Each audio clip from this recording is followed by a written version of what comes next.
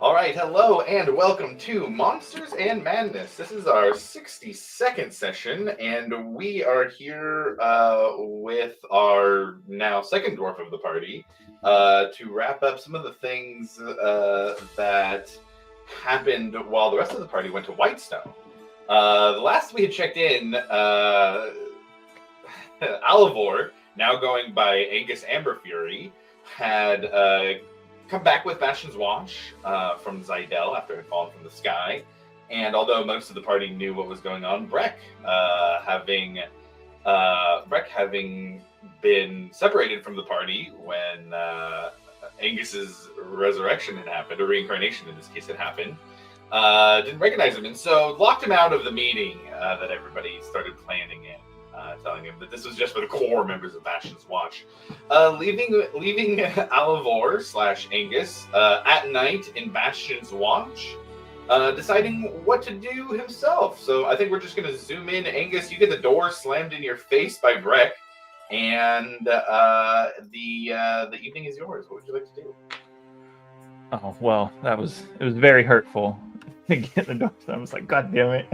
Everyone else knew and no one spoke up, so I was not very happy. So I'd kind of be like, SpongeBob meme, just walk off, you know. Sure. Yeah, what time of night is it? Early evening. So early dark, evening. but not late night yet by any means. You can hear some music over in the Friendly Ogre. There's still some people out and about, but yeah, it is dark. Dang. Well, of course, then they shut me out of the keep, right? As a whole, or I believe so. I believe it was when everybody was. I was gonna say, because now I don't even have access to my own room.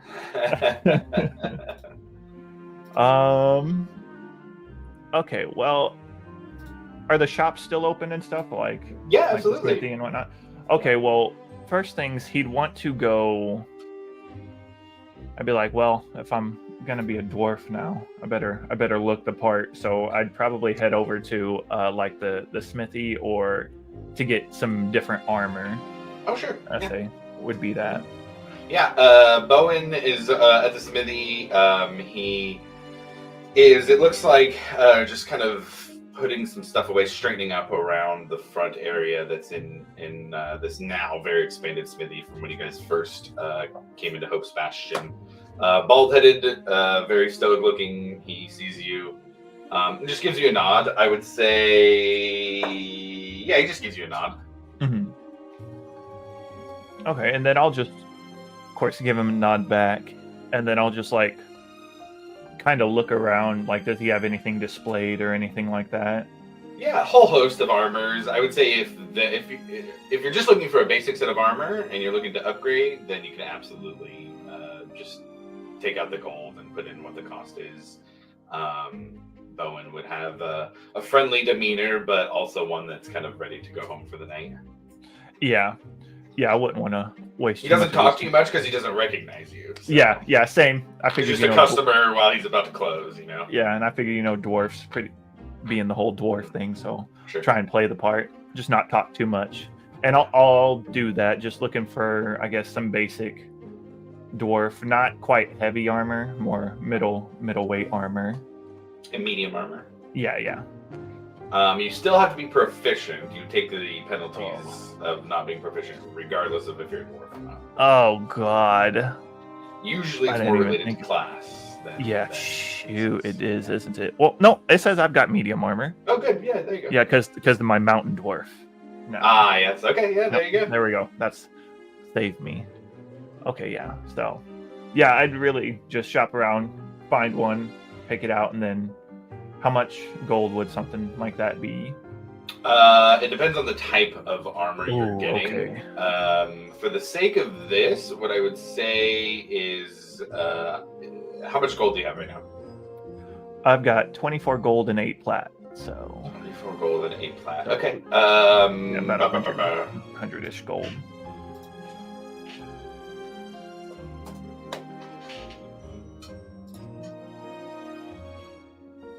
$100-ish gold. I would say if you're looking at medium armor for 100-ish gold,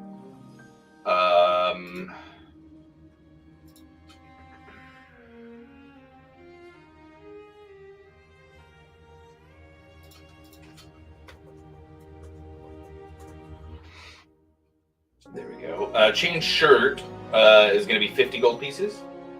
You said a chain shirt? Chain shirt, yeah. 50 gold pieces. It's 13 plus your dex for what your armor class becomes. Chain shirt. 20 pounds, yeah. Chain shirt would be medium armor. I think it'd be an upgrade from where you're at. Okay. Yep. And within your price range, yeah. Yeah. And Bowen kind of explains this and, Yeah. kind of gives you the breakdown. And while you guys are talking and you're kind of finishing up the transaction, you hear outside walking up towards in the direction of the keep, not necessarily to the keep, but just in the, moving from, I guess, what would be east to west in this situation.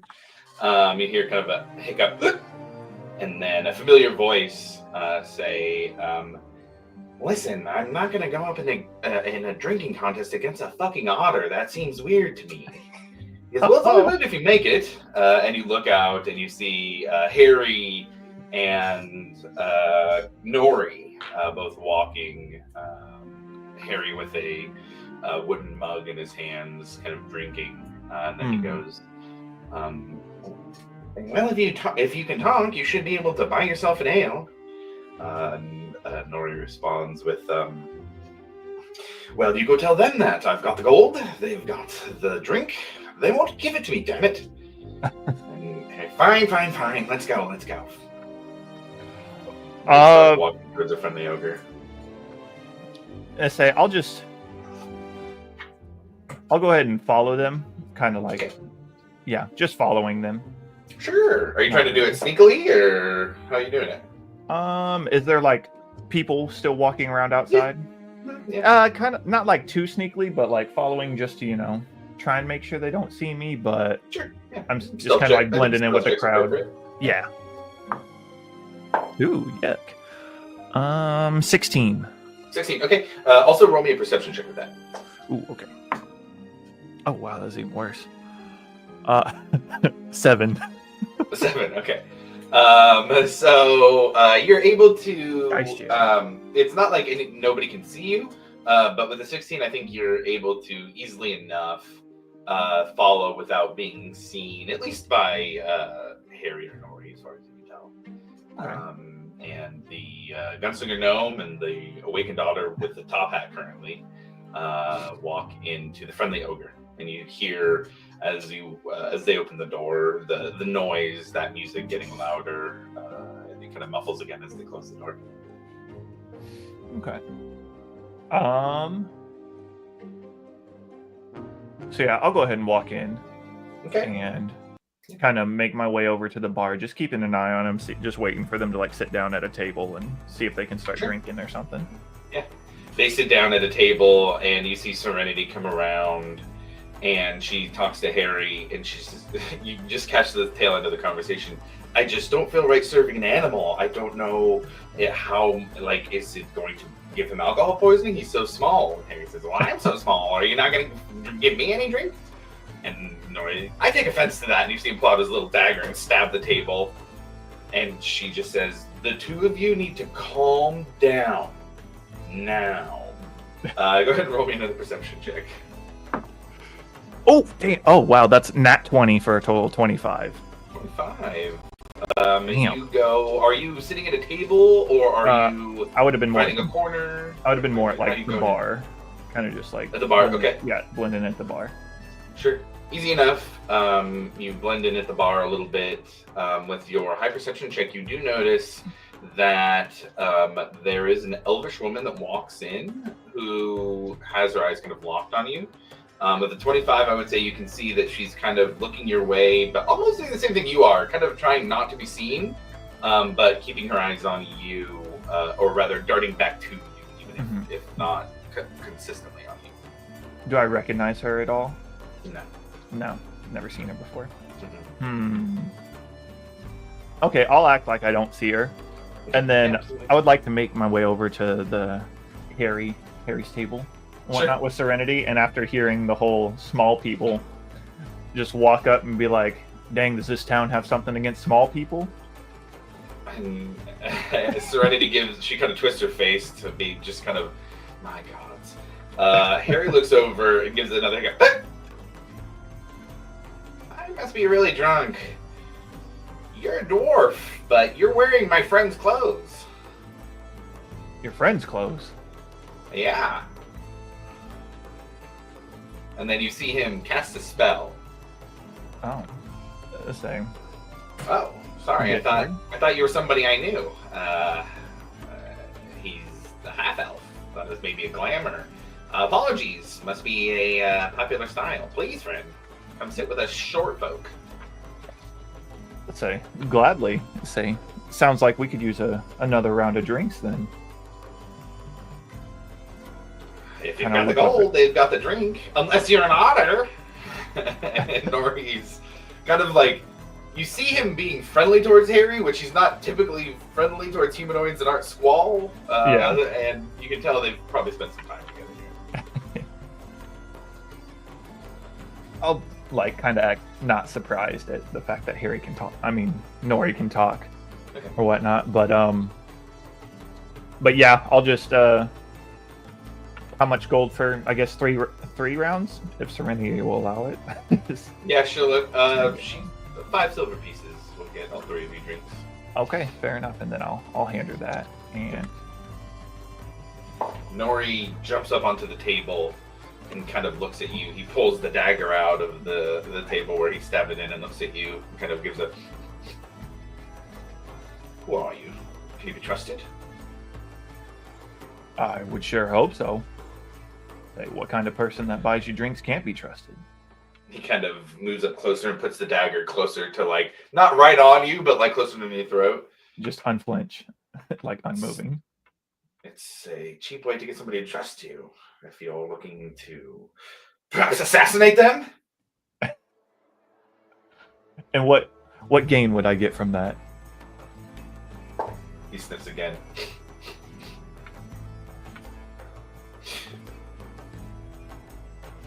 He looks back. Clothes, smell. Why do you smell like dirt all of a sudden? Dirt. I just kind of look myself over to see if I'm dirty. I'm just like, I don't smell like dirt. I smell like me. He looks at Harry again. I think we are on to some kind of mystery here. You're right, this is a dwarf wearing the clothes of our friend Alavar, but he smells like him too. But so dirty. Like he's from under the ground or something. I didn't know clothes and scents were monopolized by your friend. And Harry just looks at you. Alavar, what the fuck is going on? I just kind of like, who's Alavar? Who is this person you keep talking about? Roll a deception check. Yep, there it is. What? Is that cocked? There's no way. Okay, we're gonna reroll that. That was weird. Okay, there we go. I didn't know this thing could cock a dice. That's weird. That's gonna be 27. 27. Okay. Look, Harry rolled a natural 20, but his charisma modifier is not as high as yours, and a 20 on the skill check is not an automatic success. So he just kind of sits down a little bit because he kind of, sat up a little bit, sits back down. All right, fine. Well, if you don't know Alavar, who are you? I'd say my name's Angus, and I'm new to town. Figured I'd come to the bar here. I came in with this weird group of people. There was a dwarf like myself. There was also a tall, like pale-haired half-elf. Oh yeah, the watch, right? Yeah, the watch. The watch. You're not Alavar, and you came back with Bastion's watch. Yeah. And you see the elf woman get up and start to walk towards the table. So I kind of lean in. This lady's been following me all night. I don't know who she is or what she wants. And kind of like nod towards the elf lady. Nori leans in with a smile, and you see his teeth. Right, time for murder. And he pulls his little dagger out. Yeah, and Harry goes, whoa. But you see him kind of reach for his pepper box. Say, Isn't there supposed to be interrogations before murder? Well, that depends on what you're trying to accomplish. And she, at that point, gets behind you guys and says, hello, I'm sorry to bother you, but I saw you come in earlier when Bastion's Watch came back from the city. You were with them. And I was looking for someone, and I was hoping you could help me find them.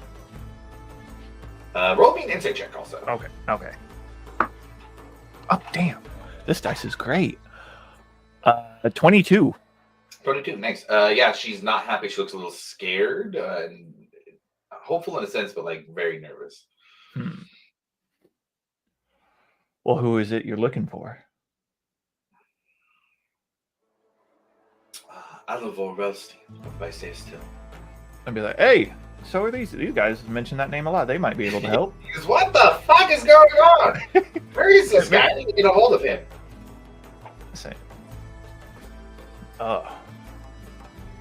so is this something that we should probably take up in private, or? Yes, I think that would be best. Look over to like Harry and Nori. Are they coming? Harry kind of, fuck yeah. Nori puts his little dagger away. Off to privacy then. And so I'm going to get you guys, yeah, easy enough. I'm not going to make you pay for it. You guys can get a quiet room from this place. Breck's a co-owner. You go to a room, it's a little bit quieter. The sound is muted from the outside. And she says, I'm sorry to be a bother, and I know there's many important things going on, but it's a matter of life and death for supporters of Gwei Yethnaros. And we didn't know where else to go.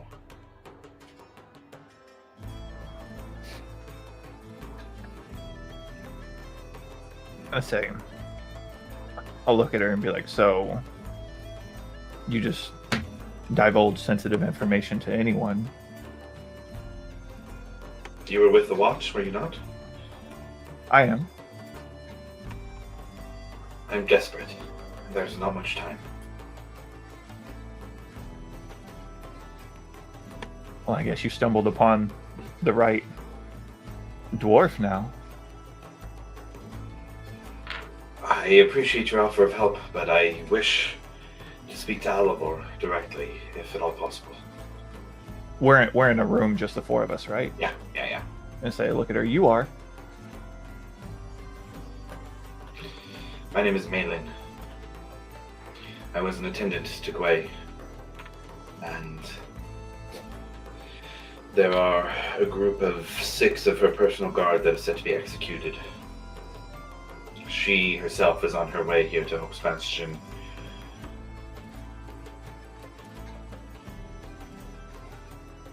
When is she to arrive? In the next 2 days. I'm not sure specifically, but her guard are set to be executed this evening. Where at? In Lysaistil. I am a modest magic user, and I can get us there if need be. But it must be tonight. Ooh. Say, is it possible that we could save them? It is, but we must move quickly. And you can get us back if we need to. I can. Let's look over to Harry and Noy. You guys down for an adventure? Harry says, he kind of puts his pepper box back in the holster. Look, he's been holding it very tightly. Says, "Damn straight, Angus. I guess." And he says, "Always down for an adventure. But if you betray us, I will kill you in your sleep. Do you understand?" He looks at me. Is he saying that to me? Yeah, to you. I say, just calm down, Nori. You'll be all right. I said what I said. And then I'll look at him just like, and be like, let's make sure. And then I point to myself, Angus, right? Keep that up there. just trying to make sure everyone goes by Angus, not trying to Yeah, and Harry says, help me. I don't know, man. You tell me. You're the one saying you're Angus. I am, correct. All right. And Malin looks back over.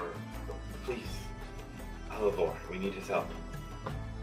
Oh, God. And I kind of like roll my, because I thought I already told her. It's like, you have his help. I'm right here.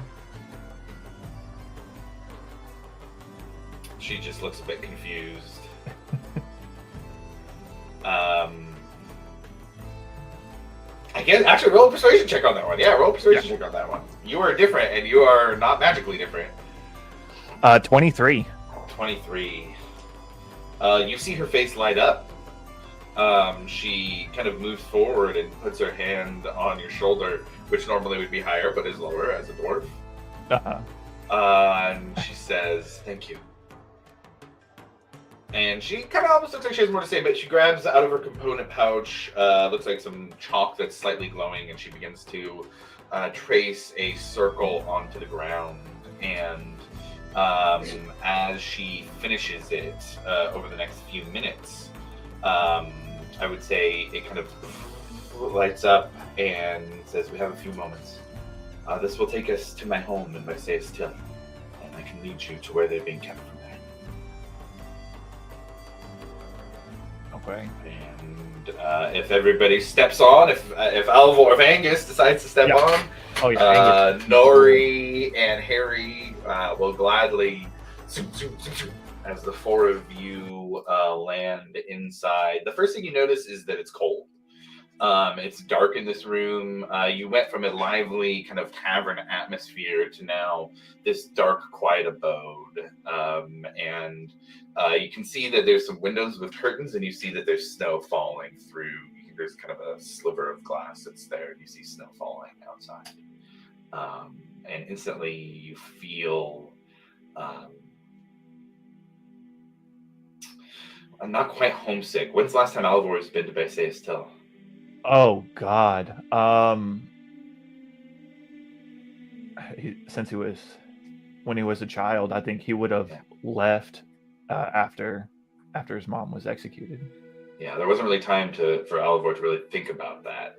Yeah, but now you're here, just instantly here, and that the weight of that kind of hits Alivor. And Malin says, "Come this way." And she goes to the front door. You see her actually pick a furred cloak off of like a coat hanger that's by the door. She puts it on, puts it over her head, and says, "We'll be as quiet as we can."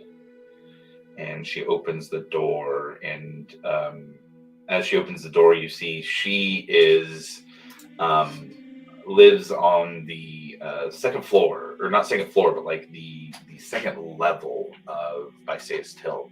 Marseilles Till is, as you remember, split up between the rough on the bottom, the ground level, and the shrouds. The shrouds speak to the staircases that spiral up around the trees, leading to the treehouse level. That's where this house is, up at the treehouse level, which would be a little bit different from where you would have lived, having had a father that was not elvish. He likely would have been down at the bottom. And however, when you open it, you see these very elvish looking buildings. There's bridges that kind of are arched from one platform to another, very pointed but very beautiful architecture that really kind of melds in with the forest, and it feels like home to you. There is a layer of about 6 inches of snow on most of the things, and as she steps out, you hear first Malin's crunching footsteps walking across the snow, but very lightly. As Harry steps on, they're louder. He's not as nimble-footed as Malin is, being an elf, but you can hear the crunching footsteps as you all walk. And she leads you through the platforms and bridges down to the ground level. And these are where the buildings start to look more Dwendalian, more kind of square, geometrical, less pointed and natural. And as you pass, you can see that there is a main building here that you are leaving, or rather passing by. And you would know this building as a formerly large sacred tree to Marseilles Till. The city was actually built around it. It was one of the things that led the elves of Mlaesmere here. However, when it was taken over by the Empire, this tree was carved into a building meant to kind of symbolize the might of the Empire and how it shapes whatever it wants to its will. You would know this is where Utherprent is headquartered as well. And she passes by. It's kind of a central plaza, but you guys keep to the edges. And you know in this moment that you're close to Utherprent, that hits you as well, and you hear a whisper. It's time. Yeah, he would kind of like, upon seeing that and realizing that, he would kind of like stop in his tracks and just stand there and stare and just, he'd be like contemplating it. Yeah, Malin would turn and look, and what's wrong?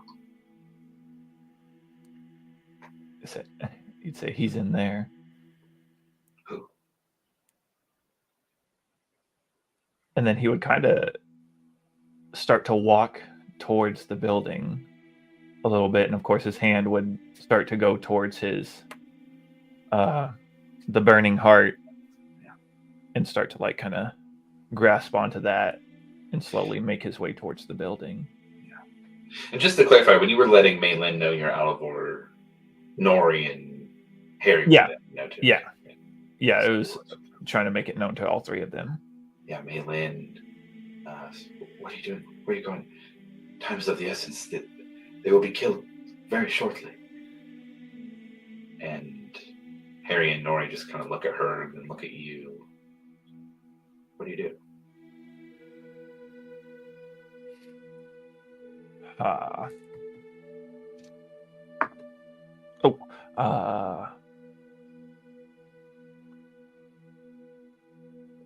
I'll stop and just think for a second. You realize this is the plaza it happened.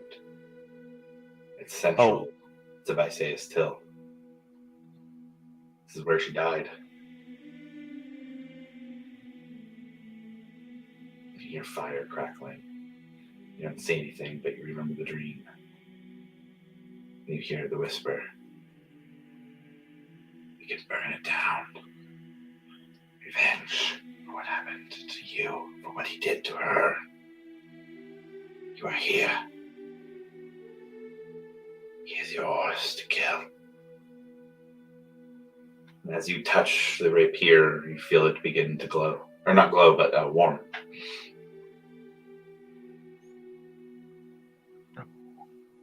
Are there like guards and stuff around and all that? Yeah.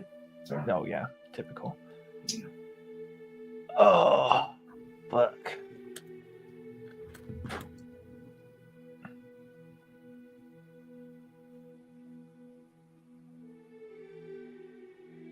He'd turn back to the group and just say he's in there and he needs to pay for what he did.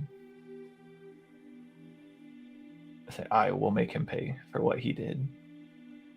Harry is the one who steps forward. Alivor.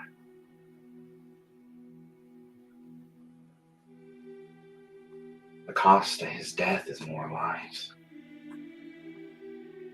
Are you willing to pay lives to kill him? Yes. Just no question. Like, I will pay as many lives as I need to.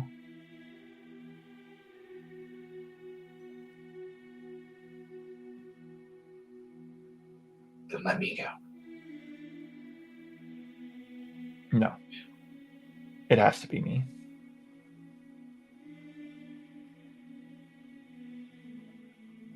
It will change you, Alivor.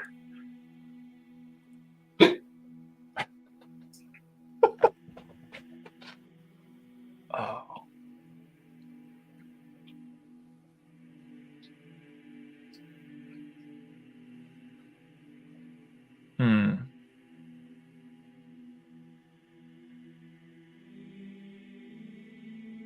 So he'll, because it's hard, because of course he wants to give into it, but he knows that it's probably not the perfect time, but he's also afraid that if he might not get another chance. You know the things that are coming the very next day. Yeah. That when there is somebody who needed help, and in their help gave you an opportunity, or in helping them gave you an opportunity to choose. You can choose to help them, or essentially have used them to get here now quickly.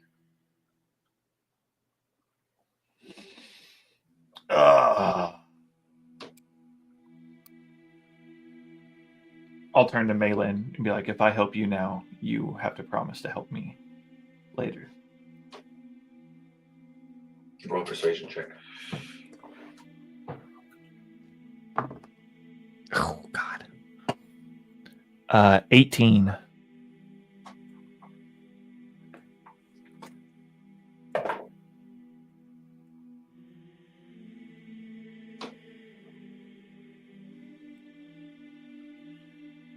What you ask would put me and others at risk. My family. What if I were to help you and failed? You would kill them, not just me.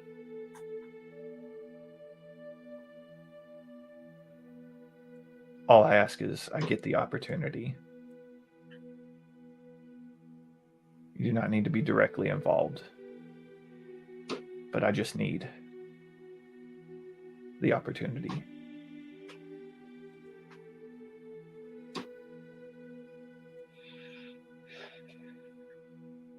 I will do what I can.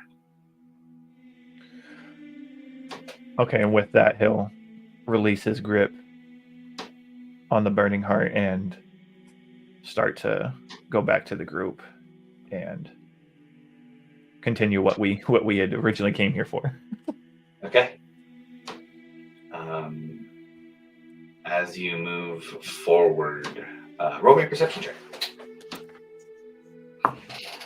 Oh God, these perceptions are horrible. A 9.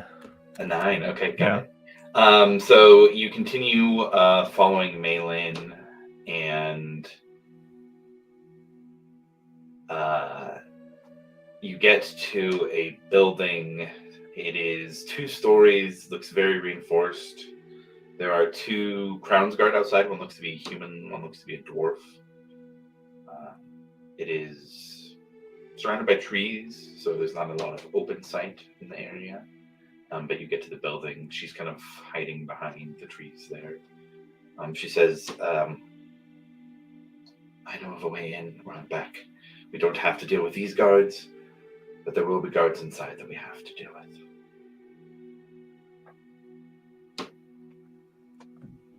We can handle them. If anything, we can at least make a run for it. And so she leads you there, and there's kind of a it's like a section of wall, and she touches it and it kind of lights up, and just opens. The 3 of you go into a small hallway. It looks like there's a corner right off to the side and a door close to where you're at. And at this point, I'm going to say roll me a stealth check. All right. Oh, and I have my boots that give me advantage on stealth checks. I just saw that. Oh, great. Yeah, my boots of Elvenkind. So you wouldn't have been crunching on the snow as you stepped onto it.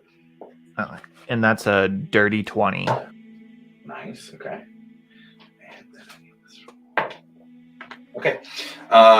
So the 3 of you walk in and roll me a perception check again. As you God, not again.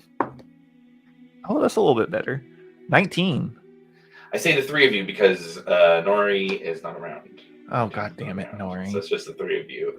But you, Harry, and Maylin successfully creep through, and you get to an area where you can look around the corner. There are 2 humanoids in there. There's one who's a dwarf. Looks like they have a wolf's head armor or pauldron. Very nice armor, big hammer, and then a Oh, you're an arcane user. Somebody who looks like they're a spellcaster. They're not outfitted for melee combat. I would say with your last perception check, you could get the sense that the garb they're wearing is very similar to Volstrucker garb. Oh, that's terrifying. Yeah, so there's the three of you right around the corner. It goes into a square room. At the edge of the room, there is kind of just an iron pen with what looks to be 5 elves of different ages. And, okay. some male, some female. Yeah. I'll look to Malin. How are we going to handle this? That's why I asked for your help.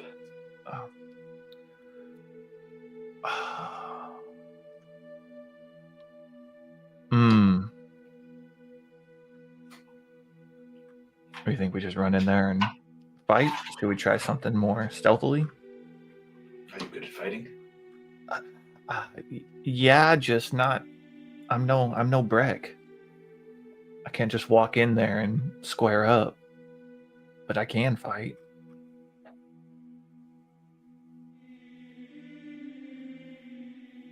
Harry pulls out his pepper box.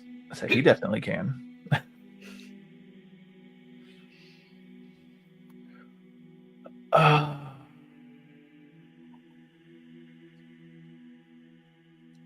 me see real quick.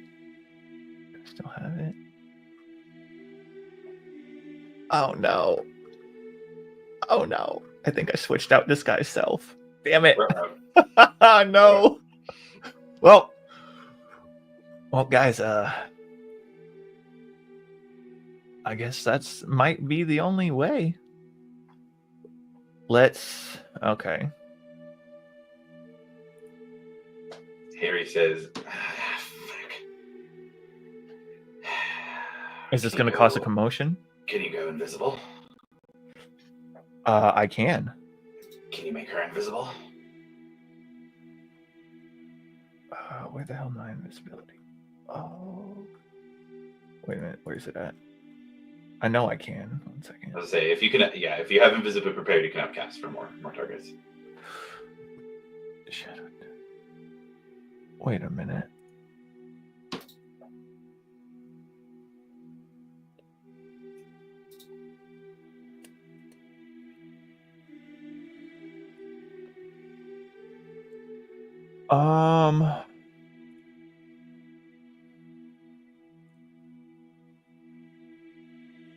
There it is. Okay.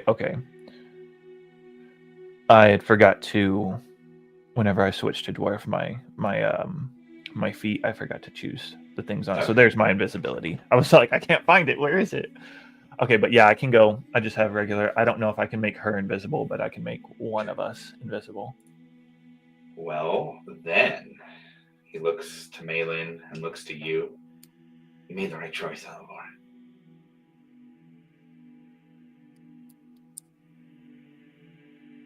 And he kind of gives you a signal, says, make yourself invisible. Malin, get ready to run. Make myself invisible? Mm-hmm. Okay. We're on Harry's command. He starts to run back. He starts to run back to where, a little bit closer where you guys came from, and you hear echoing through the halls. Oh, jeez. And I'm going to take that as the signal, and I'm going to cast invisibility on myself. Yeah. The dwarf and the Volstrucker stand up, and they start running down the hall past you. You hear their footsteps further. In here! Oh, fuck. Oh, no, Harry. What do you do? They ran past me. Uh-huh. So, yeah. After they run past me, I'm going to make my way towards the cells and the cages. Okay. And start to find some way to set them free. Do you have thieves' tools with you? Thieves' tools, where are they? Yes, I do. Are you any proficient, I'd assume, as a rogue? Yeah, let me see. There's thieves' tools. Do Do I have them with me? I'm proficient with them. Oh, there's so many things in here. If you have them and you're proficient with them, then I'd say roll a sleight of hand check. I'm proficient with them. I don't think I have them. They're not in my inventory now. Damn. Okay. Nope. All right. Roll me a straight d20 and add your dexterity. Oh, God. That's a 10. You pull out your dagger to kind of try and get it in there. It's not working. You hear off in the distance. Is Maylin anywhere around? Where is she at? She went with Harry. She could be. She went with Harry? Yeah. Oh, God. Is there anything in the room that I can, like... roll me an investigation check. 19. It's a little bit better. 19. I would say there wouldn't be anything that... There's not like thieves' tools. It doesn't look like the keys are in here, as far as you can tell. There's like a letter opener that makes it a little easier to open. I'd say you can get another attempt with the letter opener.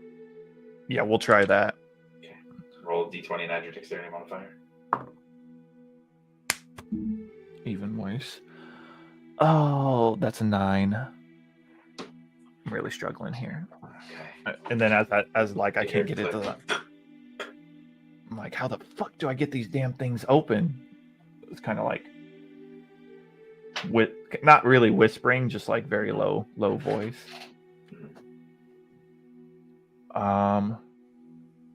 Just try and see, are they all like awake in the cages? Yeah. Oh yeah. Yeah. Say just kind of like low talk to them. How do you get these damn cages open? They just have the keys. The guards have the keys. Oh my God. There's no other way. There's no like lever or latch or anything. Not that you can tell.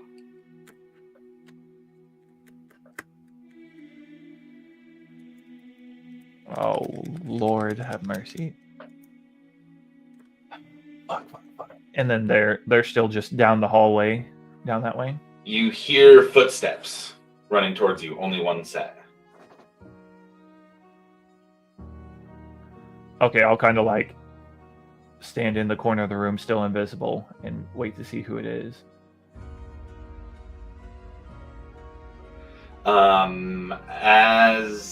I forget you're invisible. That they would hear have heard a disembodied voice. You hear the footsteps and you see Maylin coming through. She's bleeding. She shuts the door and slides. There's like a bar lock. She slides the bar lock closed. Oh, fuck. And she just looks around the room and doesn't see you. Okay, after she slides the lock closed, I'll drop my invisibility. Okay. And where's Harry? They have him. They have him? They have him.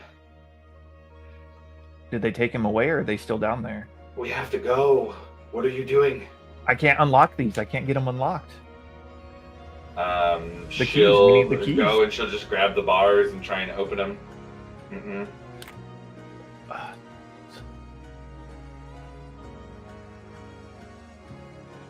Oh, fuck me. Can you get me into the cage? Can I get you into the cage? Get me into the cage. Can you get into the cage? Are they all in a big, just a giant single cell cage? Yeah. I can. Here, take this. She pulls out a scroll and hands you the scroll. Oh. It's a teleportation circle. It will take you north of Hope's Bastion. There's a farm there. Go, get in the cage and go with them. What about you?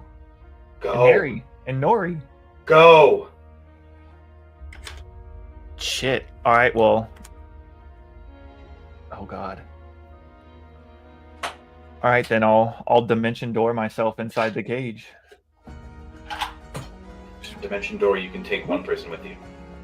I'm just Okay. going to tell you that as part of the spell, you can take a willing person with you with dimension door. I know, that's what I'm telling you. That's why I asked. Okay. Like, I can take you with me in there. Oh, great. Then, perfect. Then she'll say, come with great, me. let's go. I thought you were thinking like a Misty Step. No. Then- Grab a hold of her, and then we just boop, dimension door inside the cage there. Yeah, so she'll do teleportation circle so that it's quick. and you see that's a different, but the same style of teleportation circle light up on the ground. Different set of runes around it, and she says, "Thank you, Halithor." And she goes through the other 5, leaving just you.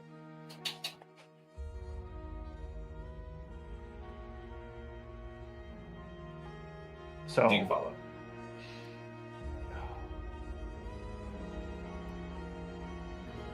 There's not much.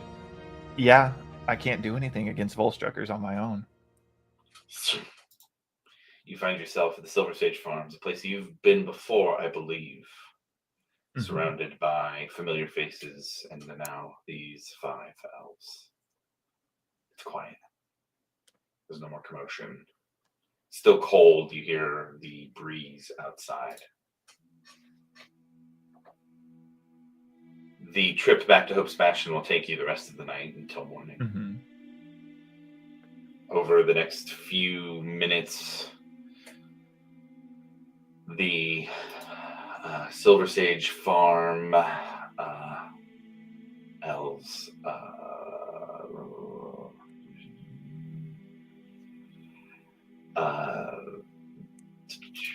there we go.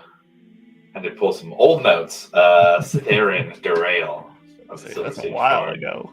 tells you that he will take care of these elves and asks if there's anything you need before you return to Hope's Bastion.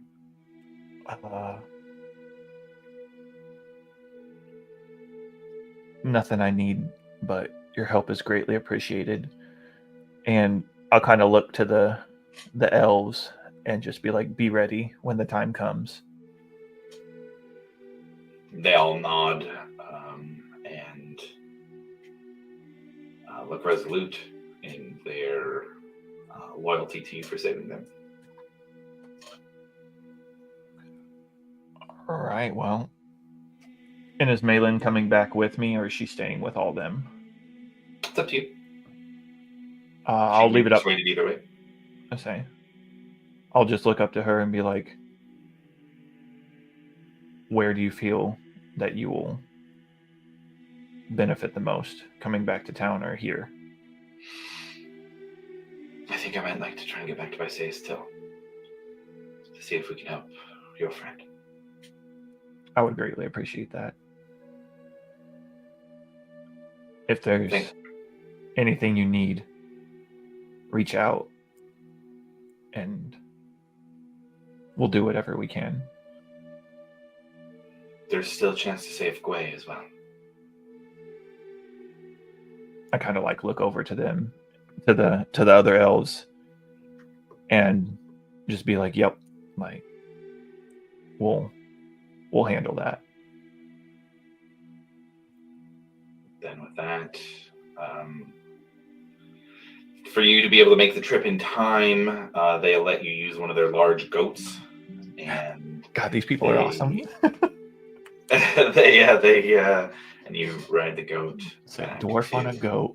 Dwarf on a goat, exactly right.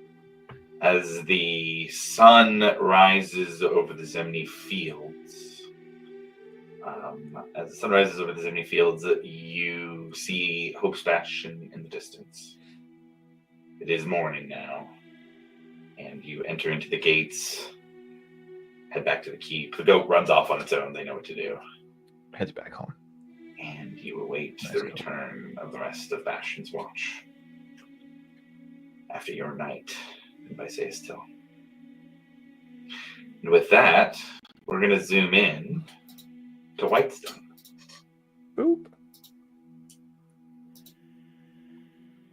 And I think we have... Who are we missing? We're missing somebody. I saw him log on, but then he hopped off. We are going to hop back in to Whitestone, where the party has spent the evening talking with a prince, waking up a princess, interrogating a Volstrucker, and making plans for the future as a hero's feast is finished and the party decides what to do next after taking golden items as their favor from Whitestone. For the rest of the party, welcome in. What would you guys like to do over in Whitestone?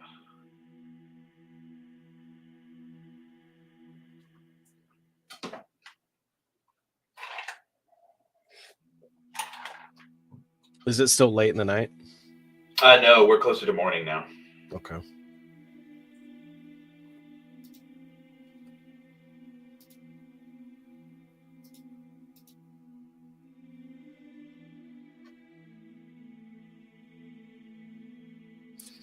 Well, Milo, don't you think it's about time we started heading back?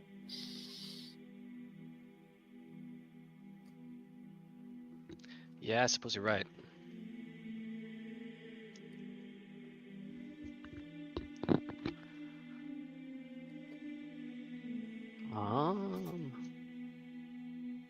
I mean, it doesn't take long if you guys are ready to go now. Do we have anything left that we wanted to do?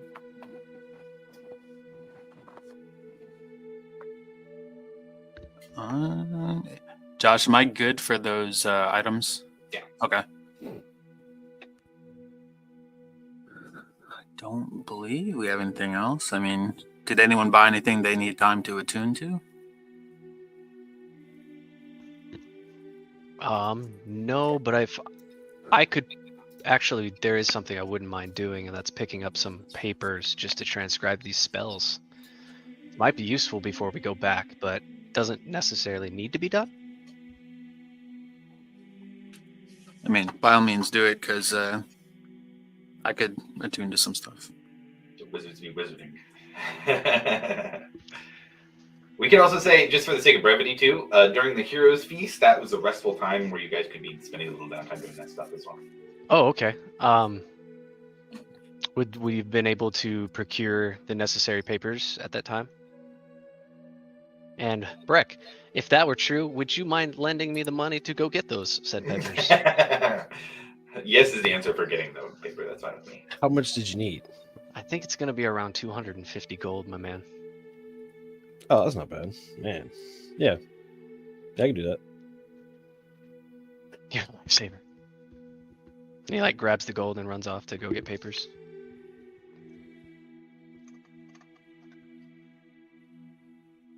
And that'll be to transcribe the oh crap, Breck. It might be more expensive than that. It's 250 gold per spell. So how much do you need? Oh man.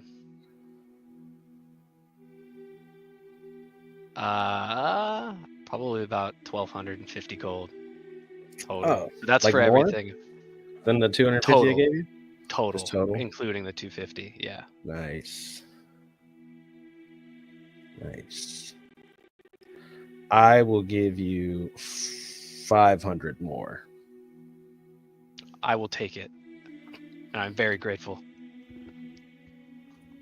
How much do you need?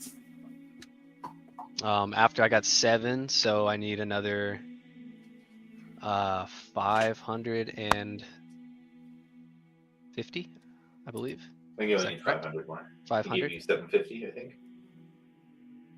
250. Yeah, you did. Yeah, plus I gave you 400. 50, okay. 750. He gave me So another 750. 500. Quick math. 500 is yours. Oh, you guys. Oh, thank you so much. And he's just gonna bow for like the rest of the time together, continuously.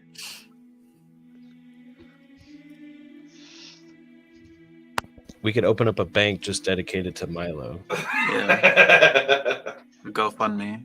I feel like the bank's purpose would be to hold the money. If it was dedicated to me, there would be no money in it. Interest, buddy, interest. Yeah, it's got to be something left for the interest to apply to. That's what. You got legs. Oh no. Kidneys sell pretty well.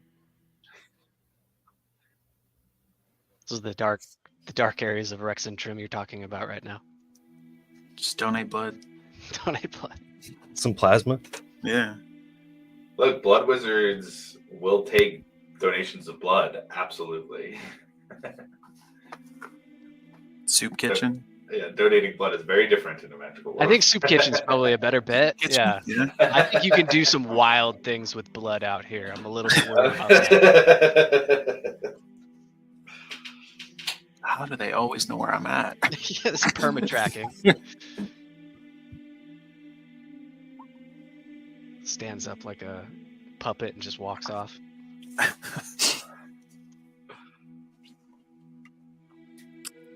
Well, I mean, if that's all taken care of, I don't think I have any reservations of just leaving now, unless if we had somebody in particular that we wanted to speak to.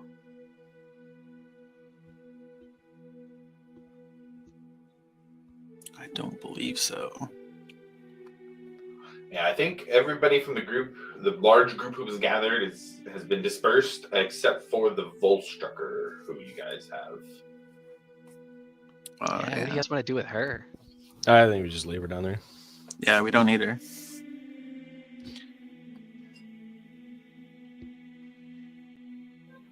Yeah, I'm down. Starvation sucks.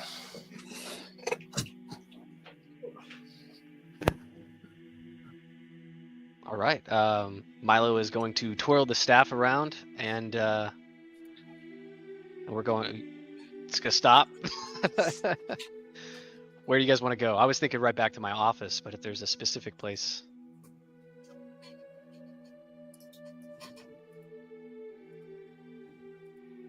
Is there a strategic landing that we might have? I feel like he's gonna know as soon as we land.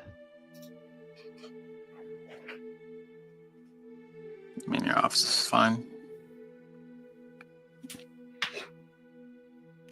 He's gonna twirl the staff, hit the ground, and teleport to Milo's office. Okay, roll me a D100.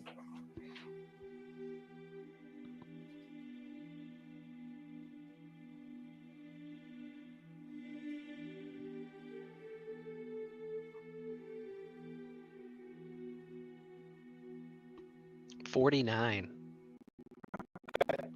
Easy enough. You guys all teleport in to Milo's office. It is just starting to be morning. The sun has come over the horizon, and I would say outside of one of the windows from Milo's office, you see Angus riding up on a large mountain goat.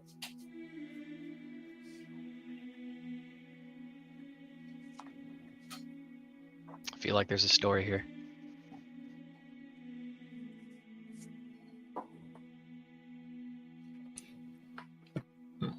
I just try to walk into the keep. Oh. You muted. The guards stop you. Oh. By Bastion's watch permission only. I have Bastion Watch permission. Persuasion check. Yeah.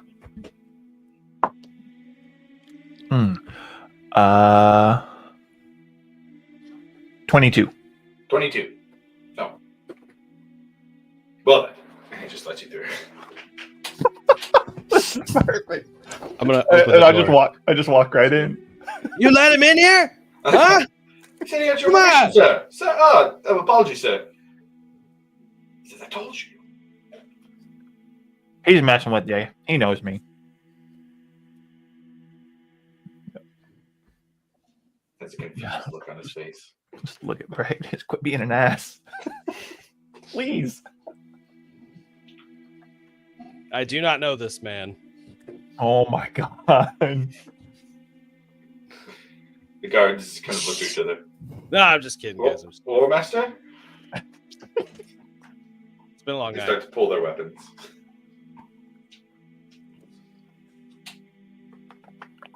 What's your name now? You're a Joker. Angus? Is that what you're Yep. going by? Yep, that's me. Dusseldorf? Dusseldorf, right? No, it's Amber Fury. I like it. That's pretty spicy. Dingus Dusseldorf. Yeah, so I've got some bad news for you guys. If we could go into the office, I have to tell you something. Yeah. Is this like sanctum worthy? Yeah. I will cast Private Sectum Thank you. on the office. Okay, I'm just making sure all the doors are shut and everything. He'll look around, be like, "So, I know this isn't the greatest time. It's probably the worst time, but I lost Harry and Nori.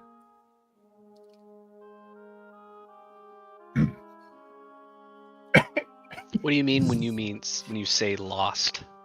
Like they're alive. I hope, That's good. but I don't know where they are. Especially Nori.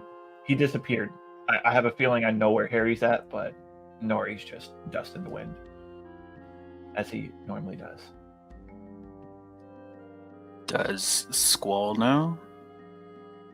No, I would prefer to keep that from him for as long as possible because, like I said, I had no control over Nori. Harry was kind of my fault. I'll take the blame for that one.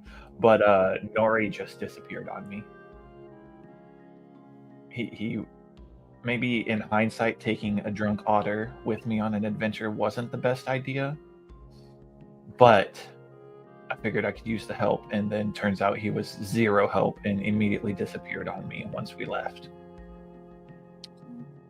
You realize he's still an otter. Like he Yeah, doesn't but have. he's sneaky.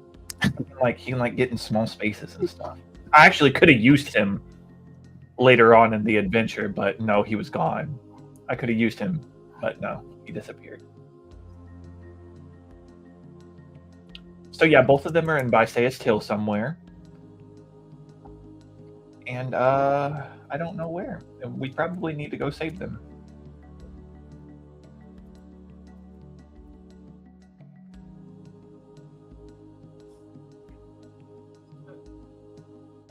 Obviously not right now, because You lost the Commodore? listen, he lost himself. He came with me, agreed to go on an adventure, and then I'm not kidding you, like not even 5 minutes into our adventure, he just disappeared. He was gone. I don't know where he went. He was drunk, and you brought him. He was kind of. Well, Harry was still coherent. He was drunk. They actually refused to serve him drinks at the bar. Oh, so he was really drunk. No, Serenity doesn't like otters or something like that. And she wouldn't give him a drink. Something about she wouldn't feel right giving an animal a drink. So I thought it was kind of offensive, but, you know. The rules are the rules. But anyway, besides the point, yeah, they're gone. And so after we deal with whatever we're dealing with today, we should probably look into potentially saving them. And you said you were in Bysaeus Till? Yeah. How'd you get there? I know people. How does anyone get anywhere? Why did you go there? There were some people that needed some help, and so we helped them. You know, some real good guy stuff. But you lost the otter. I didn't lose the otter. He lost himself. I'm telling you. He was with me, and then I turned, and then he wasn't. I don't know where he went. He's a ground otter. Shouldn't have to, babysit him.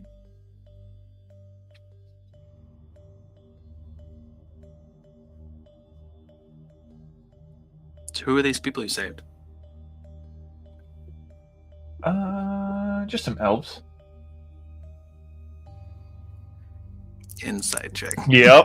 Deception, baby. Rollsy.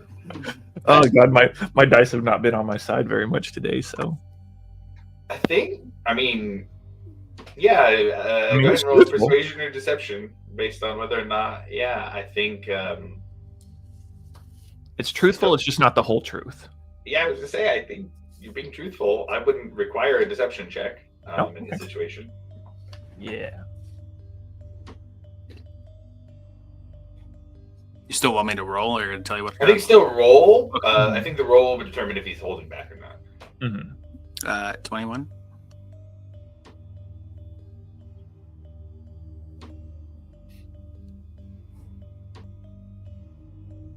And then what's your persuasion for Angus?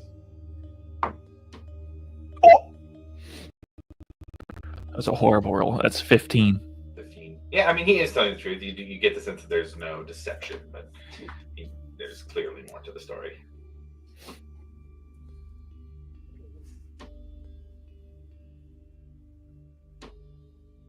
But yeah, just some food for thought. Anyway, how are we gonna deal with Trent? Because don't we have that today? Well, you guys have that. I don't know how I'll be received, but I can go on a side quest for you guys. I doubt he's gonna let me in the office for such an important meeting. Didn't we tell you? We told him we nominated you as our official spokesperson. Oh, damn. It's kind of. Just look to the rest of the group. Is he for real right now? I'm just gonna nod. Oh, fuck. We pretty much did a nose goes, and because you weren't there, I mean, kind of fell on you. When Grim talks, Angus kind of looks at him funny. I'm like, what's up with you? Why are you different? Why is everybody saying that? What's wrong? I There's don't something know. off It's about not you, the Grim. same What's wrong guy, with you? man. It's not even the same person. That's not Grim. I don't like this joke anymore. I ain't Yeah, joking. he's got a fancy new hat and a Mm. captain's jacket. Oh, Look at that. he'll kind of snap to attention, salute, Captain. That must be what it is. It's a new title. We're working on it. Dang. Get promoted and then acts like a whole different person. I've literally just said That's something cool. for the last 30 seconds. I don't know what you're talking about. It's whatever. It's cool. I see how it is. You dwarves are so Wow. sensitive sometimes. Oh, he just looks over to Brick at that. It was, oh, Not you, Breck. You're different. Oh, yeah, He- damn dwarves. He said, damn. But yeah, when is the meeting? And what are we supposed to be talking about? I think it's like right now. I think the meeting was supposed to be like. It was supposed to be last night, dude. I've been Yeah. putting this off for a minute. Oh, great. Honestly, I think we're in big trouble. Nah. We didn't do anything. No. We actually saved people. How can we be in trouble for saving people? Yeah, well, he's been hitting up Breck's phone like the entire time, like Well, literally nonstop. And I don't know about you, but I'd ignore him too. I've been trying. He's persistent. Oh, God, they He's all got this damn voice that just rings in your fucking head, you know? the ugly ones always do. yeah, Anyway, but we yeah, what are we supposed to be chatting about? Everything. Five-headed dragon. yeah. A 5-headed dragon? Did you not hear about it? Like did they not say anything about There- this before you There's left? a 5-headed dragon? No. We came back from the city in the sky, and then you guys shut me out. And then Well, just disappeared. yeah, I think from what we had originally been told, I think he was under the impression that it was like 5 dragons, but then we got more information that it's actually a 5-headed dragon, which is a little different, you know. It's like one's like a god. There's first off, where the hell did dragons come from? Oh, what was that place called? I Something forget. Cross? No.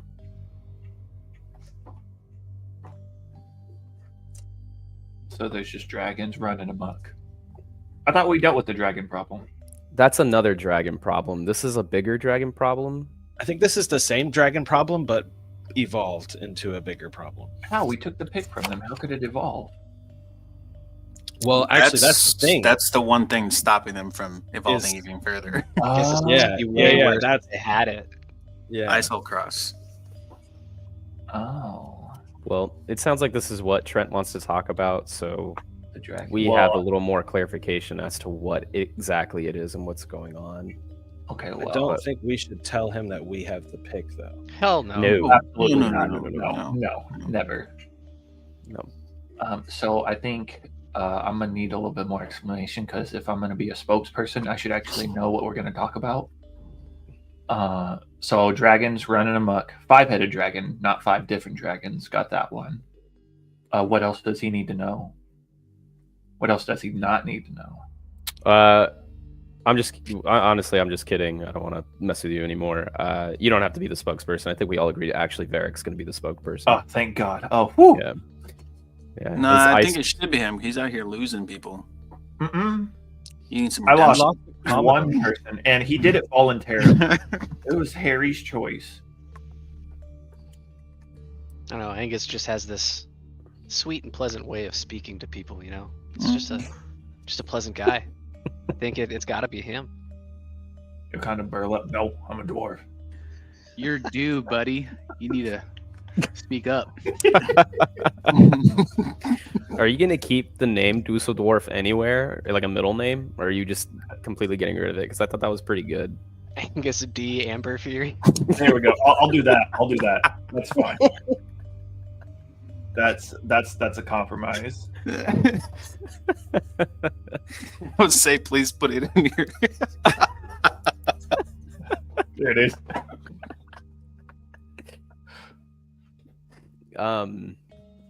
Like that. There's just so much to go over.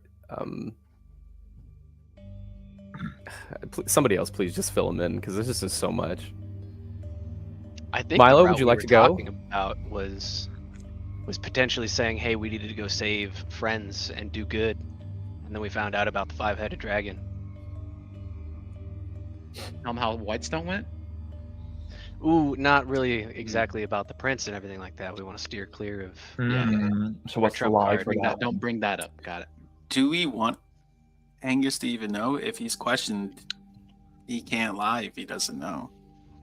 I like that idea. I'm pretty good at We lying. won't even tell him Deniability. about the meeting in Whitestone. Plausible deniability. Are you guys saying all this out loud? We're having a sidebar while Angus is sitting on the side. Everyone, Go sit down for a second. Say, well, not as they speak out loud. We're not telling him about the meeting in Whitestone. And I'm like, oh, a meeting in Whitestone, huh? yes, with Lady Vexalia about Residuum. Okay, right. You're not telling me about that. Got it. Got it. Okay. We had that favor we wanted to call in, right? Oh, yeah. That's why we were there. Did we end up calling the favor? Well, that was the meeting. We did that. The favor was the meeting for. Also, In just order to- around this particular subject, it's probably safer you don't ask questions. Yeah. Back So you review later. guys Just go called in there. in Go in there. the Don't shoot from the favor hip. It'll be for fine. Residuum from Lady Vexalia that you met in Whitestone, and there's also something about the Dwendalian Prince that I No, remember. no, listening- no, no, There was no, nothing about no, that. there's nothing about that. No. Nothing about Run that. back, Okay. run that back. Yeah, Run it back. rewind. Okay, that was a fib. And it has He's a missing. residuum. It's a joke. And It's a good Cerberus joke. Assembly apparently is the Mhm. culprit. That's Mhm. how that's going. Yeah. Cerberus Assembly is the culprit. Hey, Milo, So do you have any we're memory spells? I So do we're actually. accusing Trent of. That was one of the ones that my mom left me actually from way back when. However, it is going to cost another about 200 gold to get that copied into the spell book. He's just Don't mess with my mind. Here's 200 gold. I have 200 gold. All right, noted. Go talk Today- to Sean later today. Yeah, today the D in your name stands for don't ask any more questions. Don't know shit. Don't know nothing. Oh God. Angus, duh, Amber Fury.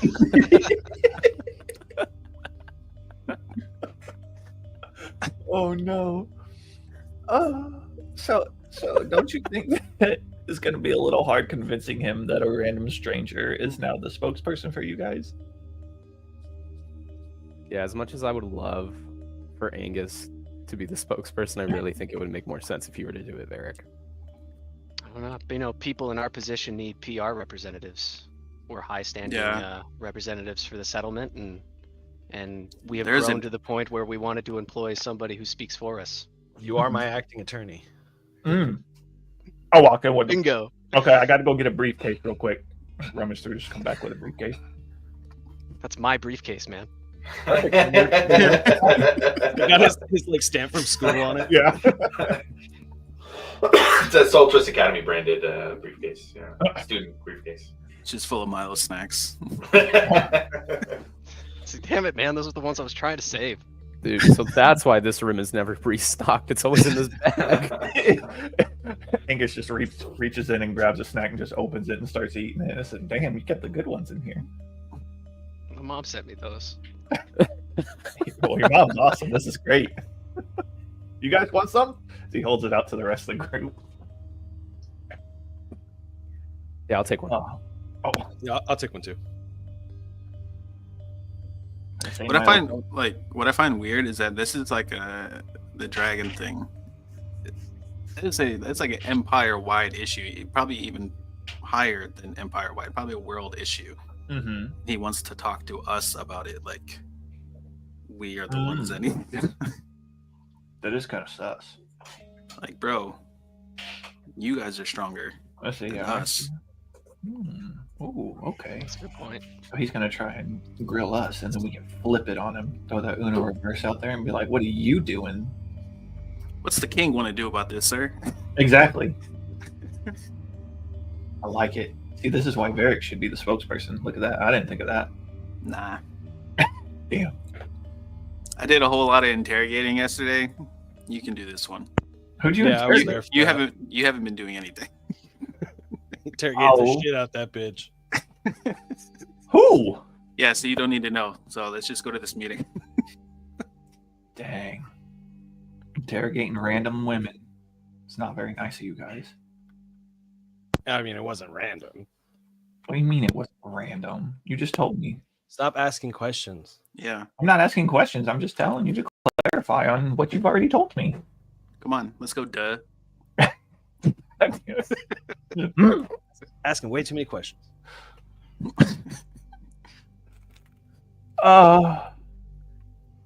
Let's just go get this thing over with.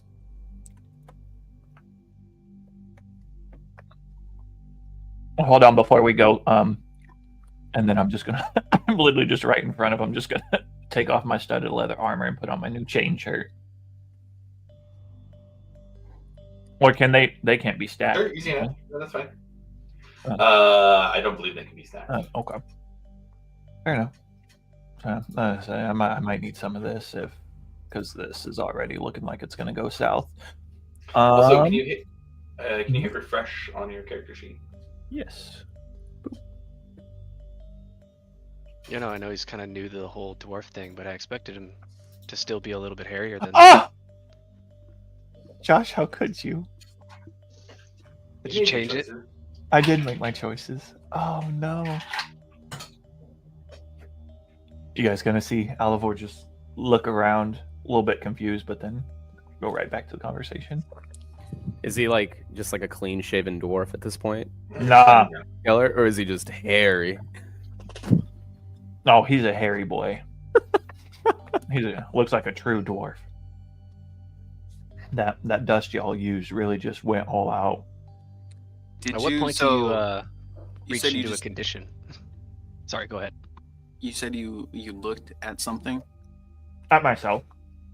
like It just looks like I lost something. so like a specific area you were looking that I could Nope. touch on. Nope, my whole body. It's just the whole body. You ain't got no nipples. Oh no.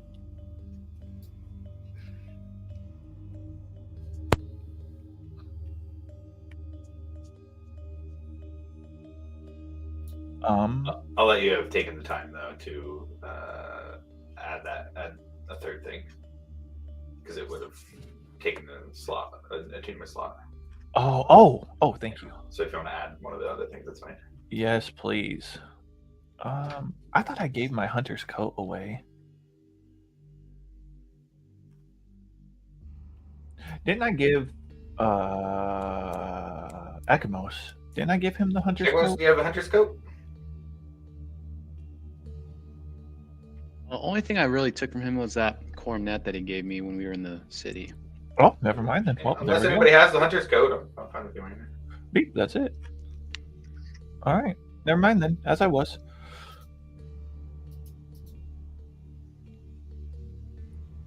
Okay. All right, boys. Well, I guess let's go ahead and get this over with, and I'm gonna like wave my hand over my other hand and make my ring of mind shielding go invisible.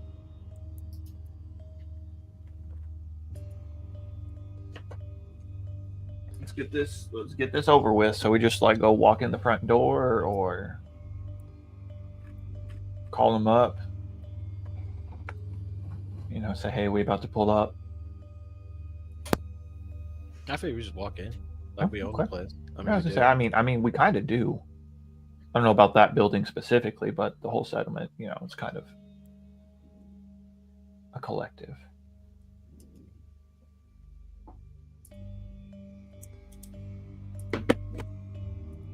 So here you guys are just walking over. I guess so. Okay. As the party talks about last minute plans, you guys leave Bastion's Keep and walk through Hope's Bastion. Looking around, seeing the differences from when you guys first were here. Very small tents on the outside of town. You know, it was a settlement. There was nothing else. Now there's a thriving town here with people and personality. And as you get closer to the Cerberus Assembly building, you see in the plaza on the southwest side of town, where the stalls are, that they are just about done with the I don't remember the name of it off the top of my head. Not guillotine, but where The gallows? Gallows, thank you. The gallows are just about finished. And you walk up to the front, and you notice that the two crystals that were out front outside of the doors are no longer there. As you walk here, I would say there are large double doors. They get pushed open, and this is kind of as you guys are approaching, probably 20, 30 feet away still. And as you guys open the doors, Varric, you notice there is a humanoid figure, winged, walking out. You recognize him instantly. And I would say, yeah, he turns in, he looks, and he recognizes you. Varric, old friend. Cetrus? Yes. It's been some time. And you see there is a difference on his face, on his left eye. He has a large scar. Normally with a scar like that, you'd see like an eye that doesn't work or no eye anymore. That's kind of the case, except he has, it's glowing gray. Almost like this gray gold that's coming out of his eye. It's just that, it's like a circular gray gold orb where his eye would be.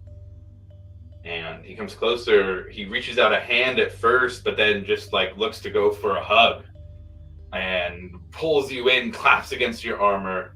My friend, it's been so long. Yeah, what are you doing here of all places? I'm answering the call. Inspired by your story. I heard that there was more help needed in Hope's Bastion, a place that, and he looks, Vasanti, and he gives her a hug as well, a place that the Floralites had come to help establish. I've been listening to your tales. It sounds like you've made this place something great. You've been trying to, yeah. More than trying. Look around. The stories of this place are reaching a status of legend already. How have you been? Been good. How were your travels, your adventures? They were...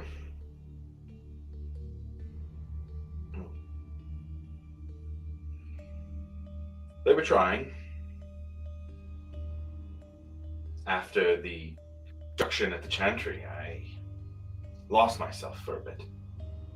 But I'm here now, drawn to tales of the legend of Bastion's Watch. It seems the Cerberus Assembly had put out calls, as you all had been pulled towards more important matters. There were still things that needed to be done. Now, I don't presume to join the Watch, of course, but I'm here to help where I can. And everybody else looks and sees wearing kind of a light decorative armor with the described scar over the eye. There is this Asimar-looking creature that has black wings. And they're kind of pulled back a little bit. They're not fully extended, but they do make him look bigger, larger. He seems pretty imposing, but very friendly with Eric. Well, I guess where are my manners? This is the Watch themselves. This is my friend Zetrus. It is an honor to meet all of you. Pleasure. If the company you keep is any indication, then I'm looking at heroes amongst the realm.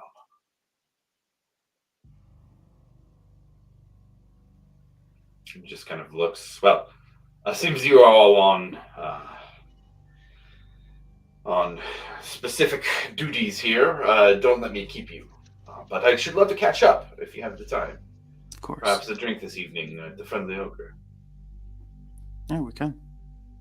Can I get an insight check on that dude? Sure. Just a general creepy vibe sort of thing.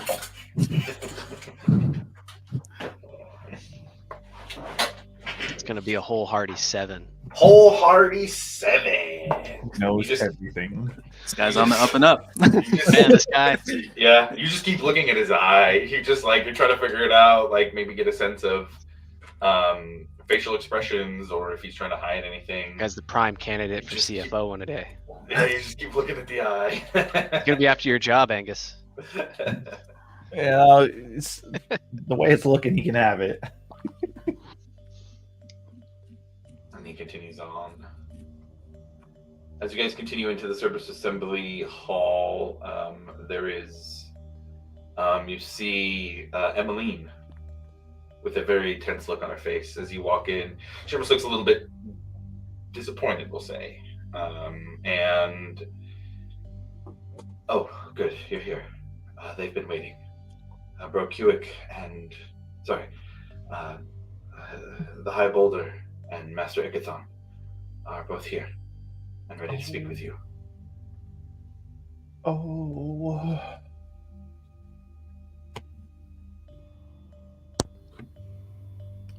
Oh, Bear, you got this. Like, disappointed how? Like punctuality. Hard to say. She's mad we're late. Inside check.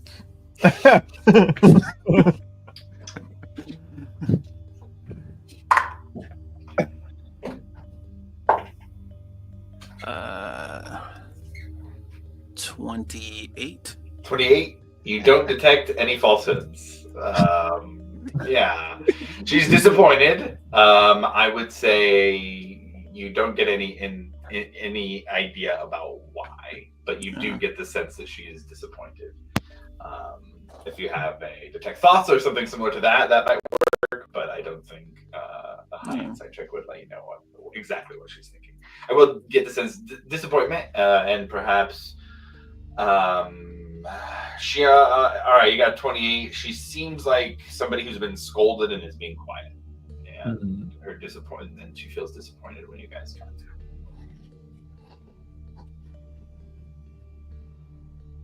Well, Angus. Oh God. I'm about to fuck this all up. Anyways, here we go. Before Milo enters, he's gonna step like over to Emmeline and just ask if everything's okay. Oh, roll persuasion check on that one. Interesting. Ooh.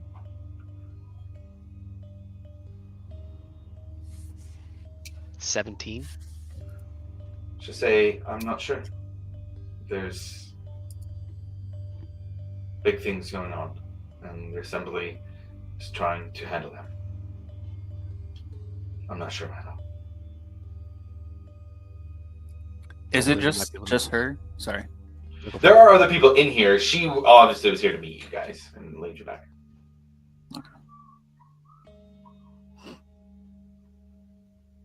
I guess we'll see what we find out.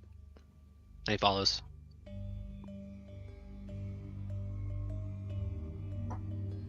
Before you turn to leave, she will kind of put her hand on your arm and hold you back just a bit and whisper into your ear, "Why don't you trust them?"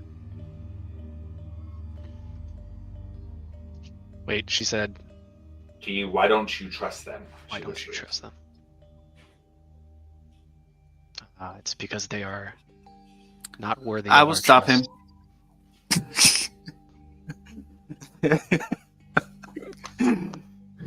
Like, if I hear that, I would say, this isn't the place.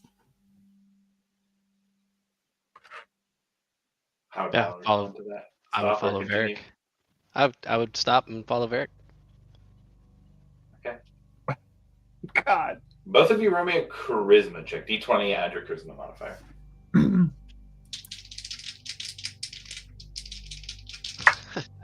Solid. 18? Okay. 7. It's going to be very interesting. Okay.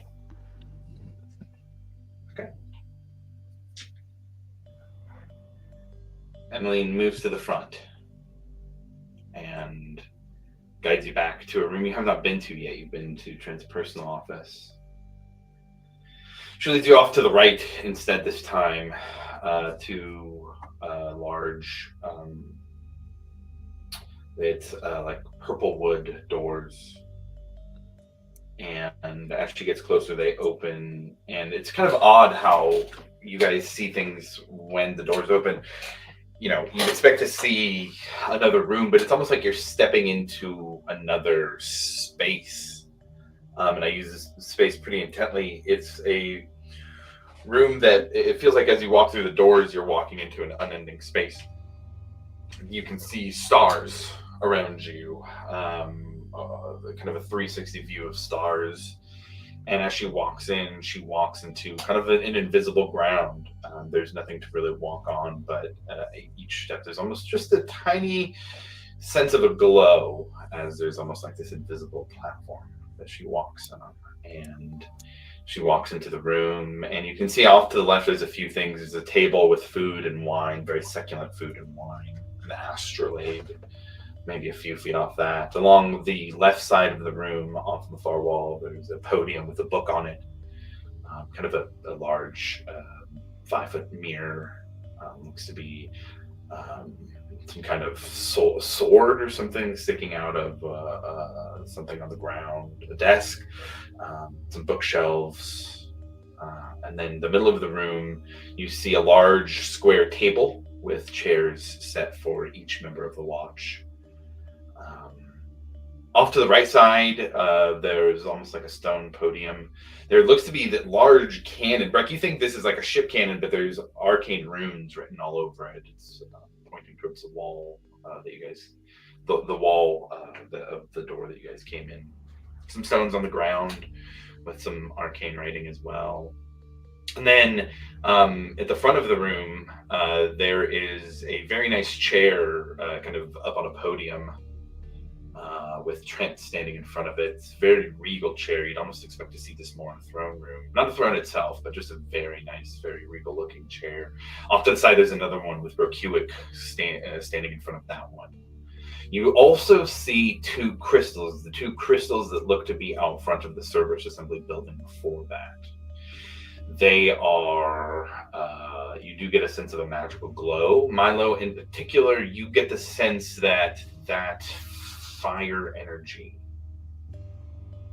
is here in this room, in those crystals, and they all look to you to be the same crystals that were up in the floating city of Zydal. There are 2 Volstruckers in the room, one on each side of Trent and Brokewick, and Emmeline walks up to stand at Trent's left side, up by about 5-10 feet off, directly next to the Volstrucker. As all of you walk in, the doors behind you, without any touch or any indication, start to close. And as they close, they seem to disappear.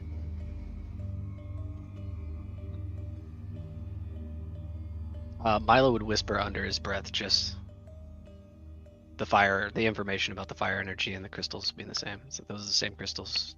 Seem like they're filled with fire energy.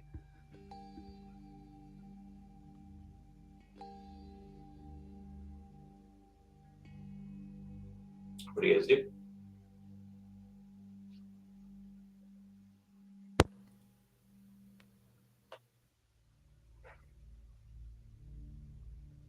I'm gonna make my way over to that table with food and wine. Sure. Oh, Easy enough. Grab me a pitcher of that and a cup, and then take my seat down at the table. Sure. Everybody sees Breck do that first. Milo will go sit next to Breck, but he's gonna pass on the food, I think. Same. yep. Passing on that food. How about Echomouse? Grim. Yeah, I'll just follow suit with everybody, but not eat. Okay.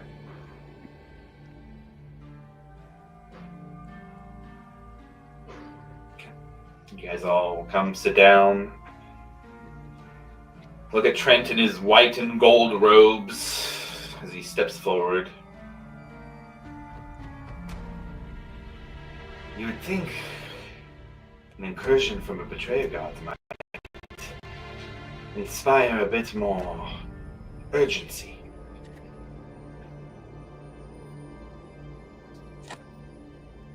But it would seem Bastion's Watch always has their own agenda.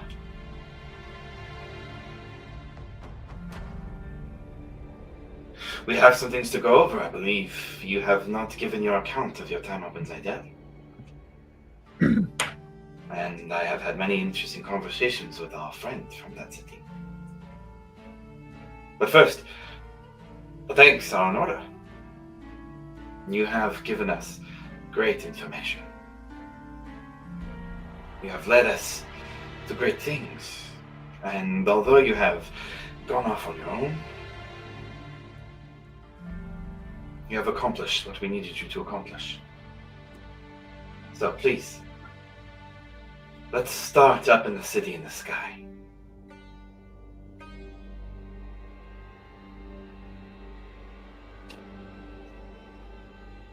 Oh. We're gonna pass that one off to Varric because Angus doesn't know about anything up in the city in the sky.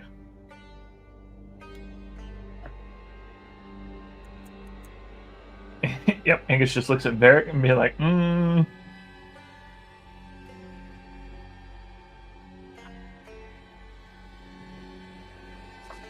So, before we get to that, why do you equate Bastion's Watch with a betrayer god?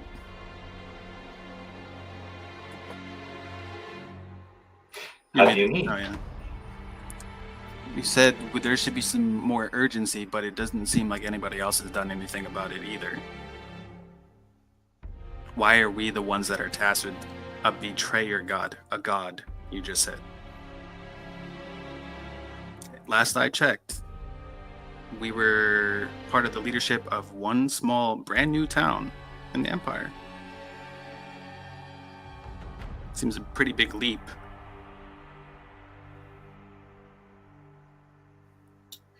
The War Masters across the Dwindling Empire have all been called upon. forces need to gather, and the nearest place to Isocross is in the Zemi Fields. Yes, what you say is true. It is not up to you and you alone, Beric. I'm not asking you to go and slay a god. But there is a coordinated effort about to begin, and we will be the tip of the spear, should you choose that path. But there are many paths before us that we must decide.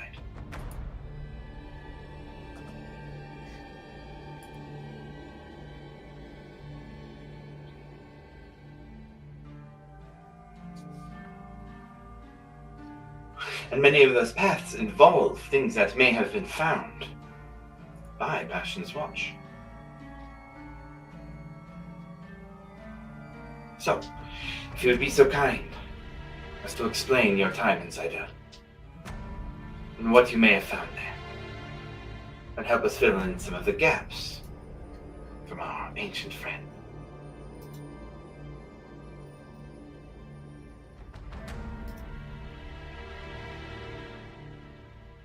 I mean,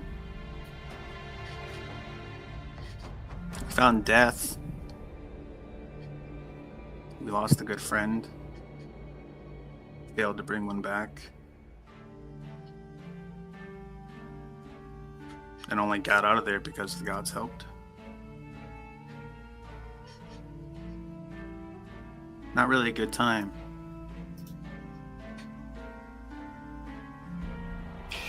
Aerolith spoke of an artifact. One that Zydel had been using. In fact, the one that had caused the stasis. Something that the arcane experimenters of the age had been working with.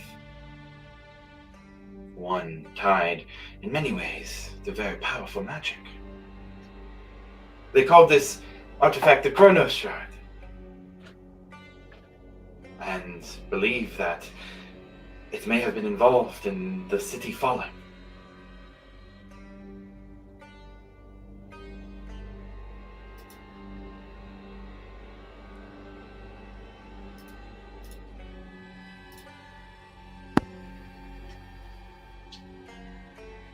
Are we not so sure that the city just ran out of residuum? We are not so sure, War Master Deep Delver, and that is why we ask you. Aerolith was in stasis until waking to disaster. You are the only ones left to fill in the gap. So I'll ask plainly, was the Chronos Shard found in Zydel? And was it the result that led to the city falling, as Aerolith theorizes?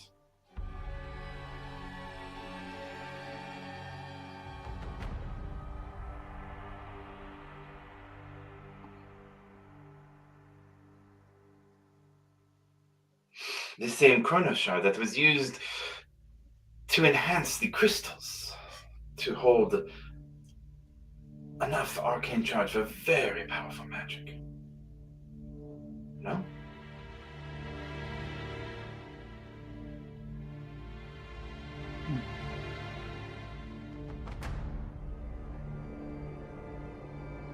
It sounds like a decent theory that that's what could have happened.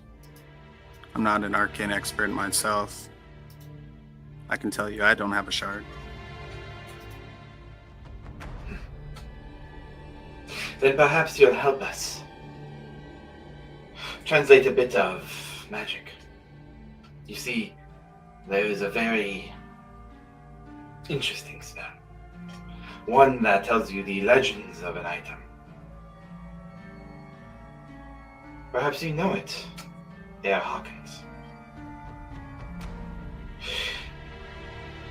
It lets you know the story of an item, and for the Chronos Shard, when we cast this spell, a bit of riddle came out. That it is kept under the watchful eye of those who guard the hope of the fields.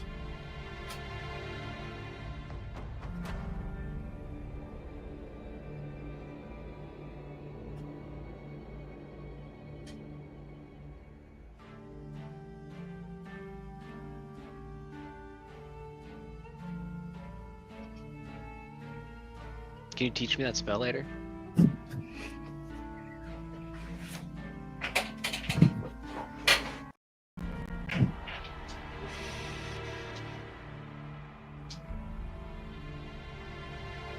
I would be happy to. I would be happy to share much power with all of you. And it seems it is time for our cards to be shown. After all, a piece of the betrayer god is here, near our land, in our world.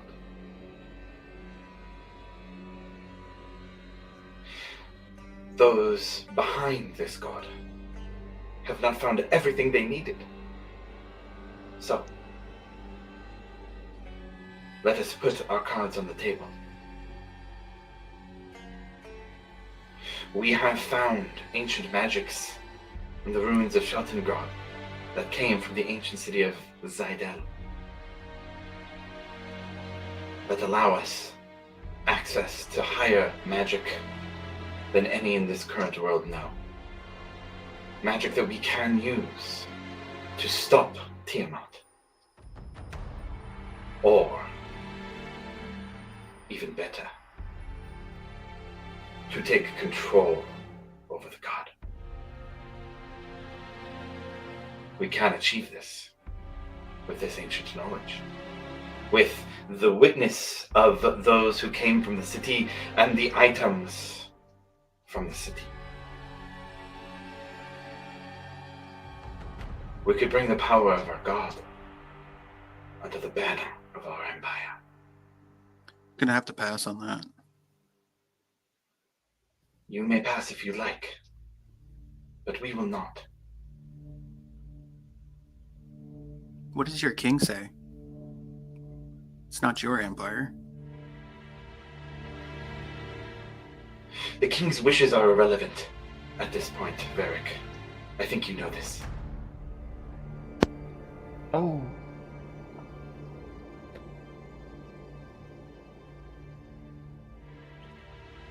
Do all your war masters know that's how you feel? Does the empire know you're betraying it? No, Varric. I think they do not. Yeah, I think that's apparent.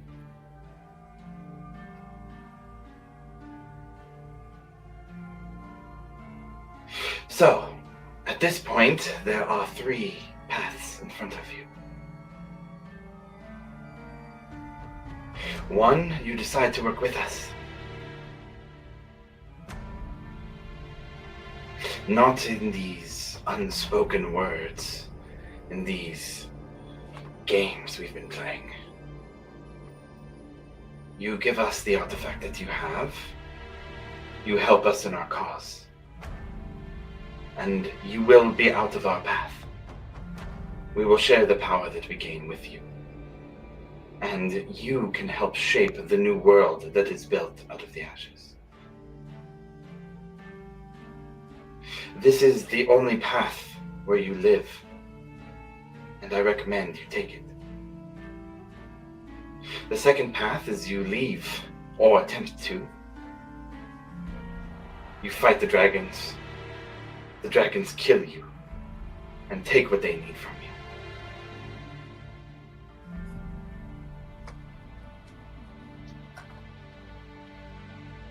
Or the third option.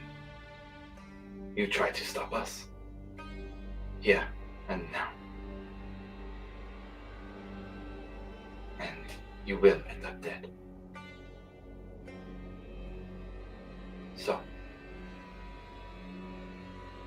what will it be? Will it be a fight? Or will we work together to save and shape this world? For the arcane to finally conquer the divine. To finish what the ancient mages started. What we were destined to do.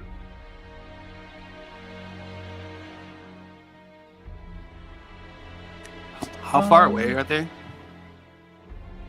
You guys want to see? Yeah. I say I was gonna say Alivor was gonna speak up a little bit after we take a look. Map time. Yeah. I'm gonna let you know Milo is pretty spent, gentlemen. You didn't rest. Oh no, we rested and then I sent like 5 sending spells. Oh jeez. Oh no. It's cool. It's cool. Dude, Palpatine sucks. Yeah. God, he's the worst. It's treason, man.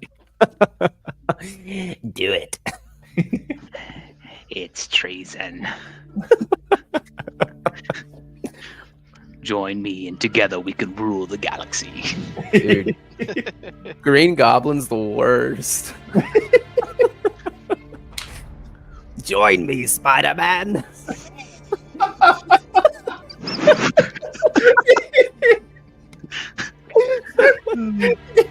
Oh, that was perfect. That was Or fucking together perfect. we will fight to the death. Give rise to the new galactic Oh no, God. Think about it, hero. Oh no. Oh fuck. Wait, I missed that because my son came home. What did I miss? What was the last thing you heard? He offered, like, hey, or Varric said something about, hey, does all your other War Masters know about this? And he's like, and then I had to step out. Oh yeah, he essentially said yeah. he essentially said we work together and we defeat it and then we control a god, or you take care of it yourself and you die and we still do what we want to do, or we fight right here right now and you die anyway. So and Which then do you initiate. Combat mission hasn't been No, no, initiated. no, not The yet. question that was asked. I just asked how was- far Yeah, away. no combat. Yeah. No combat. Okay. Whew. Not yet. Not Yeah. yet. Green Just Goblin has not Might thrown not the happen. daggers yet. Okay. Might not happen. Who knows? Might not happen. And the glider's not off in the distance, about to come No. and just swipe. No. Whew. Godspeed, Spider-Man. So to give you guys an idea, I would say. Oh, let's see. Varric in particular, you're 40 feet from Trent. This is just visual. Okay. Yeah, just for visual. Okay. Yeah. The table is probably about 25 feet away overall, Mm-hmm. but that's the setup. Okay. Can Alivor speak up for a second? Yeah. To point out here, we got Volstrucker, Trent, Brokuic, Emmeline. Okay. I do have a And we're not in a question tower about that has windows, and we're not going to fall, correct? Not as far as you can tell. I don't want to fall. You guys Thousands of there feet. is this weird feeling of like floating. Everything feels like it's just floating in midair because of the room. And no one's got a purple lightsaber. No, I think we're okay. this elevated platform-like space over here on the right with a sigil on it. What is that thing? Not sure.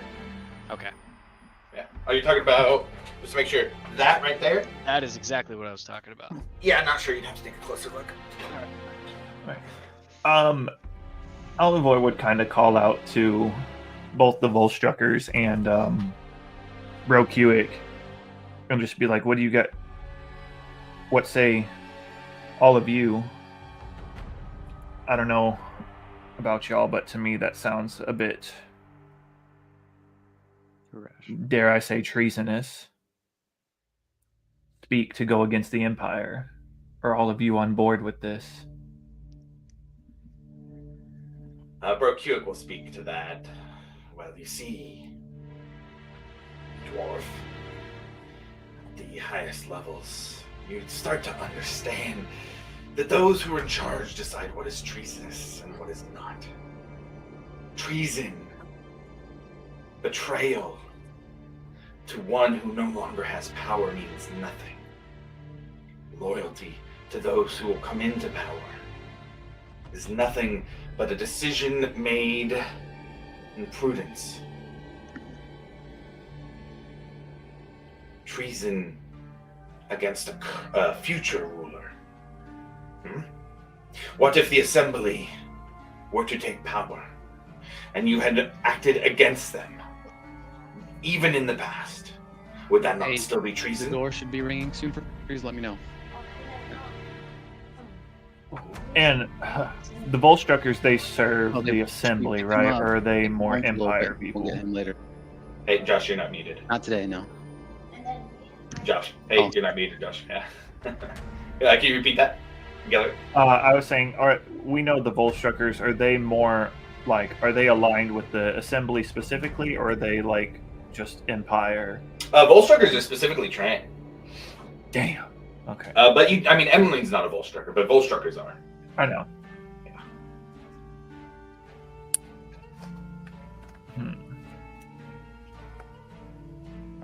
Is Emmeline in the room right now? Oh, Yes, Yeah, she's right there. Yeah, she's. In How's the she blue. looking? How is she looking? She is taking everything in. She's watching. She's very alert, curious. Does she seem nervous or calm? Nervous as hell. Yeah, not calm by any means. Cool. Don't have to bash your head in. Trending well. Trending well. Oh, fuck.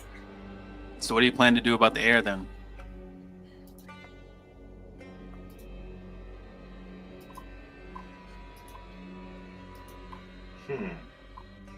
I doubt he's cool with this.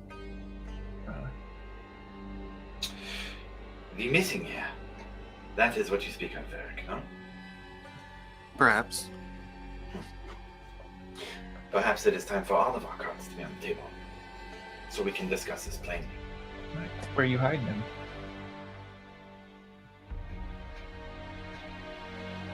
We are not hiding the prince. I thought you Although I said think all you cards all were on the know table. that. All cards are on the table. And we are not hiding the prince. Perhaps there is a card you might like to play. What you mean to say is you're not hiding the prince any longer, correct? Correct, War Master. Thank you for that card.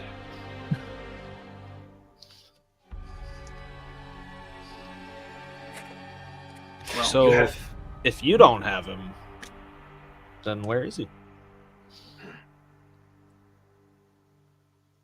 Perhaps we can find out. Let's do that now, shall we?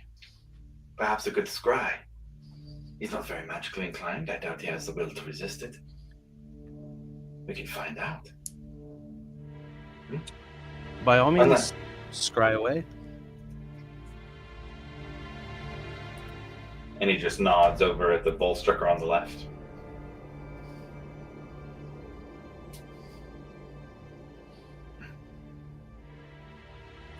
So we have a king who is not much longer for this round. We have an heir who is missing. It seems that there is no Dwendala in line to consider. So again, I ask, will Bastion's Watch help shape the future, or be left in its past? Where is the Kronos Shard?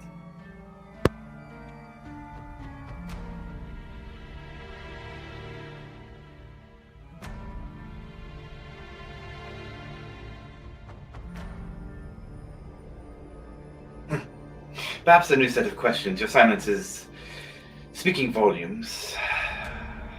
There is an item needed by the dragons. One they have been searching for in this area, in fact. We have heard of those looking in the Sanctum of the Crawling King found even a few of the agents down there while searching for the Cobalt Soul. Bodies, at least. Perhaps the will of the Talon might be something that is on your radar? Something that you could go find. You would be heavily rewarded for this as well. Perhaps in Zydel itself, you found not just one artifact, What to? Perhaps we cast Legend Lore again and see if the words are repeated.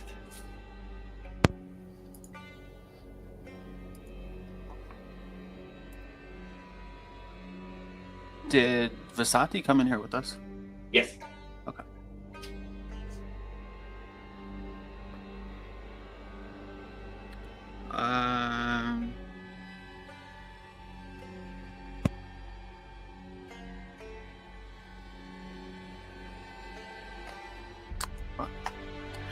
I am going to.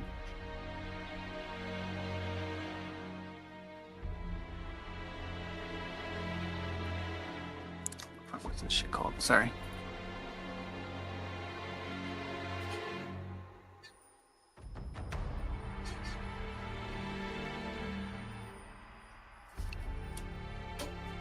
I am going to use Quicken Haste. Okay. Tired of hearing this old man talk.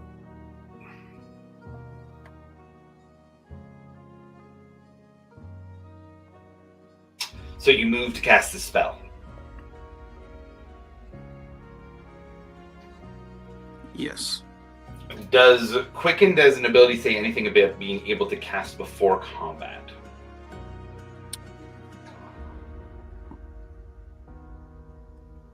It just turns into a bonus. Turns into a bonus. Okay. Yeah. So I'll tell you, starting to cast a spell is going to kick things off. I'm just going to tell you that we move into initiative if we begin to cast a spell. Oh God, Yep. I'm gonna die for the 4th time. Quickened Haste. Fuck. All right. With that, everybody can go ahead and roll initiative as you start to see Varric cast a spell. God damn it. Let me get into the encounter builder here, actually.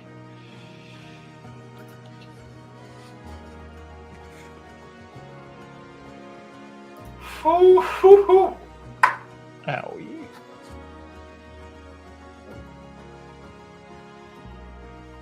I gotta change a thing.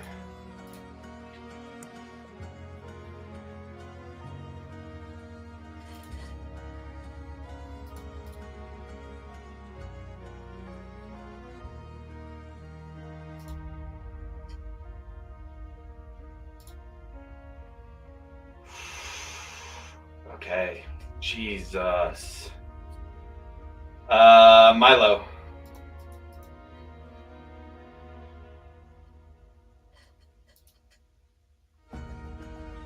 Muted? God, that's how many you guys got high. 18. Okay. Breck.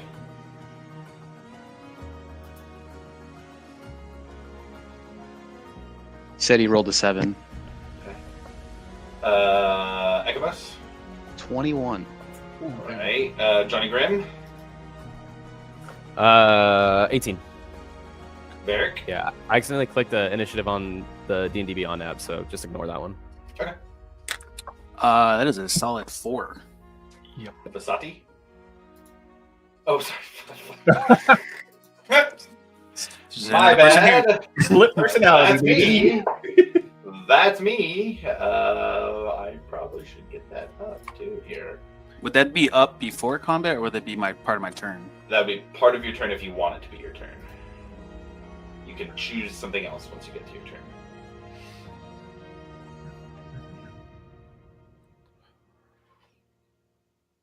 Or do the same thing, whatever you'd like to do. She gets a +1, so she got 20. Dang. And how about Angus Amber Fury? 13. 13. Of course, my fucking sword's gone. God damn it. All right, gentlemen. Zit. Ekamos. You start us off in combat. You start to see Varric cast a spell, and you know this is happening as the Volstruckers and 2 assembly members begin to start to move as well. What do you do, Ekamos? You are over here. Middle, right side. Middle. Yep. All right, I'm gonna do something new here, just for flavor. You're gonna see Ekimos grab his amulet, and I'm gonna cast Spirit of Death. Oh, tell me about that. Actually, hold on here. I'm gonna make a decision here. Okay. Before hearing about it, I think, to be fair. Okay.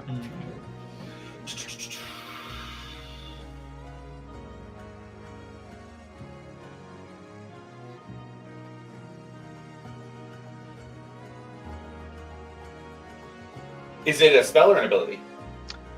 I want to say it's a spell, because I took it from. Yeah, it's a spell. Okay.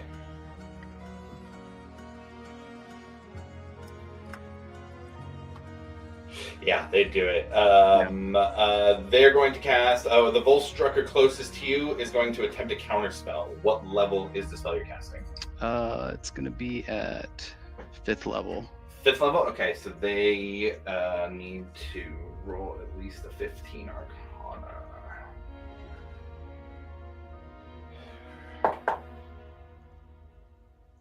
What is their end? 4. That's a 13. The counter is not going to work. Go ahead and get the spell off. All right, so you'll see Ekimos grab his amulet and cast Spirit of Death, and what it'll be is you'll see his brother's spirit come out, but it's gonna be he'll be in like you'll see Elric like shoot out of his locket amulet, and I'll put him on the table, on top of the table. Okay. And he's wearing kind of like what before, but it's more like tethered robes, and he just looks pretty freaking creepy. Nice. You just summon a ghost. Yeah. Tell me about what the spirit does. All right, so Spirit of Death manifests in occupied space. The spirit's an ally to you and its companions. Pretty much just another NPC, I guess. Nice. Okay. Does he go after your turn? I want to say it goes. Let me see. Where would that be in? Condition. Shares your initiative. Yeah, I believe it shares initiative. Okay. Cool. Takes it immediately after your turn. Yep. Cool. Okay. So you do that. Are you staying where you're at? Are you moving? What are you doing? I'm gonna move behind the paladins. Pretty much in between where the 2 lampposts are and behind them, I guess. Full movement, I guess. 5, 10, 15, 20, 25, That's good. 30, like that? Yep, that's fine. And then I think that'll be it for me. And then Elric will. Got 30 feet of fly speed. Me or the spirit? The spirit. Yep. I'm gonna have him go straight towards old boy. Okay. He makes, based on the level you cast at, he's going to make 2 attacks with his scythe. Old boy being Trent? Yep. Okay, got it. And then, yeah, I'm just reading up on the scythe. So it's hit with advantage for 5 feet. So 1d8 plus 3 necrotic damage. And is it off my modifier for a hit? Your spell attack modifier, yes. Okay. Your melee weapon attack, your spell attack modifier with advantage for some reason? I guess. I'm reading that too, yeah. Yeah, so go for it with advantage. Okay. By the way, love the flavor of this. Yeah. I'm actually really glad it went off. Yeah, I know. It's like, I wanted this to be really cool. I was like, God, I hope it works. Yeah.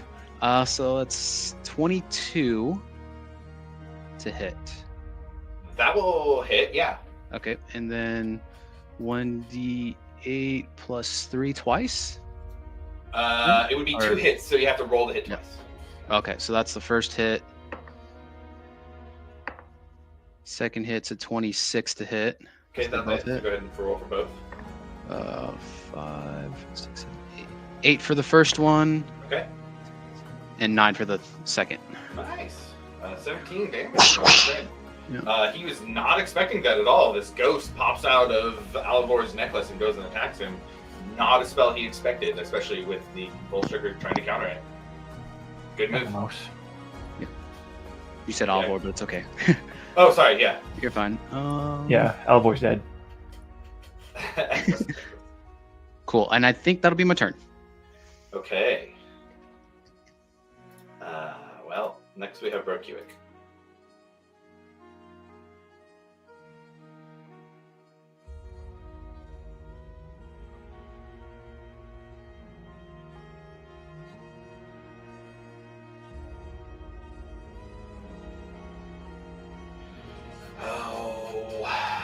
They know. Yeah, I think they know what the big threat is here. I think they're going to raise their hand and point at Varric and begin to cast a spell at Varric. Any responses? Josh, just a quick refresher on timeline stuff. All the sending spells that I sent happened after a long rest? I Or believe did so. we I take a don't long think- rest? I don't think you guys have long rested since then. Okay. Here's the thing I'm going to do. It's not your turn. I'm just bringing up this roll when you ask for it, or when you're asking about it. Roll me an Arcana check.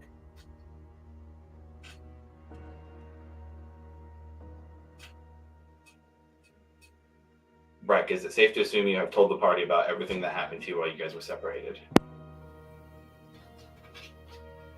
Do you mean Angus? No, Breck. Breck. When you guys were separated up in the city, would you have told the group about Oh. what had happened, everything that happened? Yes, I definitely would have. Okay, Mallow has that Arcana check. I was at 21. Those crystals currently hold spell slots. Noted. Okay, so Brokuik Earthcloak is pointing at Varric. If there are no responses, Varric, I need you to make me a Constitution saving throw. Josh, we still have the benefits of Heroes Feast, right? Like, is Correct. that still up? That And is then- still up. Heroes Feast is big right now. Did To Varric, 'cause Milo, I'm- do you remember if you sent those sending spells before or after Heroes Feast? I think all 'Cause the if it sending was- spells happened before. I think it was before too. Yeah. If it was before, then we took a long rest after, didn't we? After the Heroes Feast, or like after the long rest, we then did the Heroes Feast because we knew we were coming back. I remember the Heroes Feast being like the last thing that we did, but I don't remember a long rest between sending Yeah, I spells don't and think that. there's been a long rest since you guys were in Hope's Bastion. Because that would have been marked if we had taken. Yeah. Okay. Yeah. Well, we have Heroes Feast at the very We least. do have Heroes Feast. That's big, which means What does all that wisdom do again? saving throws are within. So you gain several benefits. The creature is cured of all diseases and poison. You become immune to poison and being frightened. Make all wisdom saving throws with advantage. Hit point maximum increases by an amount we rolled last week. Does anybody have that up on their sheet? Yeah, I still have it. I think it was 11. It was 11. 11. Yep. Okay, perfect. So then you gain 11 hit points. Your maximum increases by 11 too. So it's not just you get healed for 11. You have an additional 11 hit points on top of that. Okay. Varric, just make that con save. Let's go, dude. Please. 21. Yes. Okay, that is a. Oh, actually, let me check. Oh, That is a Man, success. sick. oh That my is a God. success. So you will take half damage,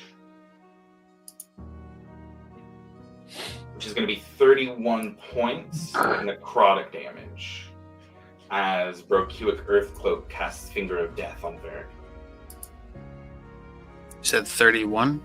31, yeah, for half.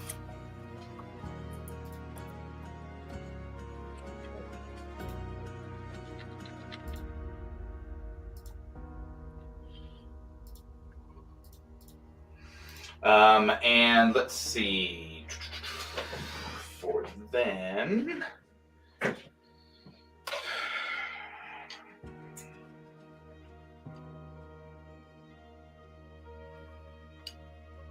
They're gonna move over there. Vasati's next. she got pretty high. She has all her spells. I also bought her that item. Remind me again. That was the amulet. Yes. Yes. Okay. I do have that on her right now, so it should automatically count that into the rolls.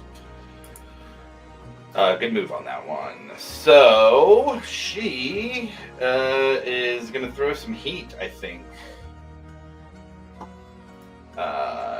Can she? Oh God, yeah, she's gonna try, I think.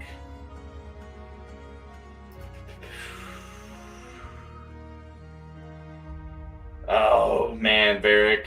Vasati looks at you and then runs forward.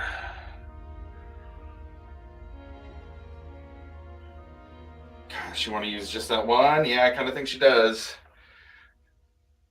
You know what? Berkuik's over there. Varric, roll me a d20. 10 or 5. above.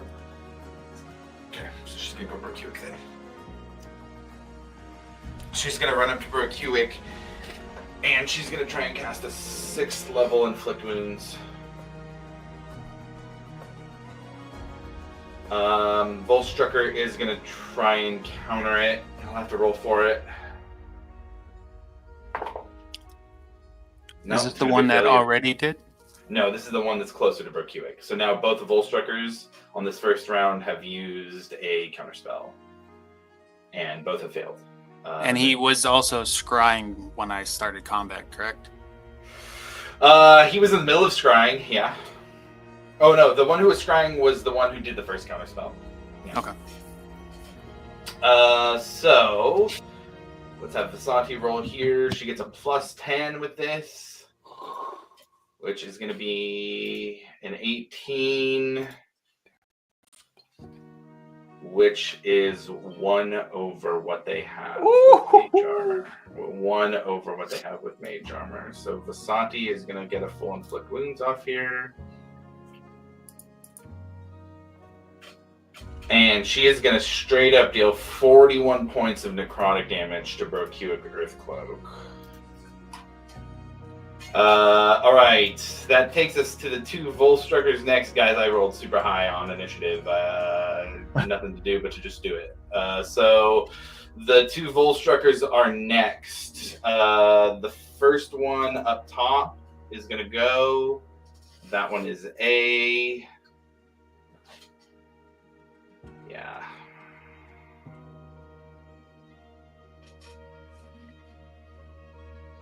They're going to pull out a dagger and attempt to cast a spell targeting the 5 at the table. Any responses? Okay, they are going to cast a 5th level Steel Wind Strike. Oh. Milo, first one's at you. Oh, that's dope. It's a melee spell attack, which for them is that. Milo, does a 18 hit? Yes, it does. I'm gonna shield against this. Okay, yeah. Okay, got it. Angus, does a 16 hit you? Yeah, is this something I can silvery barbs? This is considered an attack roll. All right, yeah, I'm gonna silvery barbs that. Okay, reaction to silvery barbs. That's a little bit lower this time. It's 1 under 15. Meets it, beats it. Yeah, that got me. So. Okay, got it. Varric, we're looking at a 25 for you. Yeah, it's Breck, 19. That does not hit. Grim, 11. Miss. All right. Milo's got those quick reflexes. So, I think it's Alvor and Varric, or sorry, Angus and Varric who took the hits. Angus. Angus and Varric who took the hits. Yep. Oh, that's too many clicks. Stop. Both of you are going to take 35 points of force damage. Damn. and that is one of their 5th level spell slots. They are going to come and stand in front of Trent. Other Volstruckers next.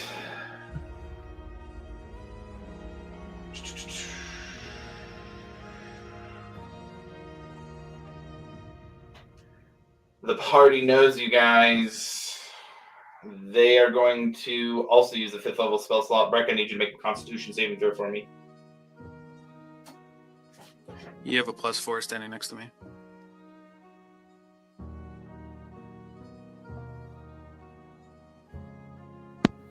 $25. 25 will be a save, so you'll take half. Which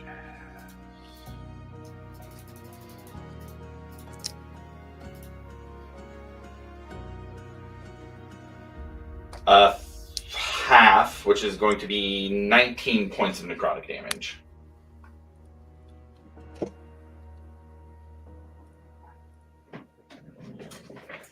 And this one is going to pull their sword and go over behind Vasati, who is now flanked.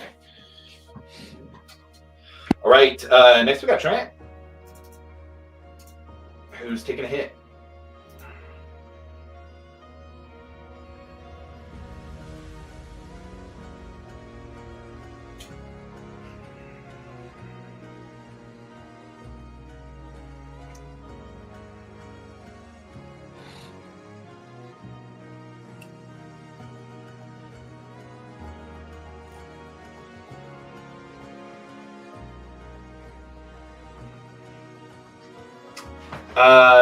Can the party remind me one thing? I think I know where it's at in the bag of holding. Is Chrono Shard in the bag of holding? No, it's in Milo's crazy chest thing. It's in the chest. It's in the chest. It's in the chest. Okay. Trent is going to move to cast a spell. If there's no responses, he is going to cast Time Stop.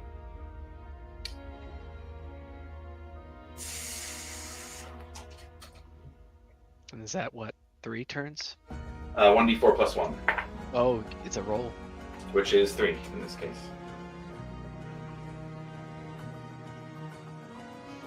And with that, I'm going to do this. It's like fighting the Ginyu squad.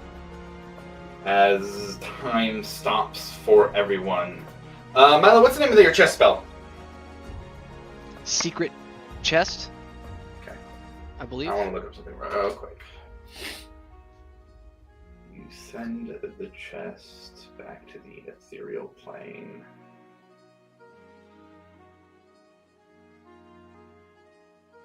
Yeah. Yeah, that thing ain't close to you. So... Boy.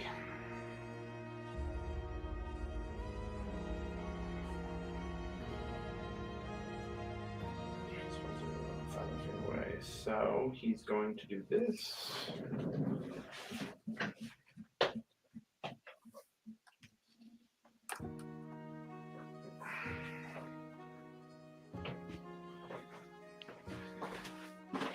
How much text are you going through right now?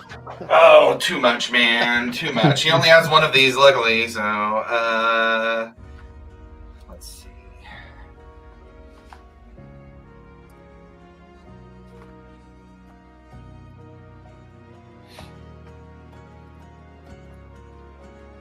Hey Josh, in the meantime, do you mind swapping the cam so we can see the layout on the big one?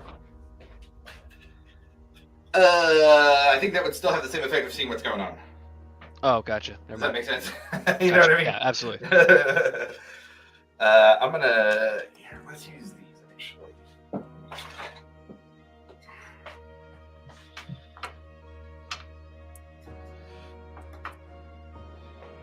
And...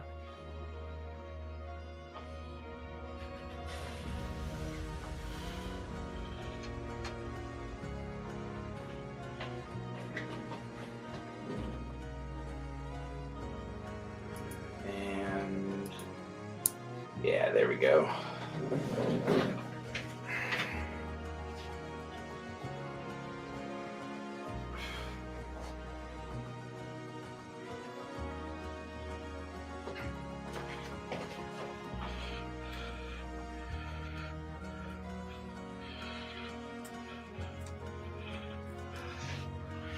When everybody's attention is able to be focused back again, Trent is gone from the front of the room. And is now back by where the doors were. A wall of force has enclosed itself around him. Behind that, you see 4 versions of Trent. Not sure which one's a real one. They are encased in a globe of invulnerability. Johnny Grimm, it is your turn next. What are you doing? God, I hate Palpatine, dude.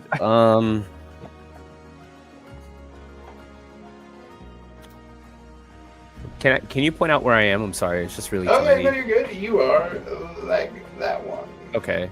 And the one in the blue up there is the chick who was scared in the beginning, or was Emmeline. Yeah, exactly. Okay.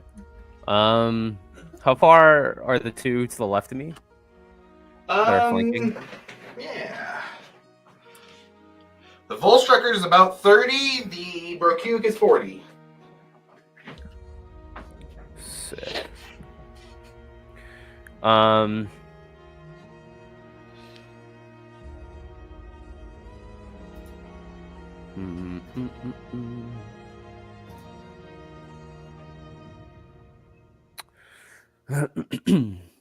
I don't want to leave her alone.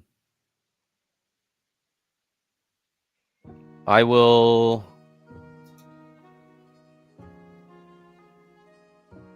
use my movement to... Can I just go behind that little metal cage thing? Sure. This right here? Yeah. Yeah. That's the Astrolabe. Awesome. And then I will use my bonus action to project my echo right behind that Volstrucker right there that's flanking. Sure.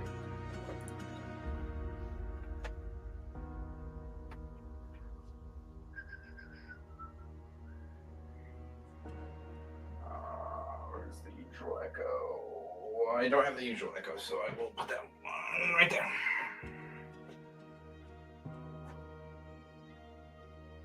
Perfect. And then I'm going to attack that one that's right there through the echo. Yeah, go ahead and roll an attack. You would be flanking with Visanti, so that would be advantage. Awesome. There's the normal one. Oh, natural 20. Nice. Okay, so... sorry, let me get everything in order. Because the weapon is weird. The one that I got from, I think, Gilmore's at one time. It's the Scimitar Sharpness. When you attack an object with this, blah, blah, blah, blah. When you attack a creature with this weapon, roll a 20 on the attack roll. That target takes an additional 14 slashing damage. Then roll another d20. If you roll a 20, you lop off one of the target's limbs, with the effect of such loss determined by the GM. So I'm gonna roll it again. I will. That sounds cool. Yeah, I'll use the D&D Beyond so you can see it, Josh.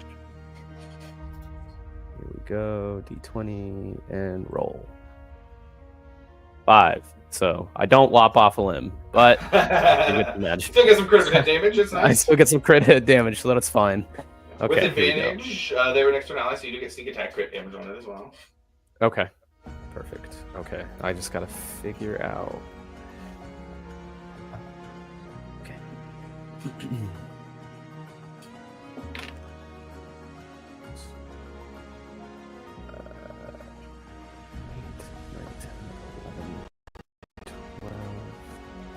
Sorry, I'm pulling out a calculator because this is a lot. No, you're good. Oh my god, I'm panicking!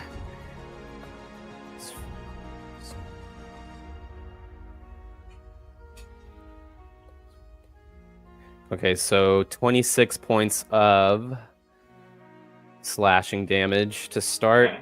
plus sneak attack. Okay.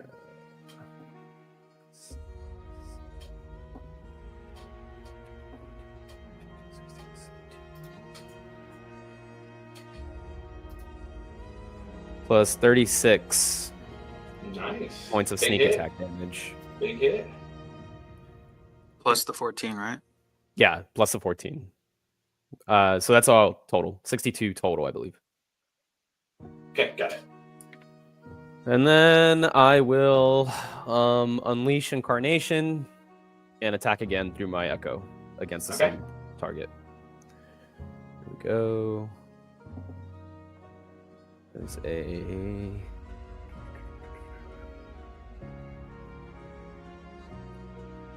21 to hit. Yeah, that'll hit. Okay. That is 10 more points of slashing damage. Okay. So that's bonus action. That's action. That's unleash incarnation. Yep, that's my turn. Okay. Milo, that takes us to you next. Do we know mechanically what the crystals will take? Is it an action? I'm not sure. Okay. I'm going to make my way over to the farthest one. Sure.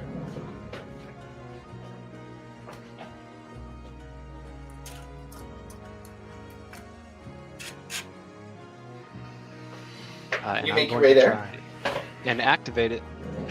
Okay. You getting closer to it, you feel that dragon fire here, that power of Tiamat, that divine power in this. You reach out with a free action, touch your hand to it. Let me. What's the number here?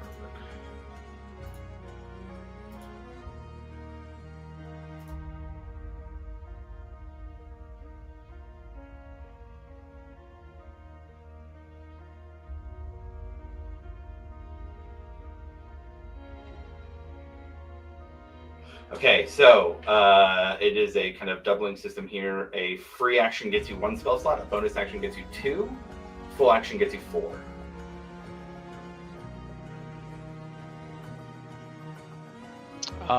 Can I only interact it with once per turn? Ooh, good question. No, I mean, if you wanted to burn all your stuff and not really take a turn, then just get spell slots back. You could potentially do that. The 7 spell slots back if you did nothing but that.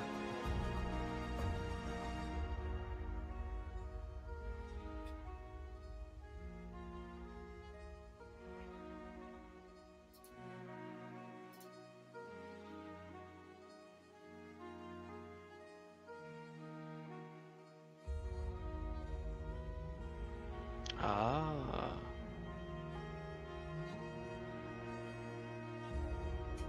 Is it 7, 3, and 2? No, 7, 2, and 1? No, sorry. one for a free action, 2 for a bonus action, 4 for a full action. 4, there it is.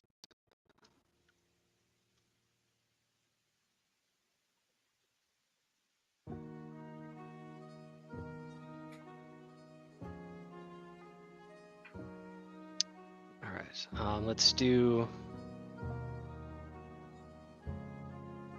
the full 7. Okay. Action, bonus action, free action, movement used up. Milo gains 7 levels of spell slot back.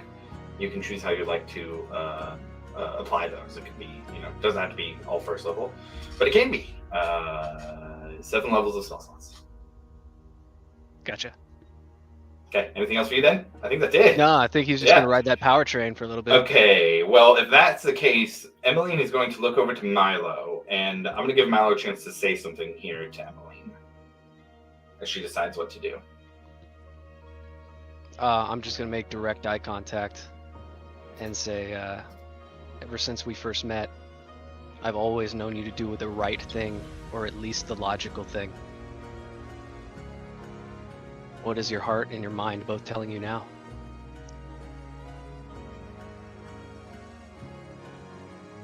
God damn.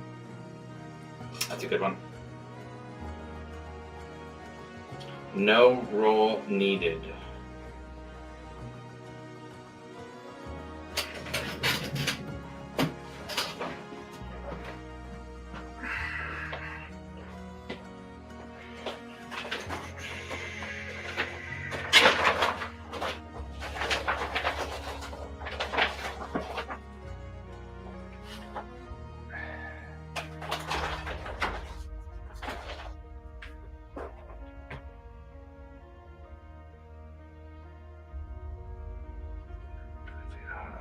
60 feet long. Perfect, we'll use this. She's going to cast Wall of Fire between Vasati and Berkewick, cornering Berkewick in the Wall of Fire by himself. He's going to make a dex save.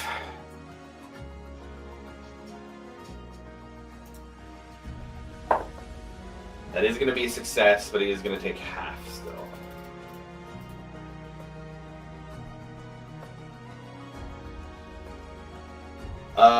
Not a ton. He's going to take a total of 9 fire damage from that, but he is stuck on the other side. She'll have to run over here a little bit for that. She'll run over there to the corner.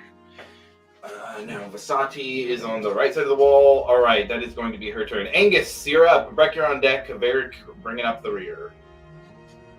So I've got a. I'm gonna need you to settle this for me, Josh. Sure. So, reading Globe of Invulnerability, would it be possible to dimension door inside the globe? Oh, that's a great question. Let me find out, because that's a big question. Yeah, I've been reading it, and I just don't know. Because technically I'm not targeting anyone in there. Even if the spellcaster is such a spell can target creatures within the barrier, but the spell has no effect similar to the areas affected by such spells.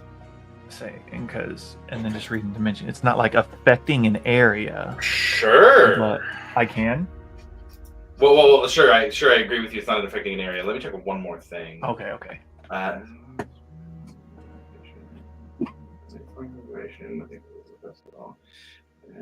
Ethereal plane blocking ethereal travel through the wall. I don't see anything on Wall of Force or Globe of Invulnerability that says you can't dimension door in there. Oh, okay. I'm gonna look over to Varric and Breck, who wants to go smack the crusty old man.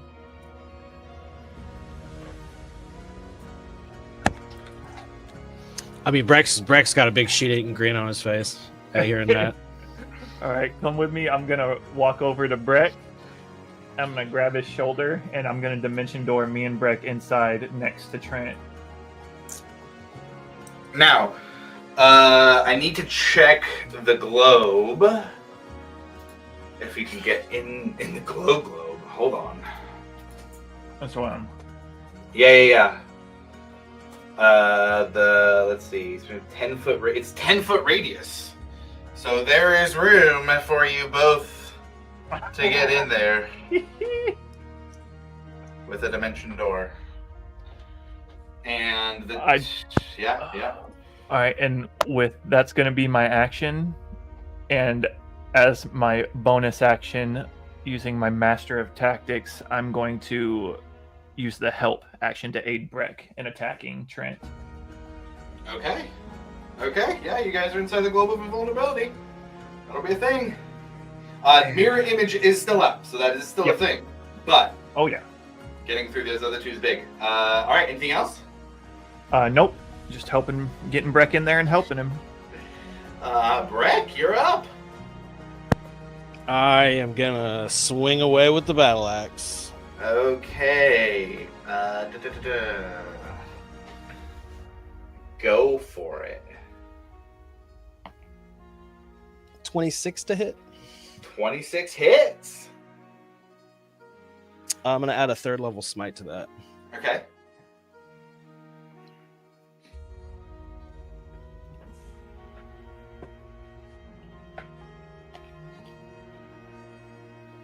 So that's 10 points of slashing damage. Okay.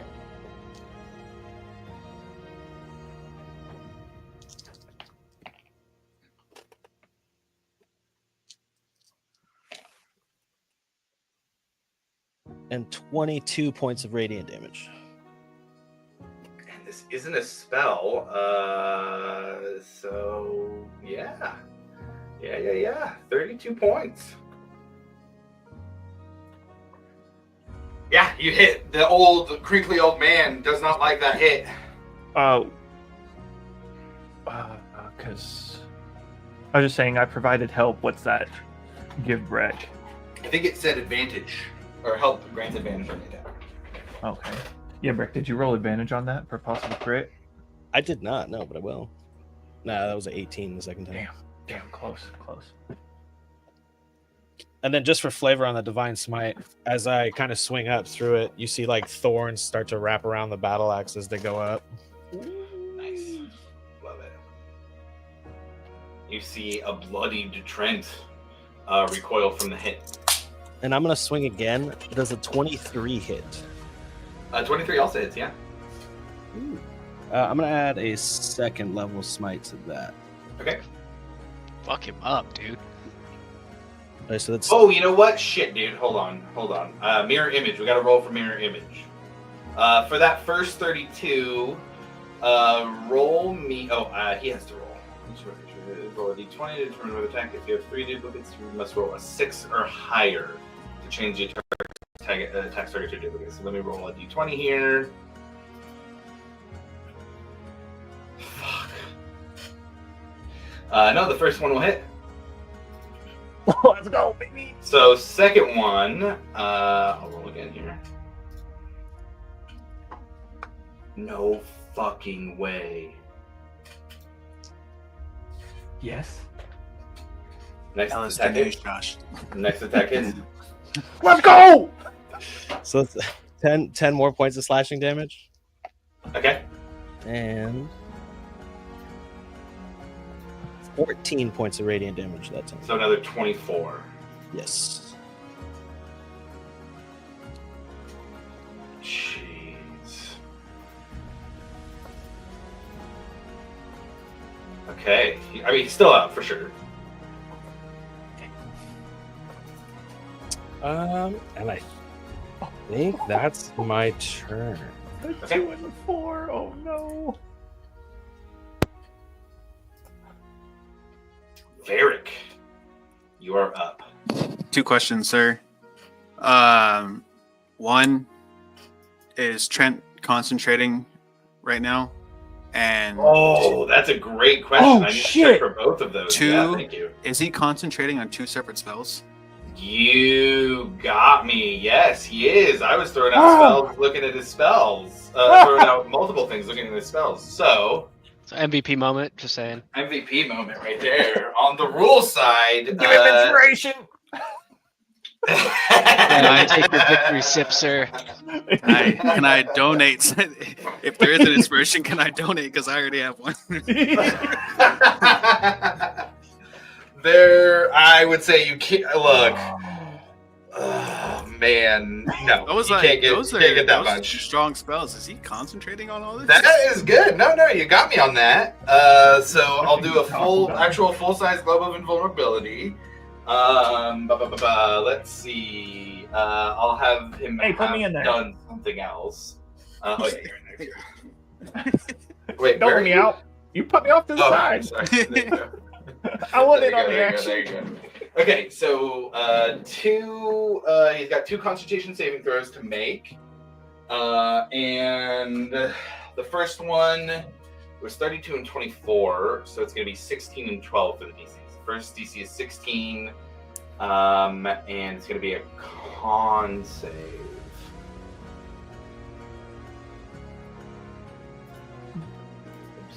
And I hate to ask this, Josh, but since we dimension doored in with each other, can you put Angus next to me? Yeah. Yeah. No, thank you. Appreciate it. There's a lot That's going right. on. It's The just- 2 dwarfs. The Thank 2 you, I dwarfs need coming for Trent. that. Josh, I would just Okay. want you to know you're doing great. Oh, thank you. Okay. First roll, he's got to get above a 16 on con saves in order to keep it up. Oh, okay. The dice giveth and the dice taketh away. That was a natural 20. He still has to roll above a 12. And he did. He rolled a 14 on that one. Joke's on him. He's stuck in here with me. Yeah, there you go. Okay, so Varric, to start your turn, there you go. No Wall of Force, Global Invulnerability still in play. I did have a spell that he replaced with the other one that is not concentration. Okay, so one more question. Sorry. No, please. This is a very big moment in the campaign. Please, we need to make sure we get everything right. Okay, so I started off combat by casting a spell, Correct. an instant cast spell. Everybody went before I got that spell off. Unless there's something in Quicken's spell that says like you had, because essentially what you're talking about is a surprise round, and this is one of the rules we talked about around the time where it was probably like halfway through the campaign where we talked about if you do something to kick off combat, that starts combat unless there's something in it that says like you get a surprise round or something like that. So I know it's a Quicken spell. But unless it says that you get a surprise round when you cast this, like mechanically speaking, doing a thing kicks off combat. And then initiative tells us what order it goes in. But did he do it if he didn't cast it? Yeah, so like starting to cast the spell is what kicks things Okay. off. Like they see you casting a spell and they're like, great, let's fucking cast our own spells. Okay.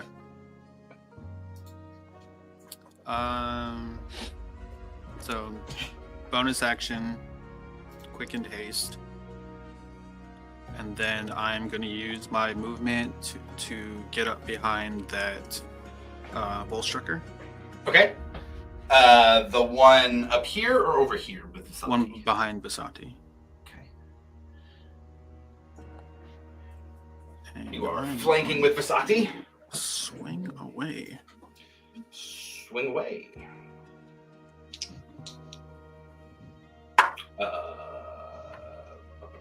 That was terrible. 17. 17 with that. Let's see. When did he do the counter spell? Did he do it after his turn? No, it was during this round. It was during this round, but you get your reaction back on your turn. I think the first Ekimos that was the CS, I think. Yeah, So- the first one was doing Ekimos, the second one was doing Vasanti. They both went before her. So they do have a reaction. God, that's a terrible thing to have a reaction on though. They'll die if they don't. They'll shield. How close are they to me? Oh, good question. Need to take my wall of fire in place. Milo, they are right at 60 feet from you. All right, man, make it count. Let's counterspell it. Counterspelling a shield! I love it. Varric, it hits. All right.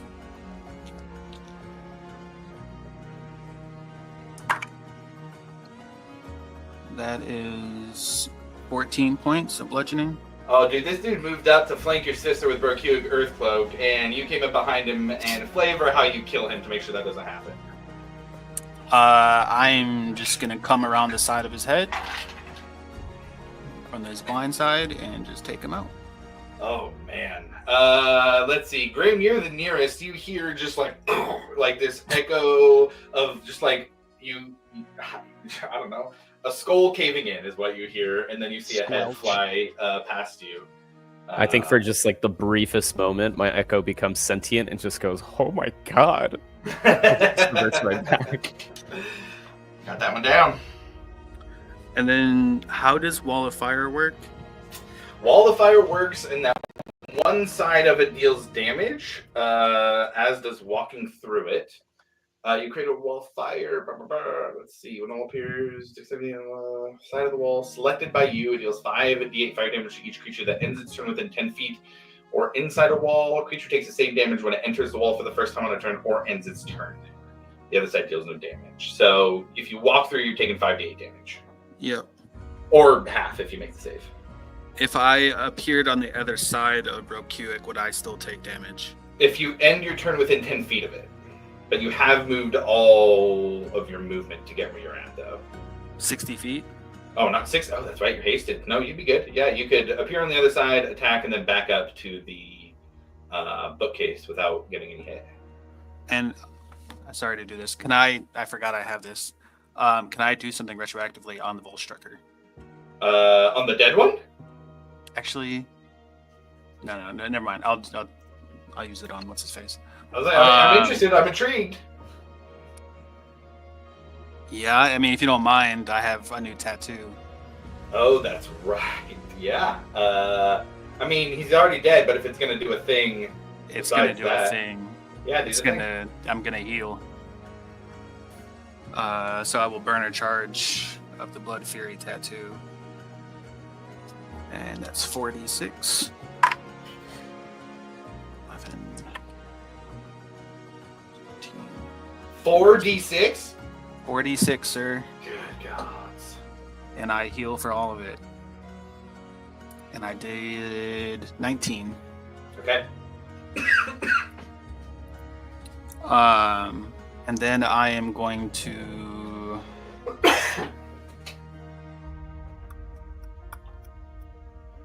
so I use the bonus. I'm in the middle of my first action. I use an action to shit. Do I still have it?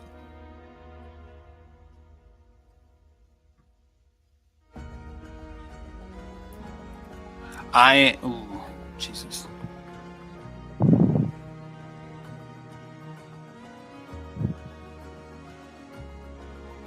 Can anything go through? Like The wall, attacks? yeah. Oh, wait. Yeah. It just deals damage. So it deals damage if you walk through it or if you end your turn in there. So it's not like a wall of force where something can't go through it. It just means you take damage if you do. Also, you can't see. So a lot of spells, you have to see the target. So you wouldn't be able to see through it as well. Okay.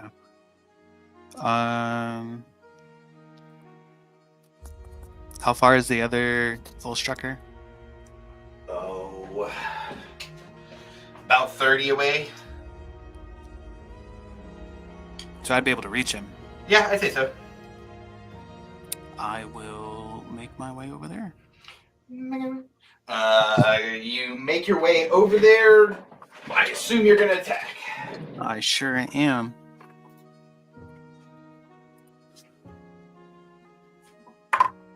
Jesus Christ. 17 again.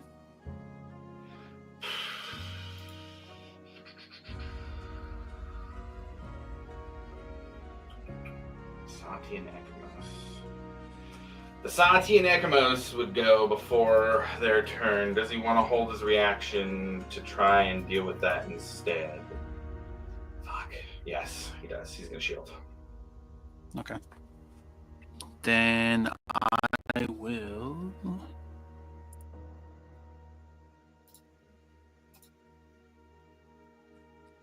I can't use another spell. I already used one this turn. I will make one final attack with my bonus or my second action, and that is 22. That will hit. Yep. Beats 20. And I will burn another charge of the Blood Fury. Okay. Because it says anytime I hit with a weapon. How many charges? 10 per day. What? Yes, sir. They would come back at dawn.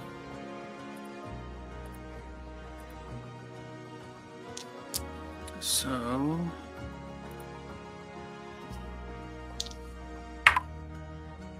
$15 bludgeoning damage. Okay.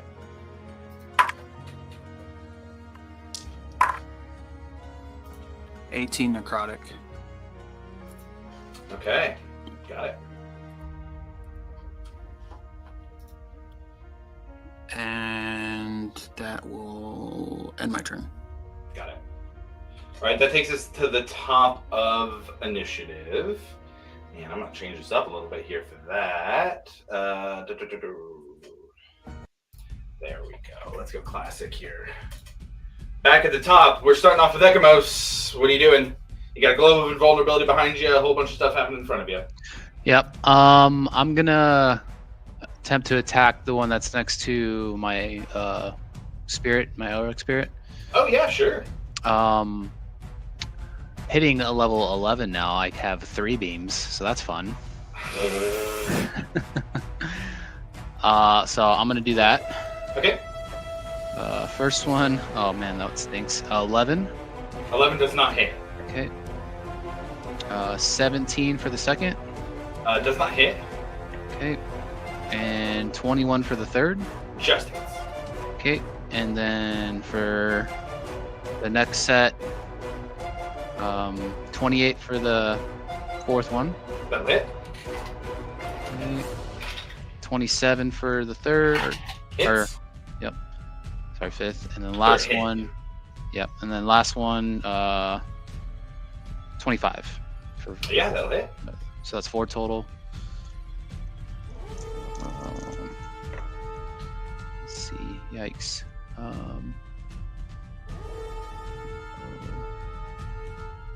18 for 2. Okay. And the other 2, 6 and 10. So 18 Nice. plus 34 total is what I count? plus. Yeah, Okay. 34. Okay. Big. Yep. And then I'll move 30 feet and kind of put myself in between those chairs and that chest on the cart. In between the chairs and the chest on the cart. This way? Like, yeah, that way. Let's go 5, 10, 15, 20, 25, 30. That's Okay. fine. Got it. All right, and that'll be it for my turn. And then the spirit, I was reading up on it some more, just because it's my first time casting it. The multi-attack that it can do. Sure. It says it does the reaping scythe attacks, and since I casted it at 5th level, does that mean it attacks 4 times instead of 2? It's half rounded down according to what I read, so it's 2. Okay, so it's 2. Okay, cool. Yeah. All right, that's fine. All right. So yeah, he'll swipe away at him. Yeah, go for it. 25 for the first, Hits. and 29 for the second. Yeah, both hit. All right, and then 2d8s plus 3, 8, 9, 10, 11 for the first one, and 4 for the second. Yeah, go ahead and flavor that fatality on how that one dies. Yep. So 2 attacks. Elric's scythe will like swipe him through like the midsection, and then like as he starts to fall, the second one like comes straight down his shoulder. Very nice. Then yeah, hold on. And then I'll just use this whole movement to go towards the orb or the shield thing. That's what's the transcend. I think his movement. Oh, this? Yep. 5, 10, 15, 20. There we go. All right, anything else? That'll be it. Okay.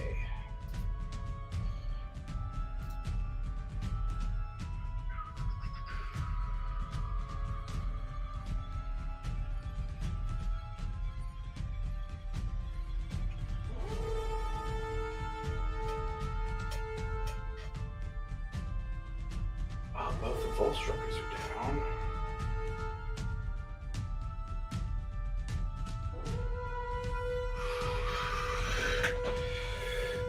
He Rokuik. Lost my headphones. Okay, there we go. Rokuik is gonna push through the fire. He's gonna come around. We'll go 5, 10, 15, 20. He'll push through and just take the 5. Well, take the deck save. See if he'll take 5d8. Take half.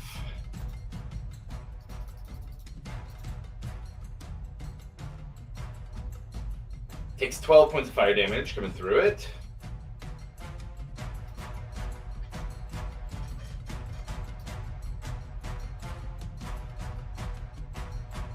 $80 feet is what we're looking at here. 80 foot, 40 feet, 80 foot radius is 100. It's gonna go 25, 30.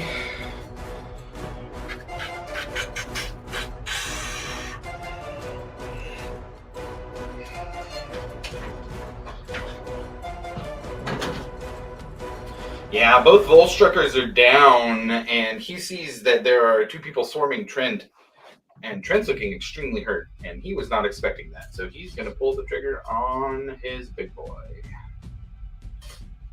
And in front of him, you guys start to see rocks raining down from the sky. Just raining down from the sky. Did he move 5 feet within the echo and then like move away, like through? No, he used 20 feet to go around. Word. Okay, gotcha. Yeah. Yeah. So anybody? Magic. It's not. Well, I don't think it's a spell. The way it is on the stat block is it's not a spell. Okay.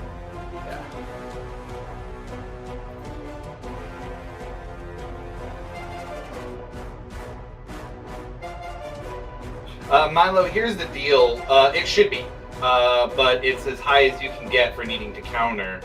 I will give you an attempt to counter if you would like to try it. Oh no, I just wanted the information. I don't even have a reaction right now, man. Oh.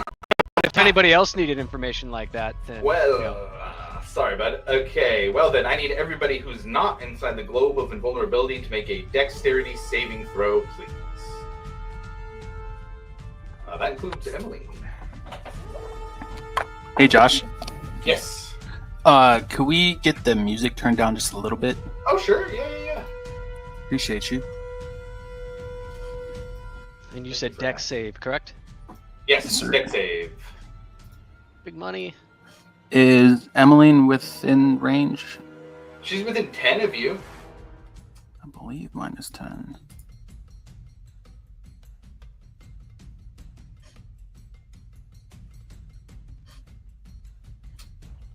Vasati.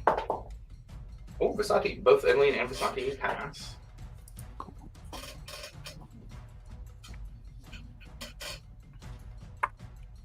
Yuck.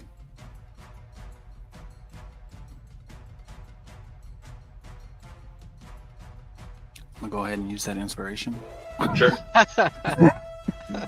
Who did you say had to roll again, Josh? Everybody outside the globe of invulnerability. So everybody but Breck and Angus. Oh, wait, no. Perfect. I have advantage. I think on haste. That's a 25 for Grim. Okay. And then, it's evasion, so I don't take any damage if it's like half or something. You're real lucky. 17 I'm for Ekmos. real lucky. 17 for Ekmos? Okay. And then I'll do the spirit.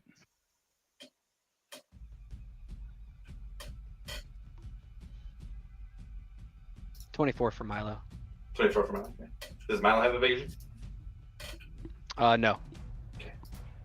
And then 12 for spirit. 12 for spirit. Okay.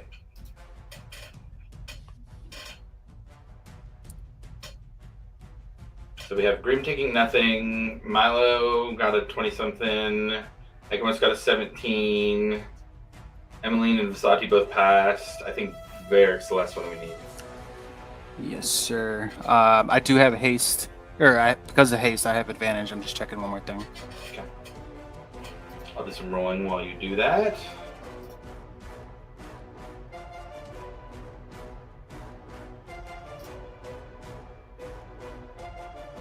Okay. 17.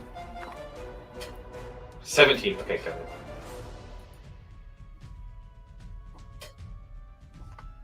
Okay, so for anybody who got under 18, I believe that's Varric and Ekamos. I don't think there was anybody else under 18. Varric and Ekamos. You are going to take, as meteors plunge down from the sky, 37 points of fire damage and 33 points of bludgeoning damage. Ouch.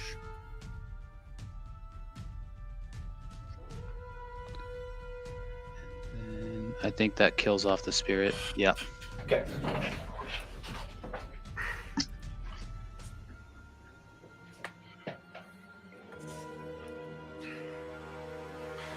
Alright, Angus is looking, Angus. We got too many dwarves on the thing. Brokuik is looking quite worried. That will take us to Vasati next. Actually, just You can never have too many dwarves. I know, right? There you go. Yeah, there you go. Yeah, dwarf power, baby. Cannot do it. Okay. That is going to be the end of Brokuik's turn. Vasati's next. Oh, sorry. Half damage. I got to figure out the half damage for that. Anybody who succeeded still takes half.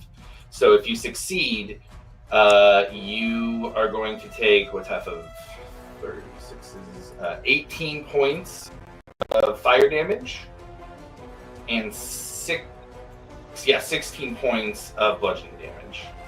Got it. So 34 total. Let me mark that for Vasanti and Emmeline. Ooh, Emmeline is almost gone.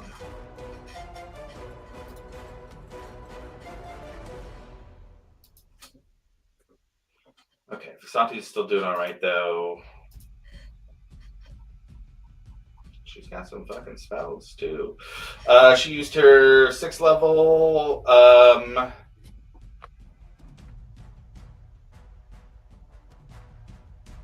Fuck it.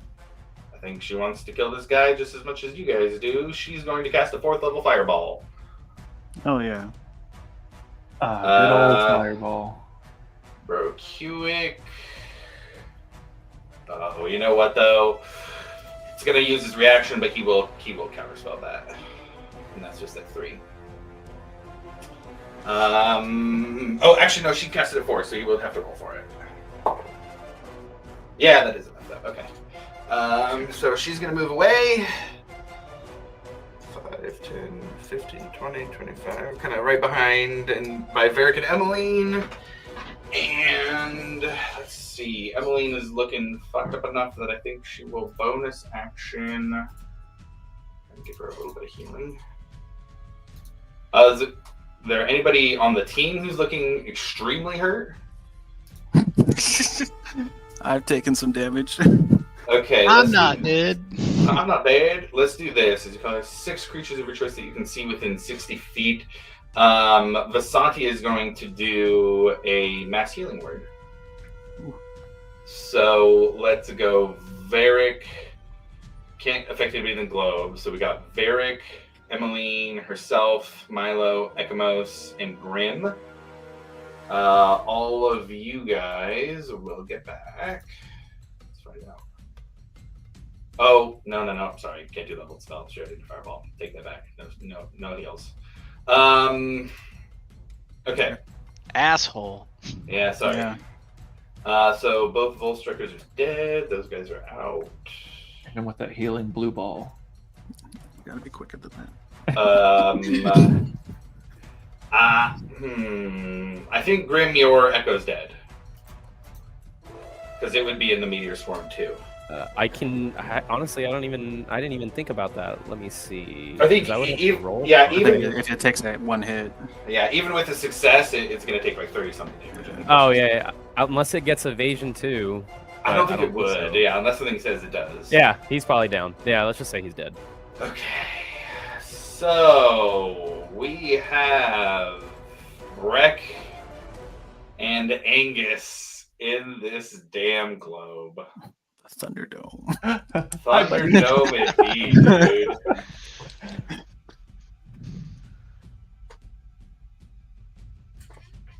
So it begins, my pretties. Oh. What'd they call Morty in that episode? Oh shit.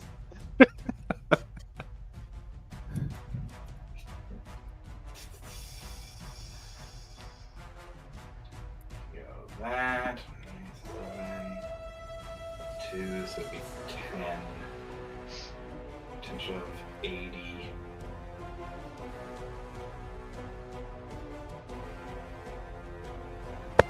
What? I was gonna say potential of 80. Potential of 80. Hey, calm down there. What are we talking about here? He said what?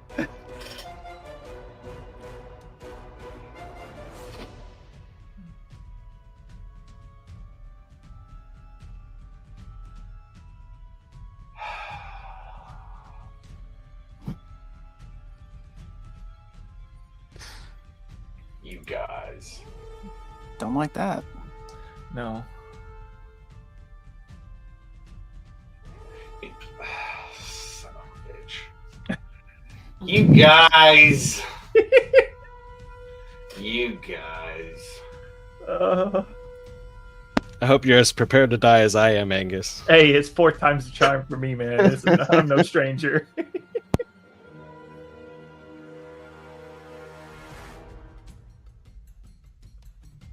Trentagon is going to begin to cast a spell. Any reactions from inside that you guys can do? I can give him a crisp high five. Crisp high five. Let me make sure. Hold on. The barrier. Okay. It has to be from inside, right? Is that what you said? Has to be from inside Yeah, because The cloaks. Yeah. you can't target things from outside. Yeah, I pulled that up real quick too. I was like, wait.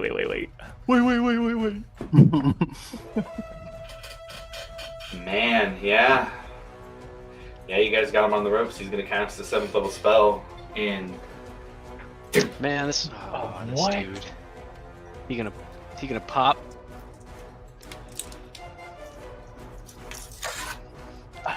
See you next time. Trentagon disappears.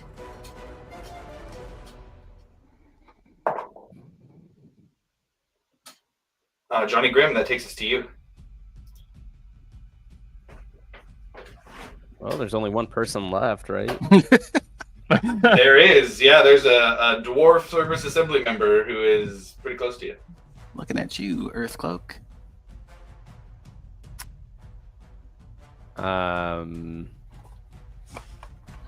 I'll look at Varric, and I'll just be like, kill him? Or Hey. are we like leaving one alive? Throat neck, baby. Throat neck. We're Maybe. going in. I'm going in. You're gonna need somebody else to hit up that excavation. Yeah. I'm gonna go right up to him, and then as a bonus action, my echo. So I'm gonna go right up to his face, and right behind him, my echo is gonna come out, and we're both gonna take hit. So I will swing first.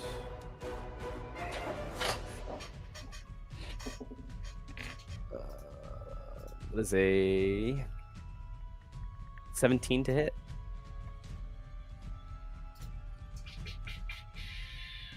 17 just hits. Perfect.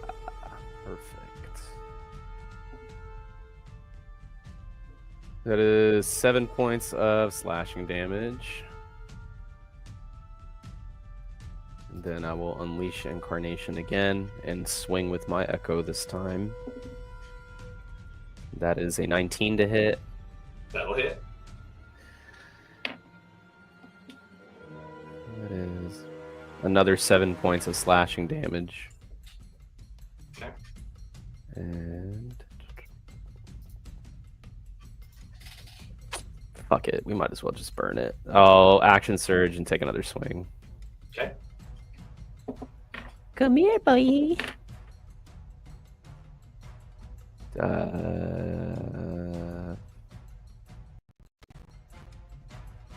22 to hit.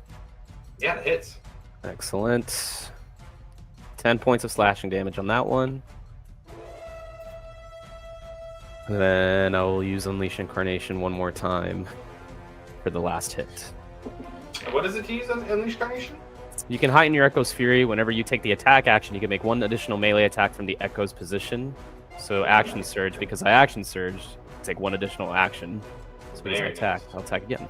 Cool. There's a 23 to hit on the last one. That will hit. There's another 10 points of slashing damage. Another 10. Okay, got it. Okay, anything else for Grim?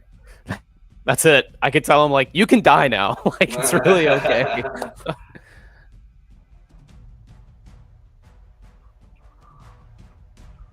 All right.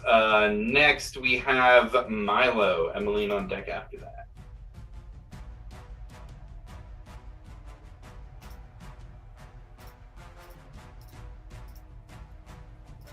Muted if you're saying something. There you go. How are they looking over there? Berkuk? Yeah.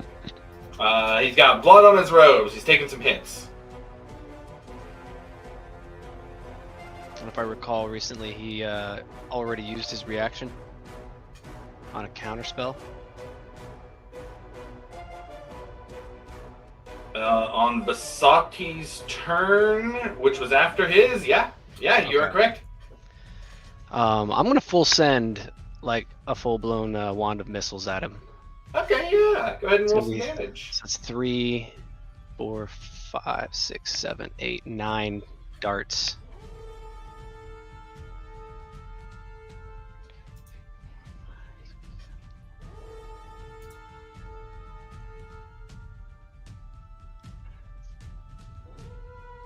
30 points of damage, force. Very nice. Okay. And then I'm going to use a free action, bonus action to take a couple more charges. I think Okay, 3, sure. correct? I would say that is tapping out this crystal. Actually, sorry, no. 2 more would tap it out. You took 7 before, there was 9 stored in there. Then I'm going to use my bonus action to summon Silsine over next to our target over there. Okay, sure. Still seeing 60 feet, right? Yes. Yeah, I think pretty close to that. Not quite all the way, but just behind the astrolabe. Okay. All right. Anything else for you? Nope, that's it. All right. Emmeline's up next. She's hurt as hell. And Grim is right next to. Grim is right next to her, but here's the thing: she does have a thing she can do. It's first level. Yeah, I think she's gonna do that. 2d8 for each slot above the first. Oh man. Yeah. Yeah.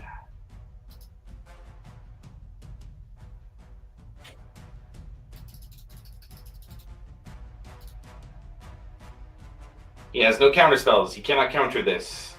He has a small enough amount of hit points. Emmeline is going to cast Sleep at the 3rd level as Berkuic Earthcloak falls asleep with her 48-point roll.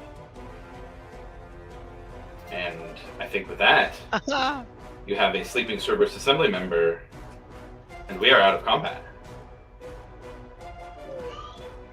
Hurry, put the cuffs on him. I will produce the cuffs from the bag of holding. Tie and this toss them to the motherfucker up. closest member. Tie him up every which way possible. Yeah, don't let that guy I want put away. his toes tied together. Like, I don't care. Way to go, Emily. And Damn. a miscellaneous fireball coming your guys' way could have ended very differently. Especially with some counter spells thrown in there, too. Oops. Hey, that's the one. And with that, we are out of combat with the 2 Cerberus Assembly members either gone or asleep. We are a little more than halfway through. I wanted to get through that combat before taking a break. So let's do a 15-minute break here. We got 1:30 Pacific. Let's call it 1:45 Pacific time. We'll be back, and we'll hop back in and see what happens and what you guys do with a tied-up Cerberus Assembly member.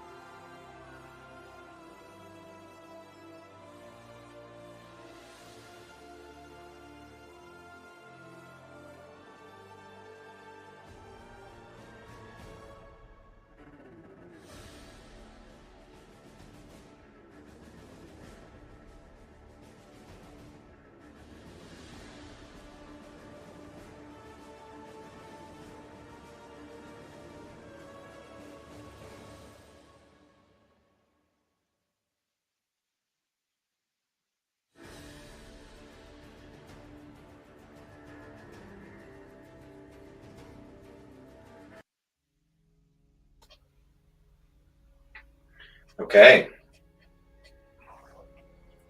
With that, Bastion's watch stands in the room. It's Emmeline. And a sleepy Brocuic Earthcloak. I'll do what Angus instructed to do, and I will begin using every sailor knot that I can possibly know on Angus, or not on Angus, not on Angus, on the on the sleepy guy. I mean, I'm into that, but I don't think now's the time. Yeah. We'll bookmark that for another time. Okay. Easy enough. You guys get him restrained. Yeah, I'm gonna blindfold him too. Everything. This dude ain't casting nothing. Sure.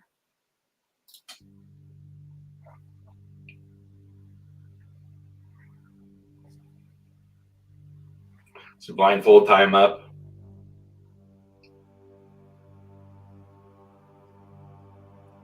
So Yeah, the whole thing. So what do we do now, guys? Trent's gone. So that's not very cash money. Milo, are you able to scry on him real quick to see where he might be?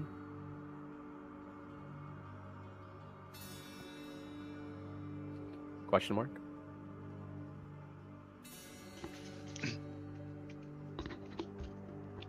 I don't think Milo has scrying. Milo have scrying? I don't know. I do now. I thought he did. Oh.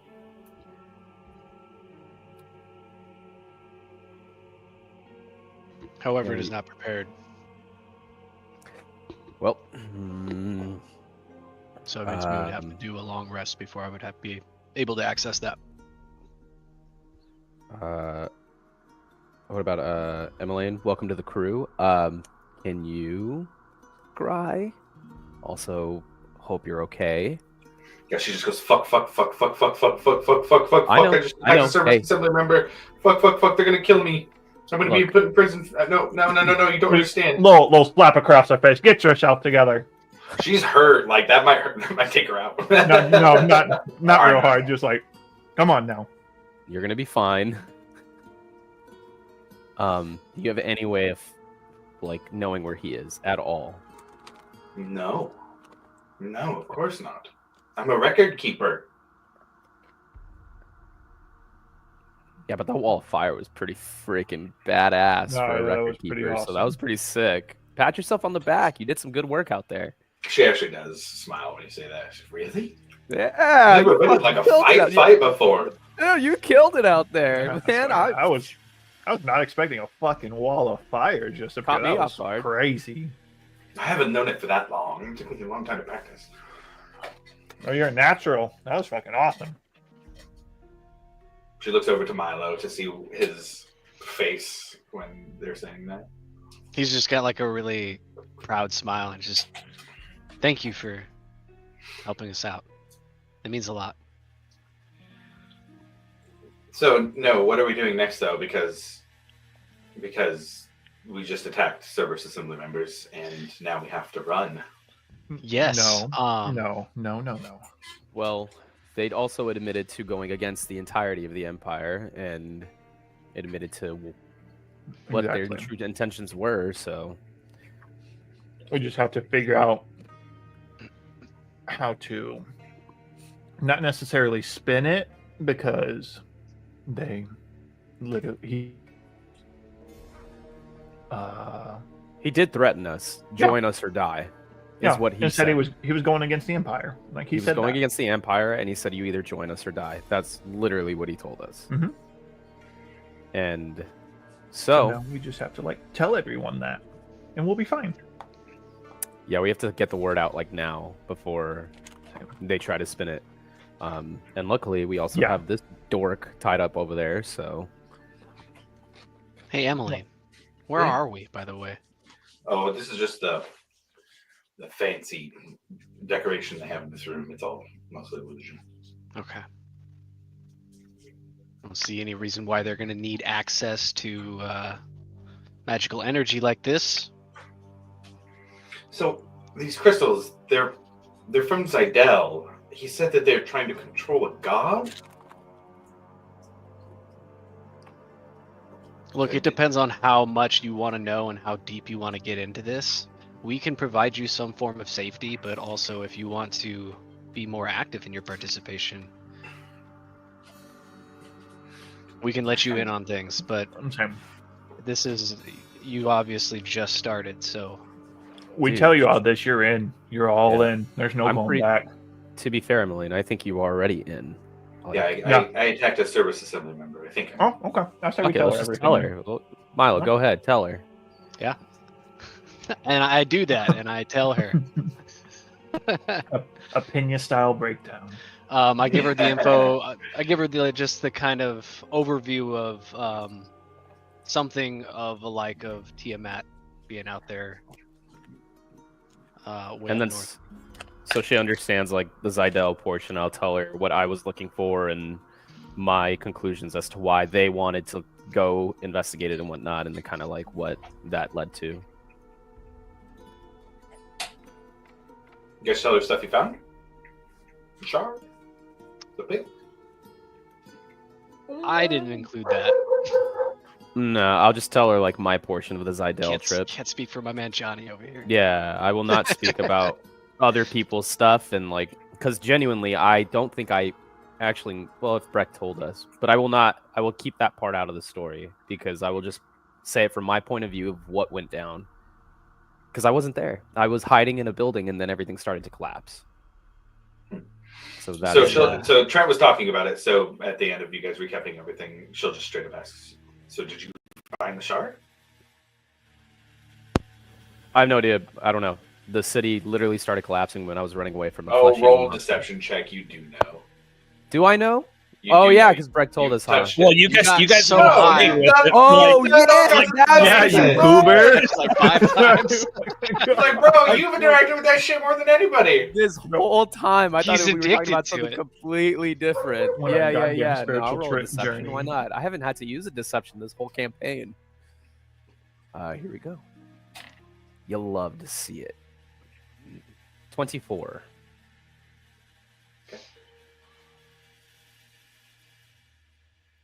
Well, Milo, do you know? Emily, I hesitate to bring you into things that is. I know you know how dangerous this is. You absolutely sure?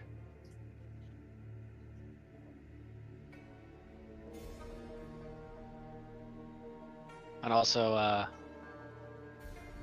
gonna do an insight check.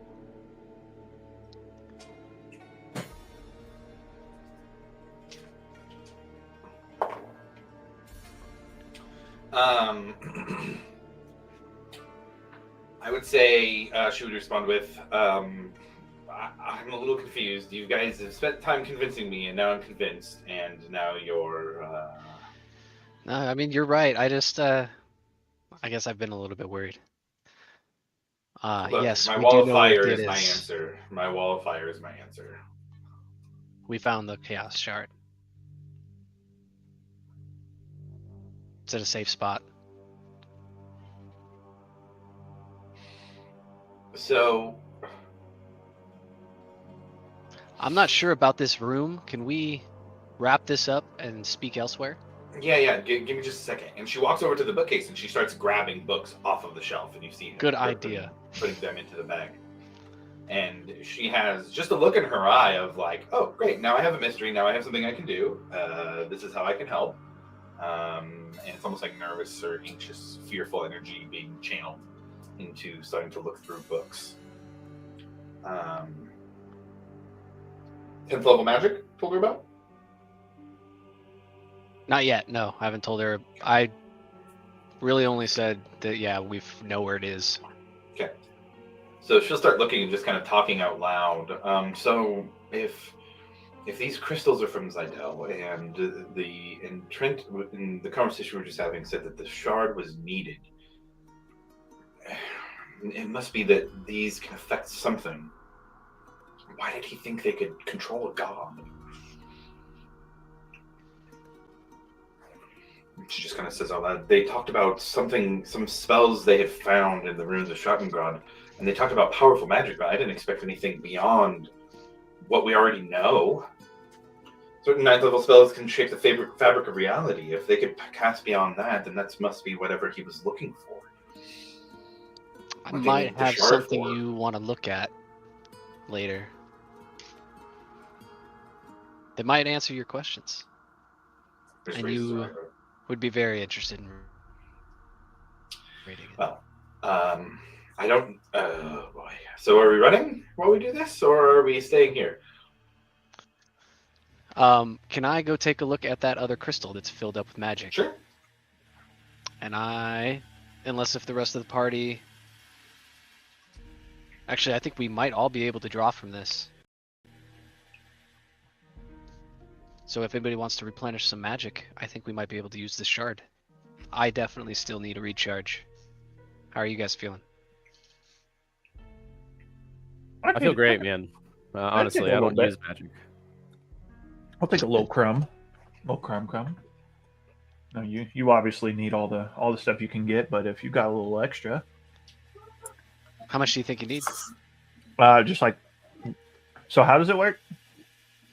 Guessing There's 9 if levels of 9 spells. levels, So yeah. there's 9 levels of spells you can go on. Oh, dang. Well, I say it'd be nice to have a 4th level spell slot open, but I mean, like I said, you're the spell Take it. board, so if Take you the need 4. Yeah, you can take the 4th.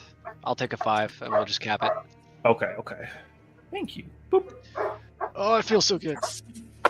Wow. Hey, little tingly. Breck, Ooh. Breck, is there a It's way warm to we the can touch. like make an announcement to the town about like what's going on? Like pretty much tell them like, hey, we've just had a meeting and it's come to our attention like the Cerberus Assembly or members of the Cerberus Assembly have planned to betray the Empire. Here's the proof, and we have this tied up guy here. What's Or our at least proof? town. I mean, the record keeper for one. Oh yeah, she's the only non-biased. Ooh. Well. I'm Yeah. sure she's got it. She was sent here Yeah. to like essentially I mean, keep record sweating. of everything. Yeah. I mean, I don't doubt because they're gonna believe us, or they should, because one, I mean, we are Bastion's Watch, and 2, all of the figureheads of the town are on our side and know us so well. It's just getting ahead of Trent to push that outward. Oh, can we call in some people? Don't we know some powerful people? Call them up, say, ring, ring, hey, this happened, that type of thing. I mean, Milo knows a lot of people, but it's just a matter of actually being able to communicate with them. But he needs to rest before he can do that. Well, you just got some Thank you, slots. Johnny. He got one slot. See, did. Grim gets it. Okay, well, Milo, go When take Milo, your day. when Go take Milo your and nap. Alvor pull the energy out of the spells, when they get the last spell slot, the illusion changes. It doesn't look like this wide open space anymore. It just is a normal room again. Ooh, Oh. I think we shut off Oh. the batteries, however. Dang. I mean, I'm sorry. Angus, Dang, the dang. Amber. Yeah, Berry. yeah. Come on now. Come on. Just hold out on that name for a little bit longer. I promise. You know what I'm curious about? What? What is this old dude wearing? What's he got on him? Oh, we trying to run his pockets? Let's run his Yeah. pockets. Run them pockets, boy. We pick him up. And Definitely doesn't shake need him any of upside this right down. now. Varric, pick him up and shake him upside down. I would like to. I would like to inspect this man. Yeah, I don't want him to have any components on him or anything. Hey, go over and roll an investigation check. Can Yeah, I buddy. assist? Sure. Oh, yeah. Y'all roll. I rolled horribly. I got a You can't 30. roll and then say you guys roll instead. Yeah. That's not quite how that works. I wasn't gonna roll. I was gonna let Milo have advantage. Oh, okay. I will try and outdo the 30. I say he assists Milo. I Alvor doesn't outdid the find 30. anything. I got Oh, 31. holy shit! He did. He did. Holy hell. Got right in the deepest part of those pockets, man. Yeah. You That's right, accidentally Connor. I find full out. cavity search. Yeah. Full You accidentally cavity find search. out, Systematic and thorough right there. Knife hand. Brooke has a super hairy ass, trying to get into a pocket you accidentally get inside the drawers. Some Wrong dingleberry pocket. action going on back That's a here. prison pocket. Not that pocket, dog. While Milo's doing that, I'm giving him a wet willy the entire time. Just gonna make this as uncomfortable for you as possible.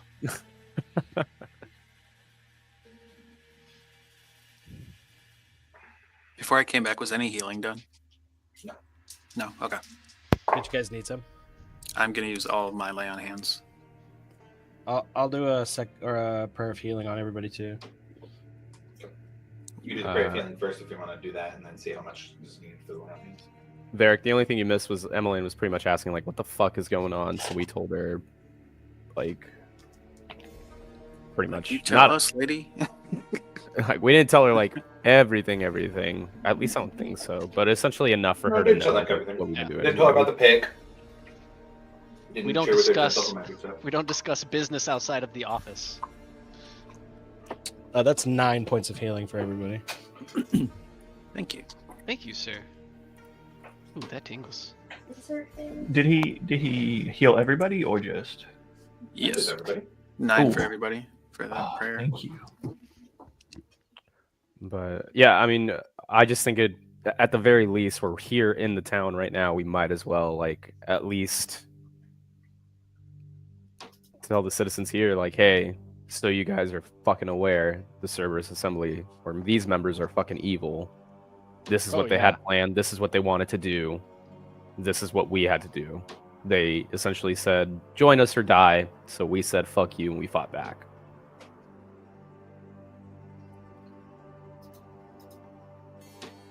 Yeah, I agree. But I mean, it's also the group decision too. So I don't want to like. That's just what I would feel at this point in time is like probably like what I would want to do the first thing. She's still here, right? Hmm? Who else is in the town? On their side. She does not. There might be some of the Volstruckers, maybe some mercenaries. Technically, any of the righteous brand would be under their direction, even if almost indirectly, but because they had taken some of the power from the crown. But they also would have to answer to the War Master.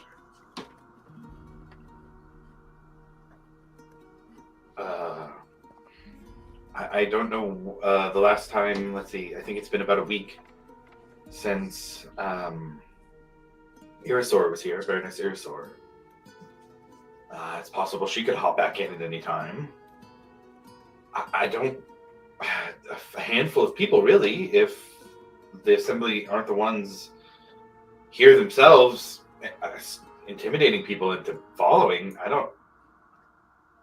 You know, it's kind of see it down on her. I almost don't know if there's anybody. Is it the righteous brand that provides the security for this building?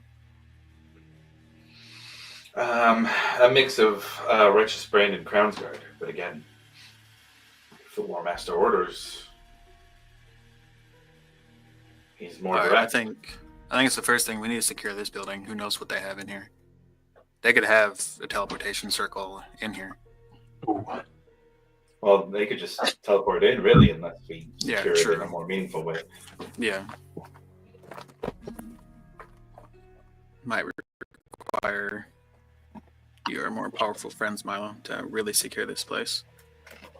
Yeah, but at the very least, we can have the guards people here that kind of like be on the watch and stuff like that.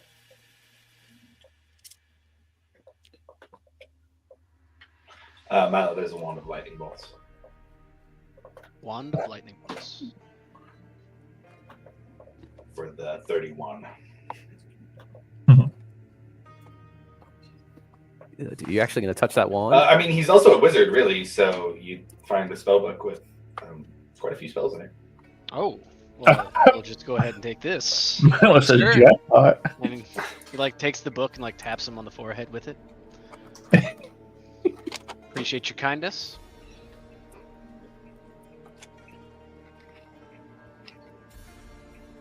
Well, I say we. Do you open the spellbook? Yes. Rifle through a roll me investigation check. Oh man, dude, the pages are gonna scream like Harry Potter. I found a Horcrux. It's a 20. At the back of the spellbook, there's probably 5 or 6 folded pages. It wasn't written into the spellbook itself. You open it up, it seems to be transcribed. Roll me an Arcana check.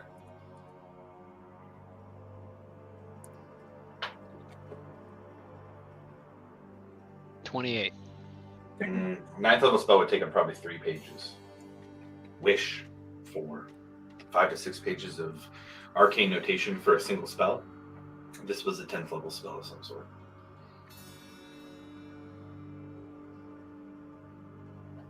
It's not a scroll. I'm not saying you have a scroll. I'm saying that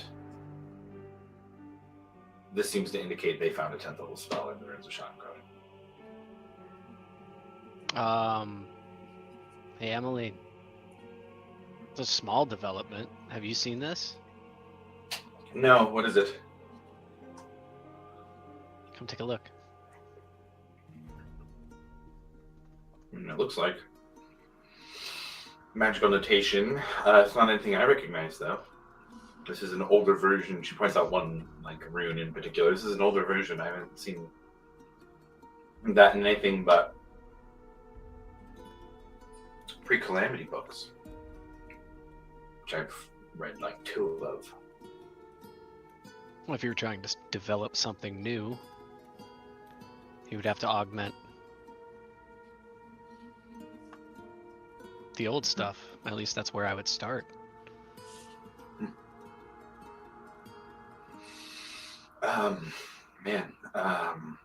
This is very interesting. I could I copy this and see if I can make any progress in figuring out what it is, what it does? I mean, I don't see why not, but let's head back to the office first before we do anything. Right. Get out of here. Got some stuff to do. I'll let Milo know I can read any writing that if they are confused on anything. Was it cryptic? Oh yeah, that's right.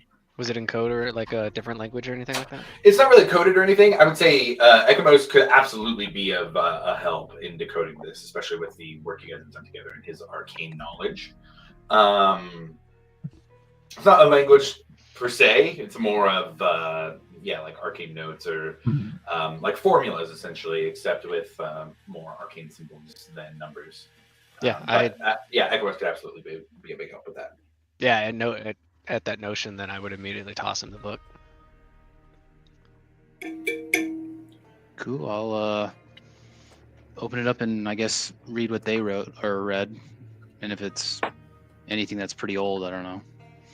Yeah, it is mostly pretty old. Go ahead and roll an Arcana check.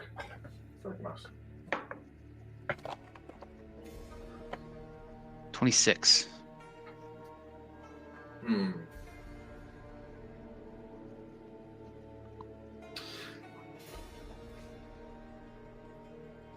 There's almost a weaving of magic out in like a matrix around these pages. You realize that usually when you make a spell, you're not a wizard yourself, but you know of how when wizards make spells, they write how to do it in a book. The pages themselves, the spellbook itself is magical, but it's not like the spells are the magic of the spells are encoded in the book. But there is some kind of magic weaved in around these pages. A bit of blood might help to show those lines here. You don't know why. It's just kind of odd to you, but you just get the sense of blood. Yeah, blood will reveal. I'll look to Milo and be like, I'm getting a little bit of some blood magic, possibly. Do you want me to go down that hole to figure out what you need? I'm not gonna ask you to do anything like that, man. You worked really hard to get all out of that hole. I know. I think we I mean, this all guy's kinda pretty bloodied did. up down here. That's tied up. You guys can just use his blood. Yeah, sure. I'll He's not totally wrong, but yeah, I'll reach into my bag and I think I have a knife. Yeah, I have a small knife. I'll take Dude, I the small literally knife. slashed him like 50 times. I'll take the small knife and like drag it across the bit of blood, and then I guess flick it on the book or something. Or Sure, yeah, you flick it in the book. do you breathe on it? fuck no, I'm like, "Ugh." Yeah, you flick it on the book, and it really seems to just center around the pages that were folded and put in there. And it doesn't seem to like mix in or meld or anything, but it does almost like weave in, and it's almost like it's wrapping around these magical ley lines. Milo, Zarm has described these to you in people, in humanoids, and in creatures, that these magical ley lines are existing, but there's some kind of version of that in these 6 pages that has just been inherent. It's just an inherent part of these pages now. And the blood doesn't mix with it. It's not blood magic itself in it, but the blood that you have used, Ekamos, has kind of shown those ley lines. And it's almost like those kind of fidget things where it's small and you pull it out and it's like this big cage around it that almost looks like an egg. Yeah, kind of like that. Small, it kind of pulsates a little bit over these pages. The sense you get with the high arcana checks you get is that the writing itself, even putting this magic to the page, creates very powerful magic that becomes a part of reality, right? Ley lines are something that are natural, inherent to the planet itself, to all creatures in some way. And wizards, sorcerers, magic users can tap into those that are within themselves, in some cases the bigger ones that exist. But somehow this has, putting the spell down on these mundane pages has created ley lines around it. maybe Honor can take a look at it if we ever get back with her. I don't know. What do you think? Yeah, maybe. But I'll give it back to Milo and be like, yeah, I'm good. I'll try and learn what I can from it later on once I can copy some stuff. Be careful in my with that spellbook. shit, dude, because I'm a spitting image of that crap. So. If I see anything that remotely looks like that, I'll know it's like the blood stuff, and I'll just steer clear because I don't want that. That's too heavy for me, man. But there is also the Wand of Lightning Bolts, which apparently has 7 charges and does require attunement. But for a charge, you can cast a lightning bolt. It's pretty awesome. 7 times a day you get a lightning bolt. But it does require attunement. Thank the designers for attunement slots. Yeah, no joke, right? Ekamos, you do catch 2 words on the page that are word words. It's kind of at the top of the last page. The 2 words are divine disruption. Yeah, and I'll say that to Milo. Does that mean anything to you? Divine disruption? No, but that was above one of the folded spells in the back with all the other stuff. I want to say Divine I disruption. 2 and 2. That might be the name of the spell. I don't know. That's what I was kind of thinking. Yeah. And they were all talking about controlling and manipulating gods. Mm-hmm. That seems might have been the quite spell on to do- point. yeah. Yep. Food for thought. All right, do you guys want to get the hell out of here? Should we take a look around, maybe? 100%. Yet? I think I'm gonna go take a look around. Sure. Let's find wants- Trent's office. Ooh, yeah. Run them drawers. See, I was thinking this was kind of like his office, but he has his own personal No, throne room. we've been in his personal office, remember? It's a little smaller. Milo, I'm sure he's got more. I'm sure he's got some real good shit in there for you. Definitely Yeah, check for traps. We're gonna before try you and just replenish scroll some in there. snacks, I guess. Yeah, when we that's go your. You got that. Go ahead, Grim. Go get those traps. You're the Alright, trap I'll- boy. Yeah, I'll go check. I'll be the traps. right. I'll be right behind you, as always. I can't leave you by yourself. I'll be right behind you. Pop detect magic as well. Smart. So Grim and Varric are leading into Trent's office. Do you guys all want to go? Yeah. Yeah, we might as well stay together. Yeah. Can I do a quick sweep of the room before we leave Let's this one? see. It's never good when we split up. Sure. There's the astrolabe. There was a standing mirror. There was what looks like a Oh, I want sword and some that kind of chest that was on the stone. cart. I want to check that out. That Yeah. was not a chest on a cart. That was described as a cannon-looking thing. Looks like a regular cannon, but has all kinds of arcane runes wrapped around it and engraved in it. Does have wheels. Does have a stand that it's on. Oh, push this back to our keep. Have it point at the front door. There are also the crystals in here. There was a podium with a book on it, and a bunch of food. What's the book on the podium, sir? I will go look at that first. I'll go with Milo just in case. Yeah. So I would say that you reach out to this one. There does seem to be some kind of invisible barrier. Oh, okay. Let's do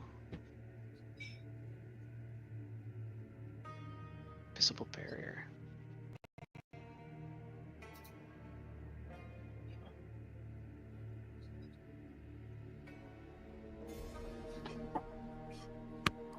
Breck's gonna take his alcohol that he had on the table and go sit in Trent Igathon's fancy chair. Nice. Do I see abjuration?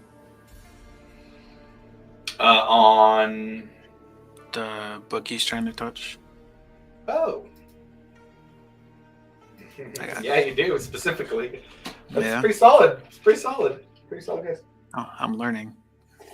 And I would say not necessarily on the podium or on the book, but on the podium. What do you got, man? Abjuration. Do you think just dispelling it would work? Do you want to do it or you want me to do it? I have 2/3.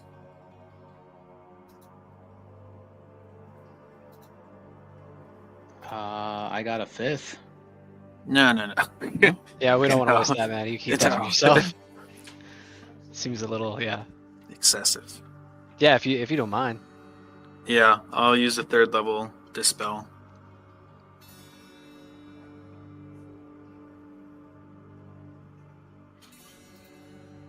Okay. Kind of almost like a glowing pinhole of moonlight hits the top. It almost like burns down evenly over this invisible barrier. I see anything else? Any kind of like? I guess I could. I'll tell Grim to look for any kind of trap.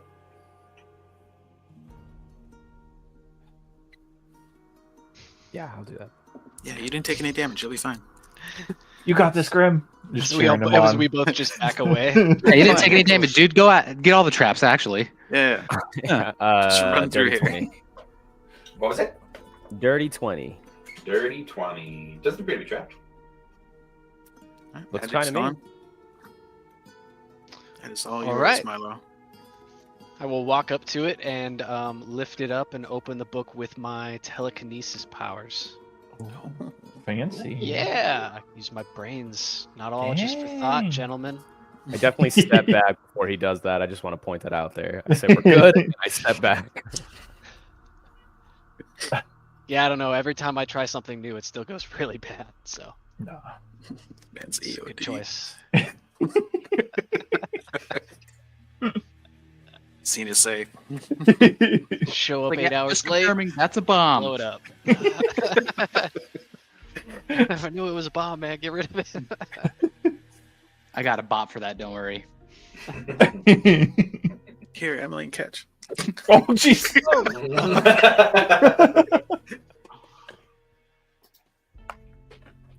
And I will look. Yeah.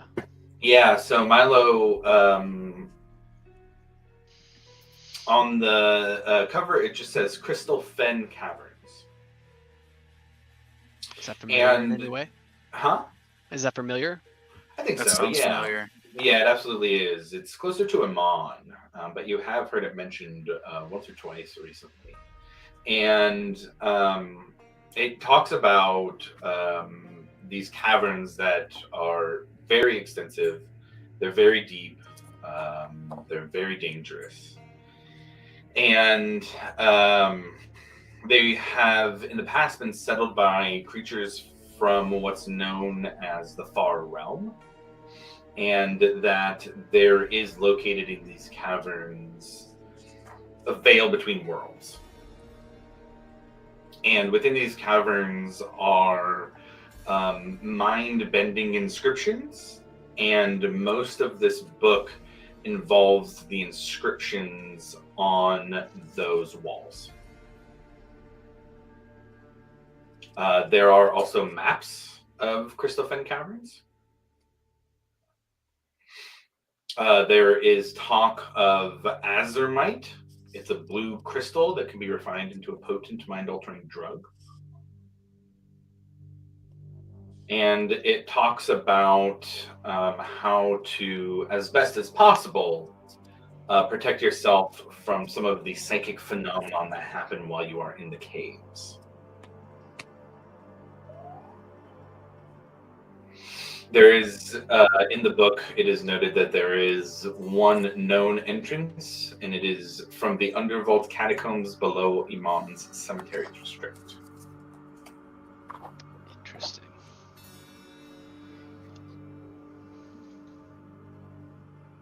The last chapter speaks of a guardian in the caverns.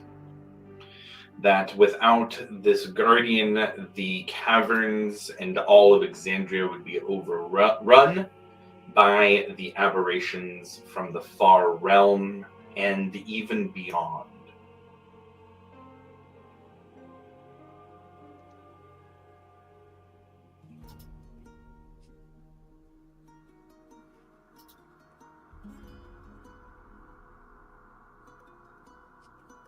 That's some heavy stuff.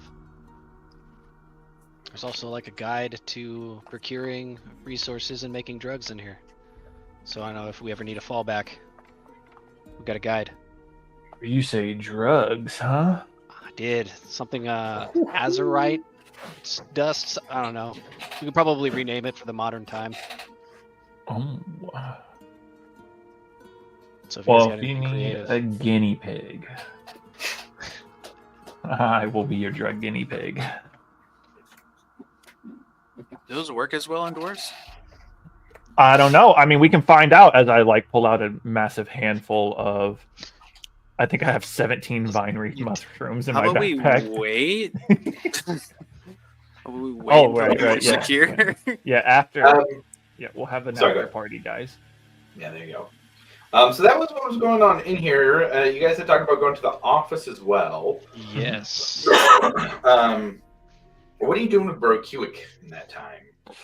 I was about to say we're dragging well, that fool you gotta- everywhere. Yeah, let's see, we could Iron slap him Carrot. around a little bit. How long is he going to be Actually- asleep for? That's what I was checking, because that's actually pretty important. So just Well, look let's at gag him. him. He Tie was up his asleep for 1 hands. minute. And we One took all mi- of oh. his stuff, right? So you guys Oh, look yeah. back, and his eyes are open. He's Oh, gagged, fuck. he's tied up. Oh, he's awake, guys. He's also blindfolded. I just wanted to point that out. Oh. Everything. This dude cannot do anything. We put your Shackled, plug in No too. components. sailor knotted, No everything. verbal, no semantics. Yep. Sematics, whatever it is. Hogtied. Words. Yep. Yep. No somatic or semantics. There we No go. semantics. Semantics. Yeah, what do we do with him? Drag him with us until we can lock him up. Can he fit Correct. in a bag of holding? I don't know. Do we have that be standard trippy? procedures for this? Lawmaster, what say you? Ooh. So, I was going to pose the question. Do we want this guy alive? No, Ooh, I am down. but to I do kill have a him. question for him though. We should probably get as much information out of Hey, him. as we Emily, can. come with me for a little bit. Look at the And flowers. Rilo's just gonna like You heavy guys go hand look at the escort office. her to the office. I'm gonna need you to guide me through the office and the different. There's Don't look probably over here. keys. There's probably keys that you know might have the location of. Probably gonna Let's need go that. find books. You like Let's books? go. Books are way better. I'll tell you about the magic we were talking about. Yes, the magic. Oh Yes, this way. God. Hey. Do you tell her about the magic you were talking about? Just for my... Oh yeah, I'll start to fill her in on the stuff that she was talking about, Cool. and just be like, "Hey, we have information on it." I haven't even gotten a chance to dive in too deep, so You know what? Emily can come with us. What do you know? Initiation. She can come. Show her her You wanna true. know, She's you going wanna in the same come this room way with that me, yeah. Earthcloak is going in. Let's go with this way. You don't want to know that. So to clarify, she is staying in the room. You are You just want her to stay in divulging the a room. lot of. That was a joke. Okay. But you are divulging a lot of information. Someone we don't really know. She's my friend from school. No. We're your friends. You don't know her. It's a classmate. All right, we'll talk about it later then. And I'll shut up in the meantime. But Breck, you had Let's a question. go. Let's go to I the did have a office. question No. I can try and prep this guy. You know, you guys want to make him scared of you, or attempt to be scared of you? No, we No, can do it's that without okay. magic. Yeah. Oh, okay. Well, you know, I just whisper sweet nothings in his ear, and he becomes. You want me to take off his Terrified. blindfold, or you want me to keep it on? Yeah. Ooh. Now just start with the gag. Okay. He doesn't need to see. He knows who he's talking to. Yeah. Can I take Emily out? I'll Yeah, leave yeah, you do. Celestine here. Sure. I'll leave Celestine here. Jesus, you monsters. All right. No, he started it. We are in the end game, bro. Yeah. I will remove the prisoner's gag. He begins to cast a spell with words. Yeah. Nope. Put it right back in his mouth. Yep, put it right back in.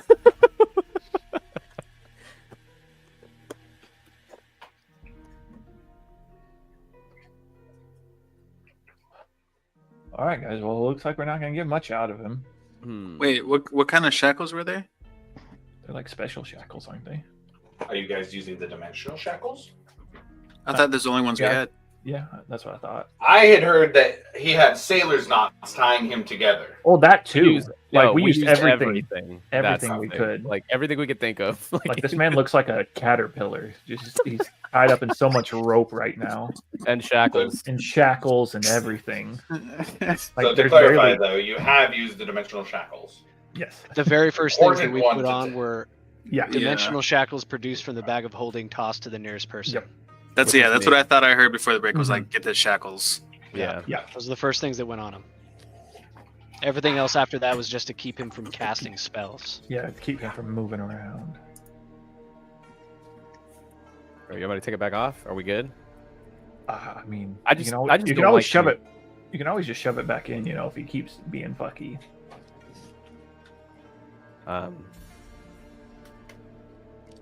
Okay. I will get really, really close to this man's ear, Uh-huh. and I will take out one of my daggers and hold it up to his throat. Mhm. And in his ear, I will tell him, "You will only speak when you are told to answer." He moves his neck into the dagger and begins bleeding Whoa! out. I'll hit cure wounds on him. Yep, cure wounds. Nah, bro. Passes Not out. I didn't expect that. Go unconscious and then back up. Do we have like a truth thing or something? I don't know. This guy's making it really difficult. See that low? One blow is gonna kill him. You guys got him pretty low. A crit stab in the carotid. Crit stab.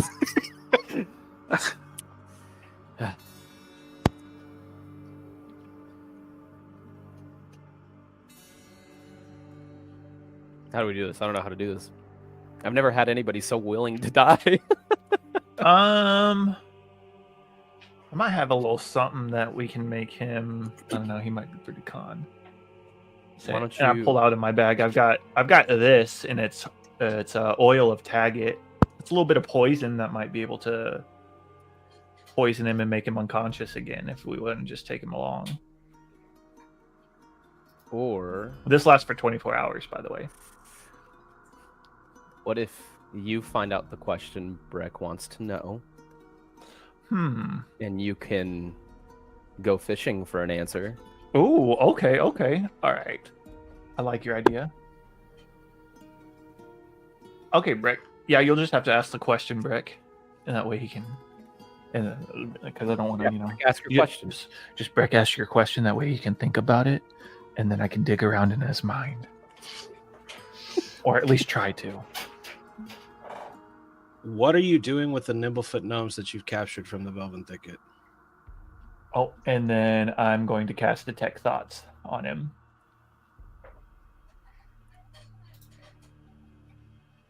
We're going deep too. We're gonna try and go deep.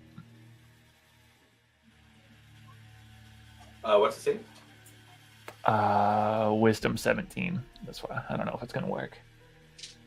He's a wise boy. That's a failure. Oh, all right. Good move, you guys. I like that. Good move. You get the sense there is a dungeon in Rexentrim there being held. Okay. I'll just relay that. I'll just say it out loud to the whole crew.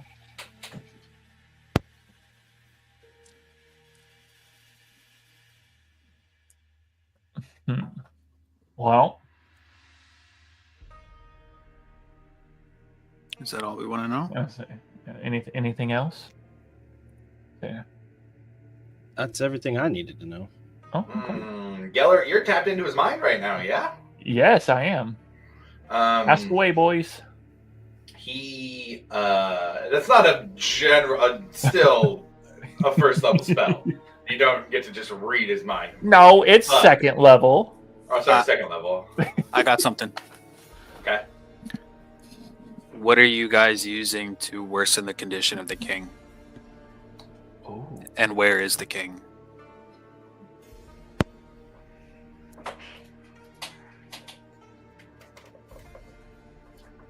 I'm just picturing Angus and his fingers just in this dude's head. Yeah. Wolverine. The Wolverine shit where it's like his hands in his head. Oh yeah, one poking out the eyeball. You know, Welcome the to funny the thing face is, I'm like, punch okay, yeah, right.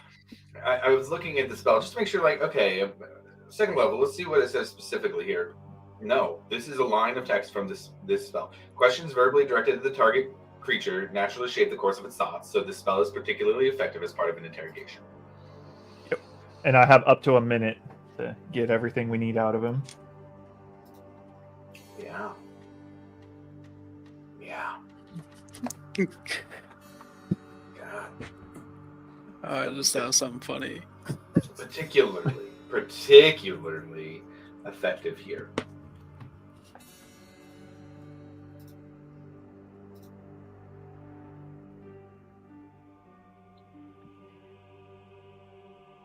What's in that little noggin of yours?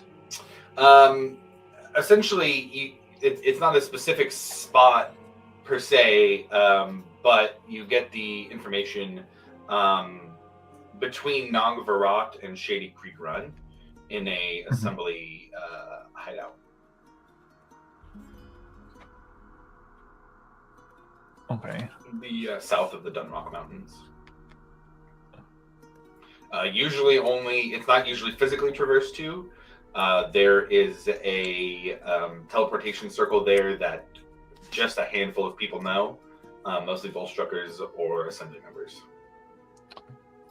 Oh.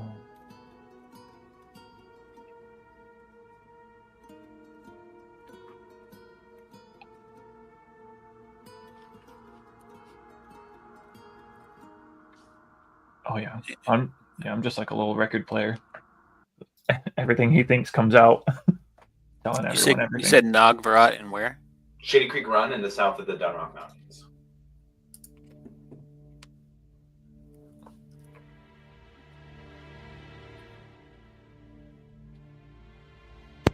How many of the other Cerberus Assemblies members are working with you? Oh, now we're cooking. There we go. Hold up, let him cook. There we go. You catch the names. Investigated now. Yeah, Trent Igathon, Jenna Irsor, and Doolin Tversky. Oh, that's the list I had. Ooh.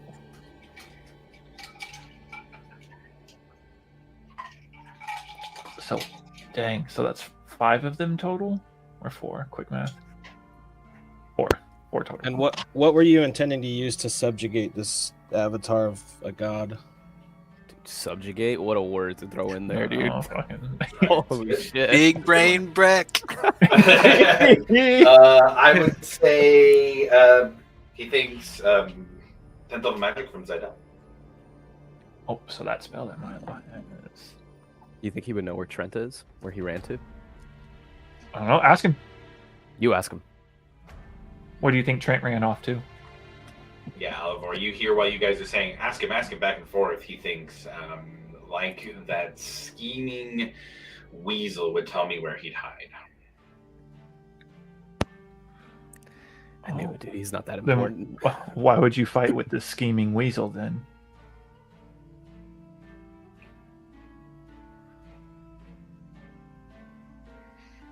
Power to subjugate the divine. Boring.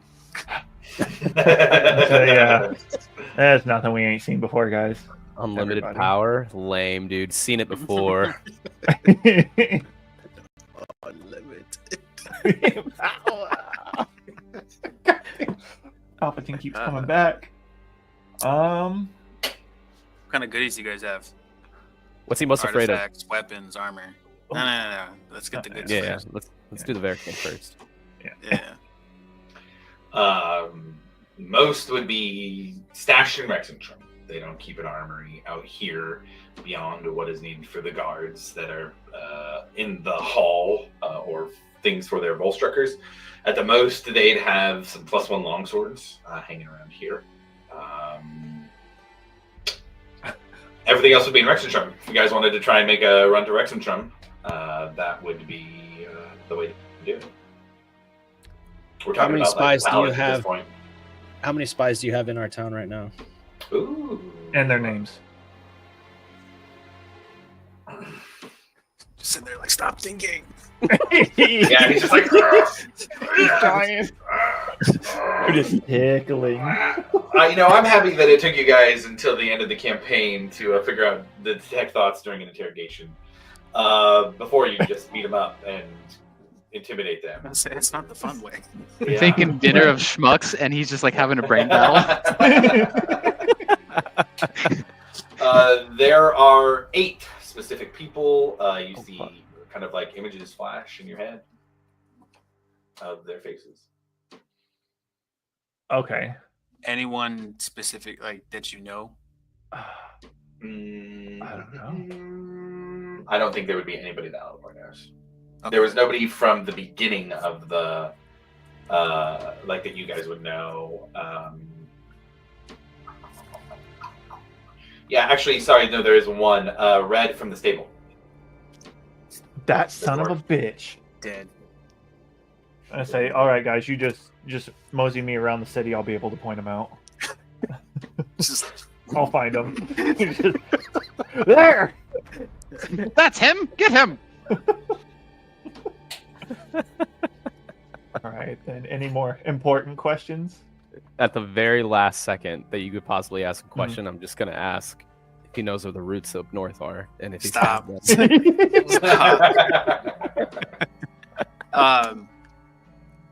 Is Emmeline with you guys?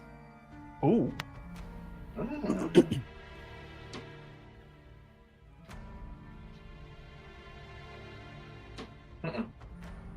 I mean, not as a spy. He thinks she's a record keeper. She works for us. She's not with us. Saved by the bell.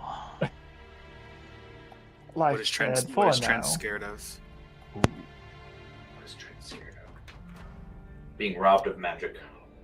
Again. Caleb Widowgast. Hello.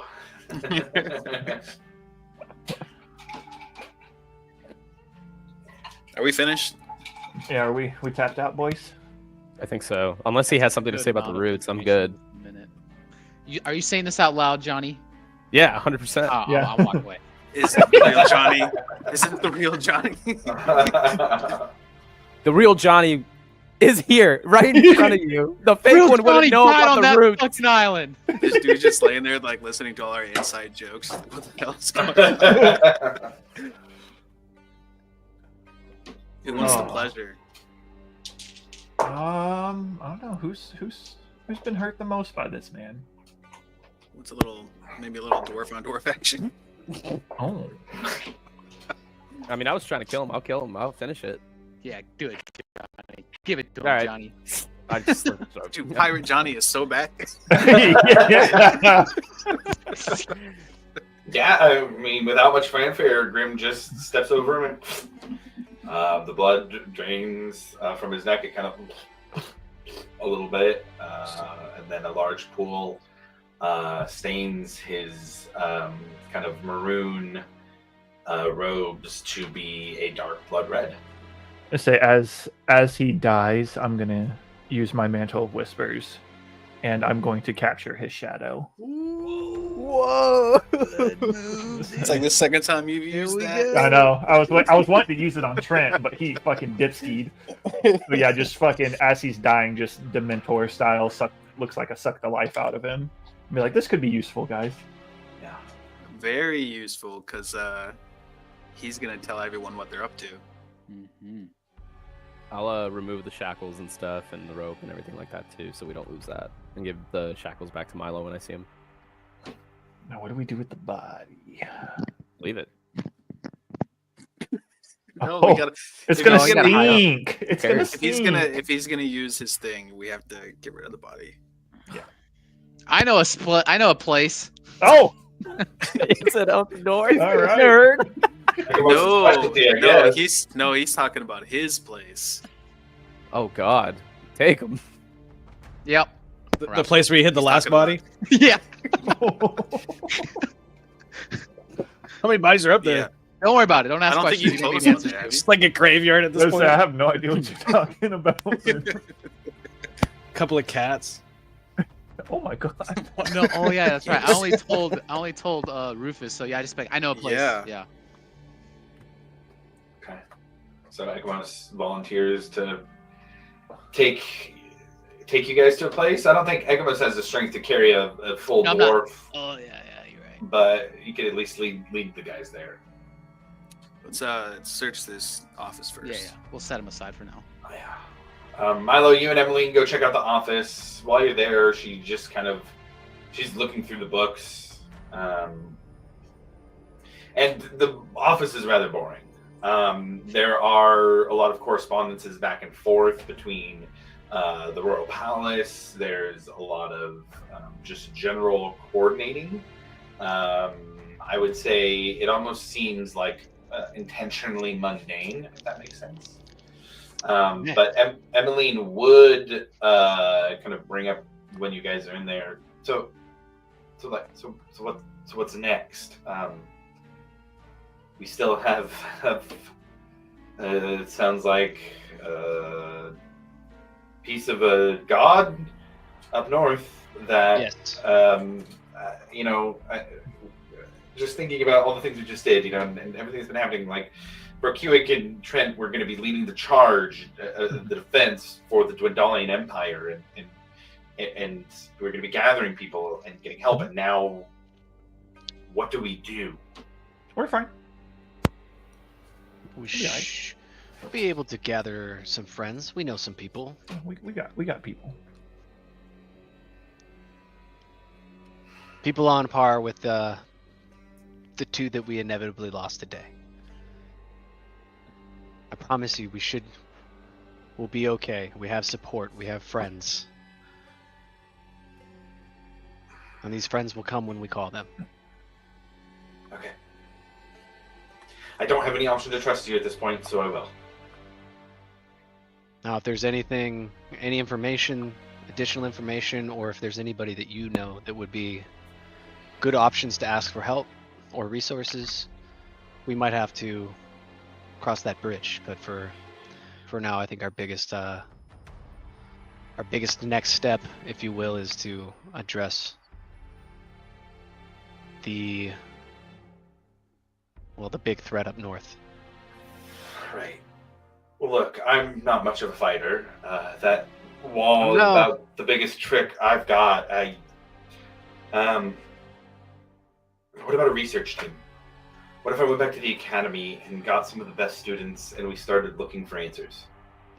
or things that could help in the libraries. We could go see if we can get some of the professors to take us around Exandria, not just Rexentrum. We could try and go to Marquette and Taldore and Isilra and see in all the oldest libraries if we can find anything. I love that idea. Obviously, there's going to be some things that we're going to have to discuss to put that into play, but I think that would be great, and I think we should definitely run it past the group to see what they say. Okay. And she goes back to reading until you would collect her to go back to the group. Are they going to be meeting here?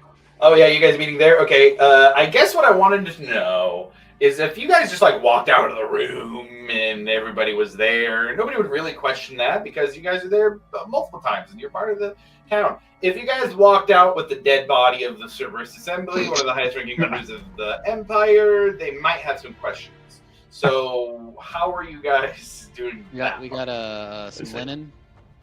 Some linen, that's it? Just some linen? Just wrap. Wait, didn't you have a place for this body? Yeah, but I don't have anything to like cover it up. Oh, so we actually have to physically take him out. Yeah. Wait, where are I'm you gonna taking him? use prestidigitation to clean the blood off the floor. Yeah, and we'll just act like we'll throw him on our shoulders and he's like passed out or something. Well, they're still going to ask questions about that one. Did you want a weekend at Bernie's, a member of the Cerberus Assembly? That's your plan right now? Hey, I just said I know a place to. Who's going to We can shake walk his him out there arms waving away? at everybody on the way by. Hey. Does anybody have Dead arm sunglasses flopping. at least to make it look believable? I mean, is Vasaki still here? She'll speak up. I could burn the body. Yeah, that's a good idea. Oh, yeah. The cleansing fire of the Dawnfather is quite effective. The Don Papa. Put all the bodies in the Returns. fireplace. Let's do it. Let's do it. There's Burn a that fireplace out body. here somewhere. The cleric's gonna get crazy with it. All right, so you guys see she grabs her scepter out and puts it in front of her, and at the top of it, like a small sun begins to glow, and she kind of points it up into the air, and then uses it to almost like direct something down, and she uses Flame Strike as a vertical column of divine fire roars down, and in a 10-foot radius, 40-foot high cylinder, cremates the body of Hewitt Earthlow. Oh, shit. God, I love the Don Papa. This is awesome. Yes, problem solved.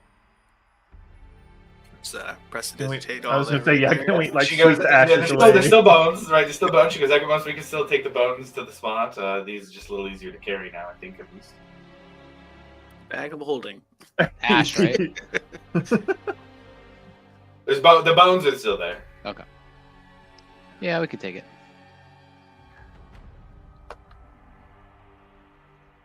So, Alright. I have a bag. We can just sweep up the bones. Okay, got it. All right, so you guys head out. I still Head think over. it's probably a good idea if, like, I don't know who we would let. I mean, the Lawmaster's pretty much the person who needs to know, but I just don't want the city thinking, or the town thinking, like, we're up to no good, you know? Because that's going to spread, and if we don't get in front of it, then it's going to look bad.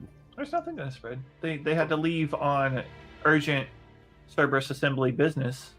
So we're just not going to tell them that they pretty much said, hey, we were going to try and control a god. We'll do that when we have a bigger crowd. Yeah, Vasadi speaks up.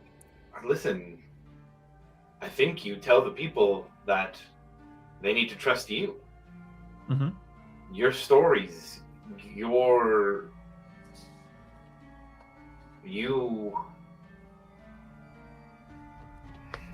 I think you'll find that the people of Hope's Bastion would be ready and willing to follow you if you give them the opportunity. I think this is Starosta speech. I look at Milo. Yeah. Yeah, so Milo, you see, it looks like, in particular, Varric and Ekamos have like a little bit of dust, like they on them, but they walk in, yeah, as they're finishing up this conversation and talking about a Starosta speech. Prestidigitation, both me and Varric. Okay. Hey, clean yourself up, bud. I'm not even ash on you. You No, don't see no, anything. not asking. Don't worry, Milo. The problem was solved. Still seeing, I don't want to hear anything about any of this. Just don't mention it. Okay. Appreciate you. I think I already kind of have an idea. So what's that, Actually, gentlemen? Varric didn't kill him this time. If you really want to know, Yeah. I'm sure I knew what your idea was, but Varric didn't kill him this time. Yeah, it was.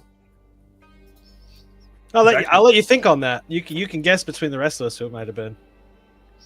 It's actually pretty cool. You should have seen it. We got so much information out of this dude. It's Well, that's wild. He was an open book. How do you Yeah. think it went? Like play by play for me. How do you think it went? Well, now that you asked, I'm kind of thinking that maybe you murked somebody. Murked is a very intense word. I don't think it was that impressive. Smoked. I was gonna say I think Milo slaughtered. looks at the rest of the Yeah. group for like, any grading? Do we have a No. scale here? Let's just say Traeger pellets were used for this. How about that? It was a good smoke session. So we're gonna have to open up a window in there, air it out a little bit. Yeah. It's a little smoky. We smoked it low and slow. It was awesome. I think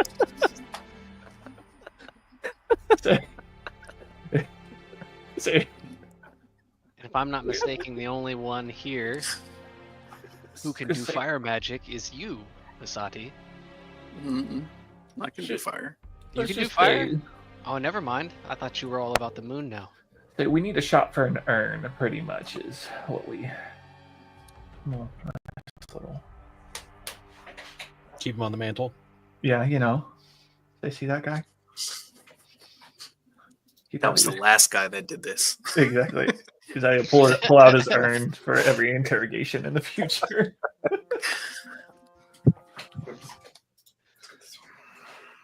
All right, where's this stable boy? Oh yeah, where's this? That's right. We need to go hunt. Is Angus just gonna go around the entire town Actually, pointing at just somebody like, call like a town meeting. Everyone come there, and I can just pick them out of the crowd or something. That's actually Tell not them a they bad won idea. something, and then just fucking. Yeah, it's a giveaway. Just a giveaway. I need you all to show up to the Cerberus Assembly building. Everybody who's not a trader gets an Xbox.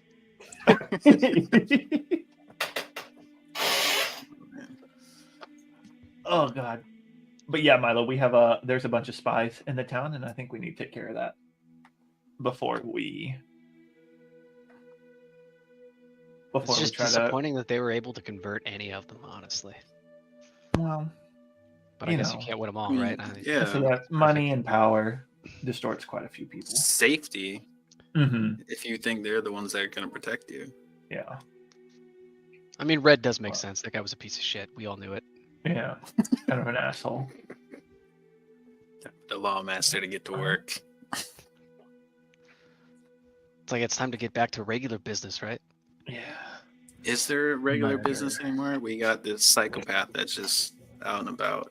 Yeah, I don't feel very safe. Okay. So, Make it just show up. all right. So we I deal will with the put- traders. Nightly cast of Private Sanctum on my office, probably. Everyone just sleeps. You guys are, We're all bunking up. open door policy. If you guys want to just start bringing the beds in, One that's old fine. man has a sleeping in. all in The dude just strikes in the night, man. I don't like it. Are we gonna call it like a town meeting? I think we should. that's a good idea. Yeah. Yeah, 100%. Do we have like a whistle or something, or like a horn? I think Oh, we have like no. a bell. Emily just I say Emmeline town meeting. You see her start to cast a spell, and whereas Milo's is very Quillmancy is very like broad strokes and like very fluid. Hers is a lot more geometric and you see her kind of tracing shapes in the air, and she kind of creates probably 3 triangles that overlay on each other and just start spinning in front of her mouth, and she kind of floats it over. Who wants to take? Who wants to Mr. herald me Rosa? in? I You think got anything good? No, I think it has to Who's got come a from good Mr. intro? Rosa. You do. Oh yeah, I'll speak. I'm just You're saying. Does literally the anybody have a leader of good the town. intro? We can either call them for a meeting or you can speak, and this should be loud enough for everyone to hear. Oh, it's just straight to. Okay, yeah, no, that's good. We I mean, don't it's have to it's waste like a everybody's system. time There's walking anywhere. ruins across town, so some Well- people might not quite catch it, or if they're asleep, they might not hear. Okay. But it's middle of the day, so So I think we Everyone need to will call really everyone. hear it. I gotta pick out the traitors. Remember, Milo? at the very least, all the guard stations will Mic be heard. check. Back here. So are we just doing this now, or are we calling for one? I think we have Just everyone. calling now. Never mind. Yeah, call it. Yeah, town square. Yep. Oh, we call everybody. Is that Yeah. what we're doing? Okay. Yep. To the people of Hope's Bastion, please, for an emergency assemblance, gather in the town square. We have Everyone. information that is dire to the current situation. Please meet in the town square. This is Milo Hawkins, yours to Rosa of Bastion's Watch.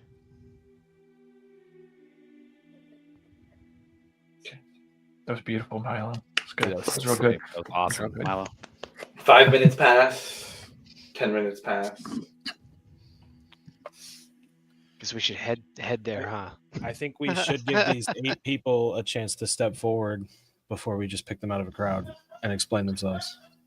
I'm gonna leave that to you and the Lawmaster, I think. That would be my vote. Yeah, we just alert the guards, so they know if anyone's making their way away from the assembly. What do you mean? Like if you start pointing people out, like just be aware that we might have some people who try to book it. Well, I'm not just gonna call them out. Like if I see one, Yeah. can't we just whisper and have a guard go? Yeah, but when we start disseminating this information, they're not just gonna hang around. Yeah, I feel like they're gonna see one guard go to one person, another, and slowly. No. We have them. I figure out who everyone is, and then we tell them to ready to pounce, and then on the signal, and then we all at once. Like What's we're the not trying- signal? Please tell me what the signal. Round them up, boys. Just like, No, not kill them. We need to imprison them. I think we should also be aware of the people from Seidel. We don't know where they stand and how chummy they got with. Weren't they never had a super chance to talk to excited them. about the Cerberus Assembly? Yeah, and we don't know what they're capable of either. Okay, Breck, we're I gonna got- need all the guards. They might have that old magic, so we got to talk to. Old stuff. What was his name? Aerolith? Evelith. Yeah, Evelith. Evelith.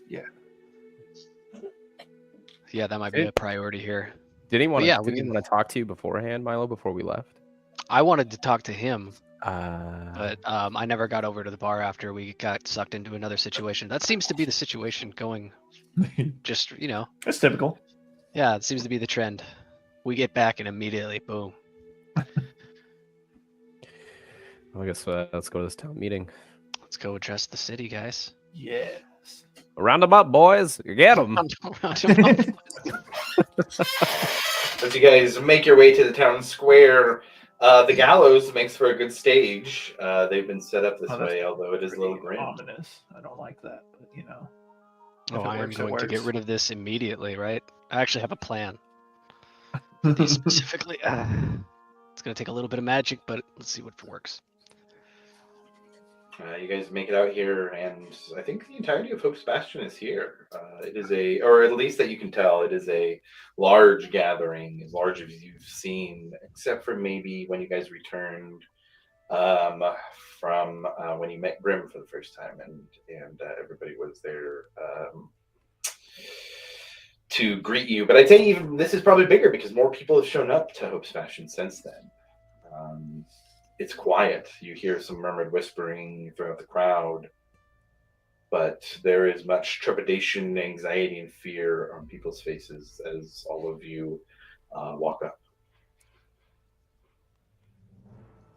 I'm immediately just going to start surveying the crowd, and any of the faces that I see from her, I'm going to whisper to Varric and Breck just their descriptions, and then I guess leave it up to them how they want to handle gathering them up.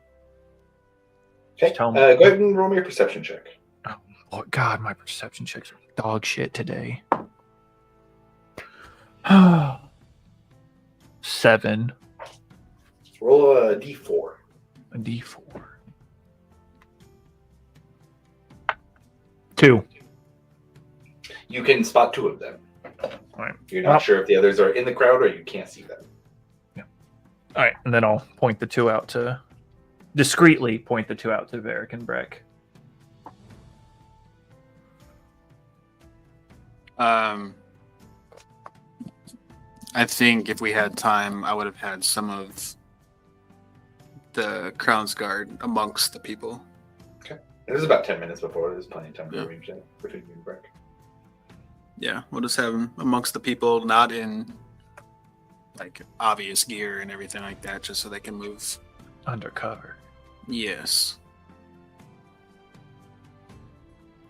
And then we will direct them to the people he points out.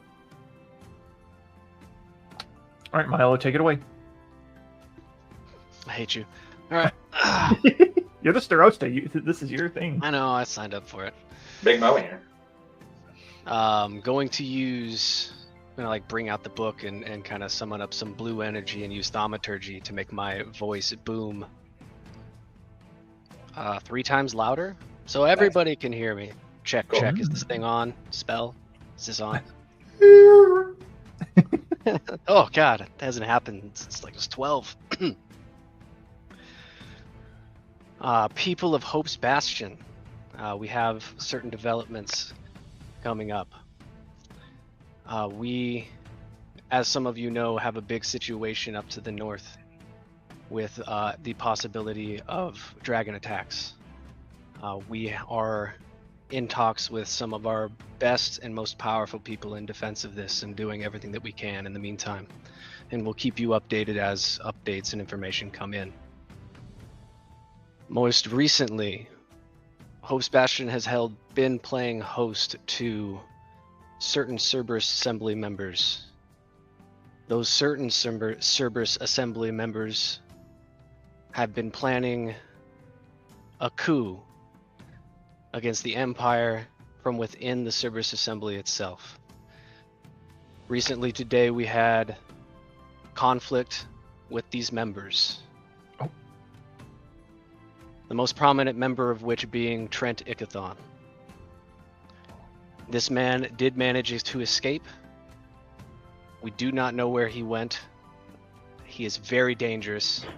And if you see him, you need to report it immediately.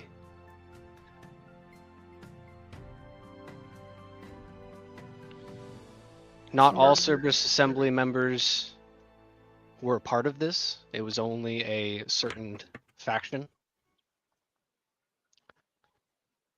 Oh, are we gonna whisper? Are we gonna tell them who? We said Trent, right? Yeah, but there was others. Yeah. I will list the names that we know. Okay. List off, Master Trent Ickathon, the Baroness Jenna Irisor, the High Boulder Brokuic Earthcloak, and I believe it's Count Dulan Tversky, but I don't remember specific. But Dulan Tversky as well. Mm-hmm.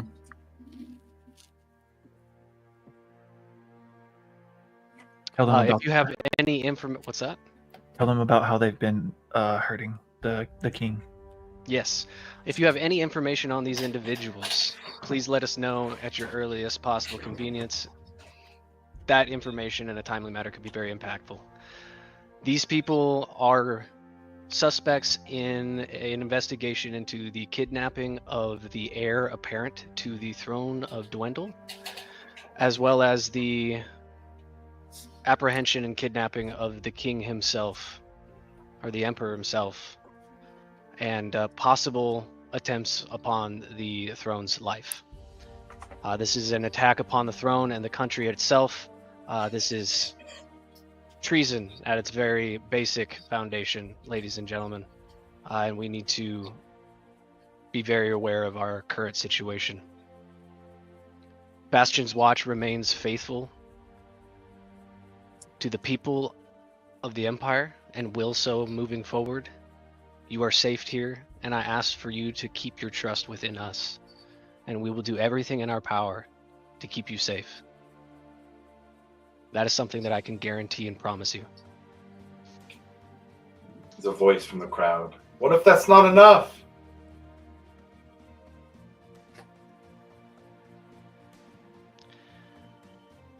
We knew when we started this settlement that it was going to be a challenge. Please don't tell me that you're backing away now. It's going to get a lot harder before it's going to get easier. It's one of the reasons why we started this. For a new hope. New hope started at the beginning.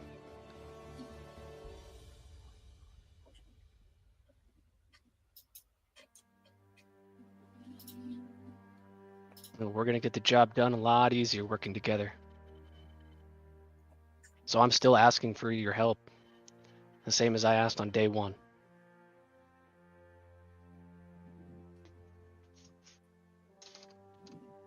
You guys see a quiet over the crowd. And you see Michonne's curly hair as he cups his hands over his mouth. Yeah, no, Bastion's Watch! And with that, you hear a little bit more clapping and cheering and encouragement throughout the crowd.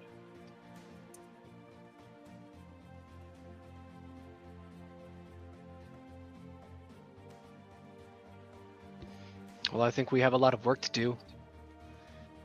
And we definitely have a lot of friends to save. So I think we all need to get to work.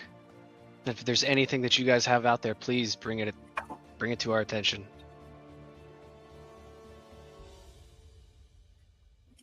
And you see that there are a group of 6 righteous brand dwarves.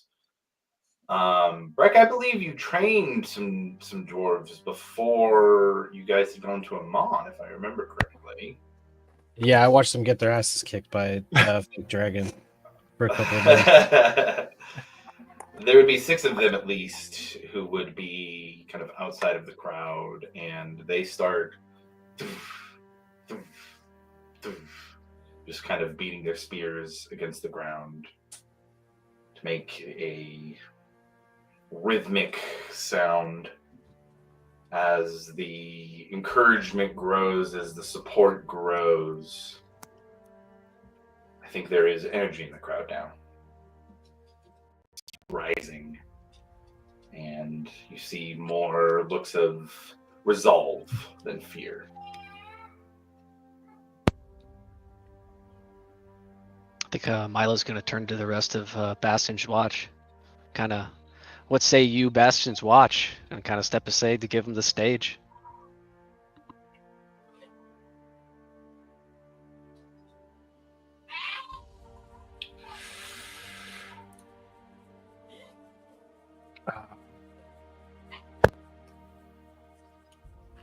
I'll step up and say 8 individuals were listed as accomplices to the Cerberus Assembly members today. I would like to give those 8 individuals a chance to step up now and explain yourself in front of everyone.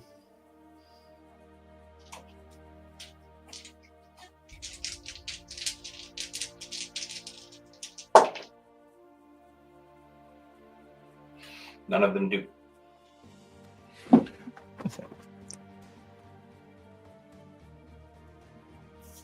Say just step up. We know you might have made your decisions out of fear or for money or for power, but we understand tough times can bring out the worst in some of us, but that does not mean that we are bad people. mercy will be granted to those who fight with us, who decide that this place, this town, these people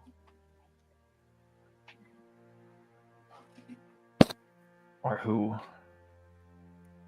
we fight for. God, Lord. Sorry, words are hard. Words are hard. I hate this. Who's this dwarf? Literally putting. I was like, "Who's this? Who's he?"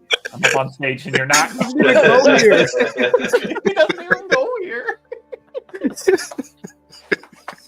Yeah. I will say between Breck and Angus, in particular, there are two who begin to move to step forward. Are these the two I saw? Yeah, you do recognize two of their faces, not the two you saw, though. Oh, okay. So we got four. We got four total. These two we can spare. The other two who didn't step forward, we can kill them. All right.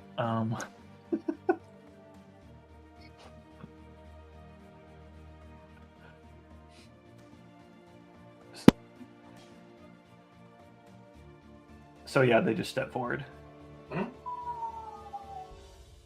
I'll direct their Crown's Guard to go. Yeah. Escort them out. Yeah, So thank you. Thank you, my friends. You've made the right choice.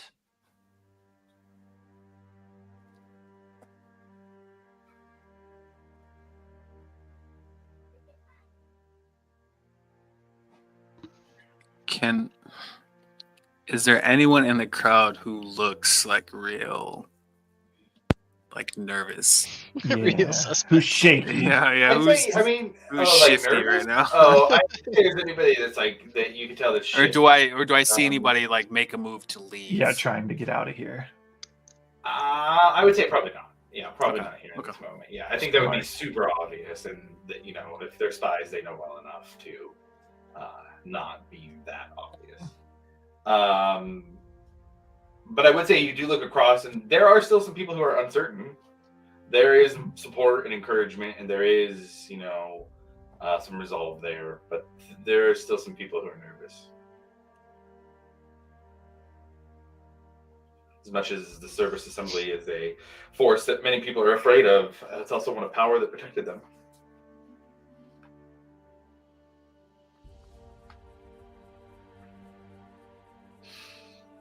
But there are many who trust in Bastion's Watch. And I think as the town is all gathered here and Bastion's Watch has given some words to guide them on what happens next, unless anybody else has anything else they want to say, I think it's a good place to end for the day. Cool.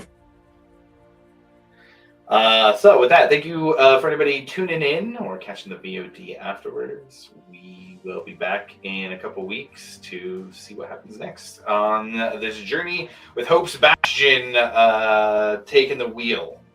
Catch you for the next one.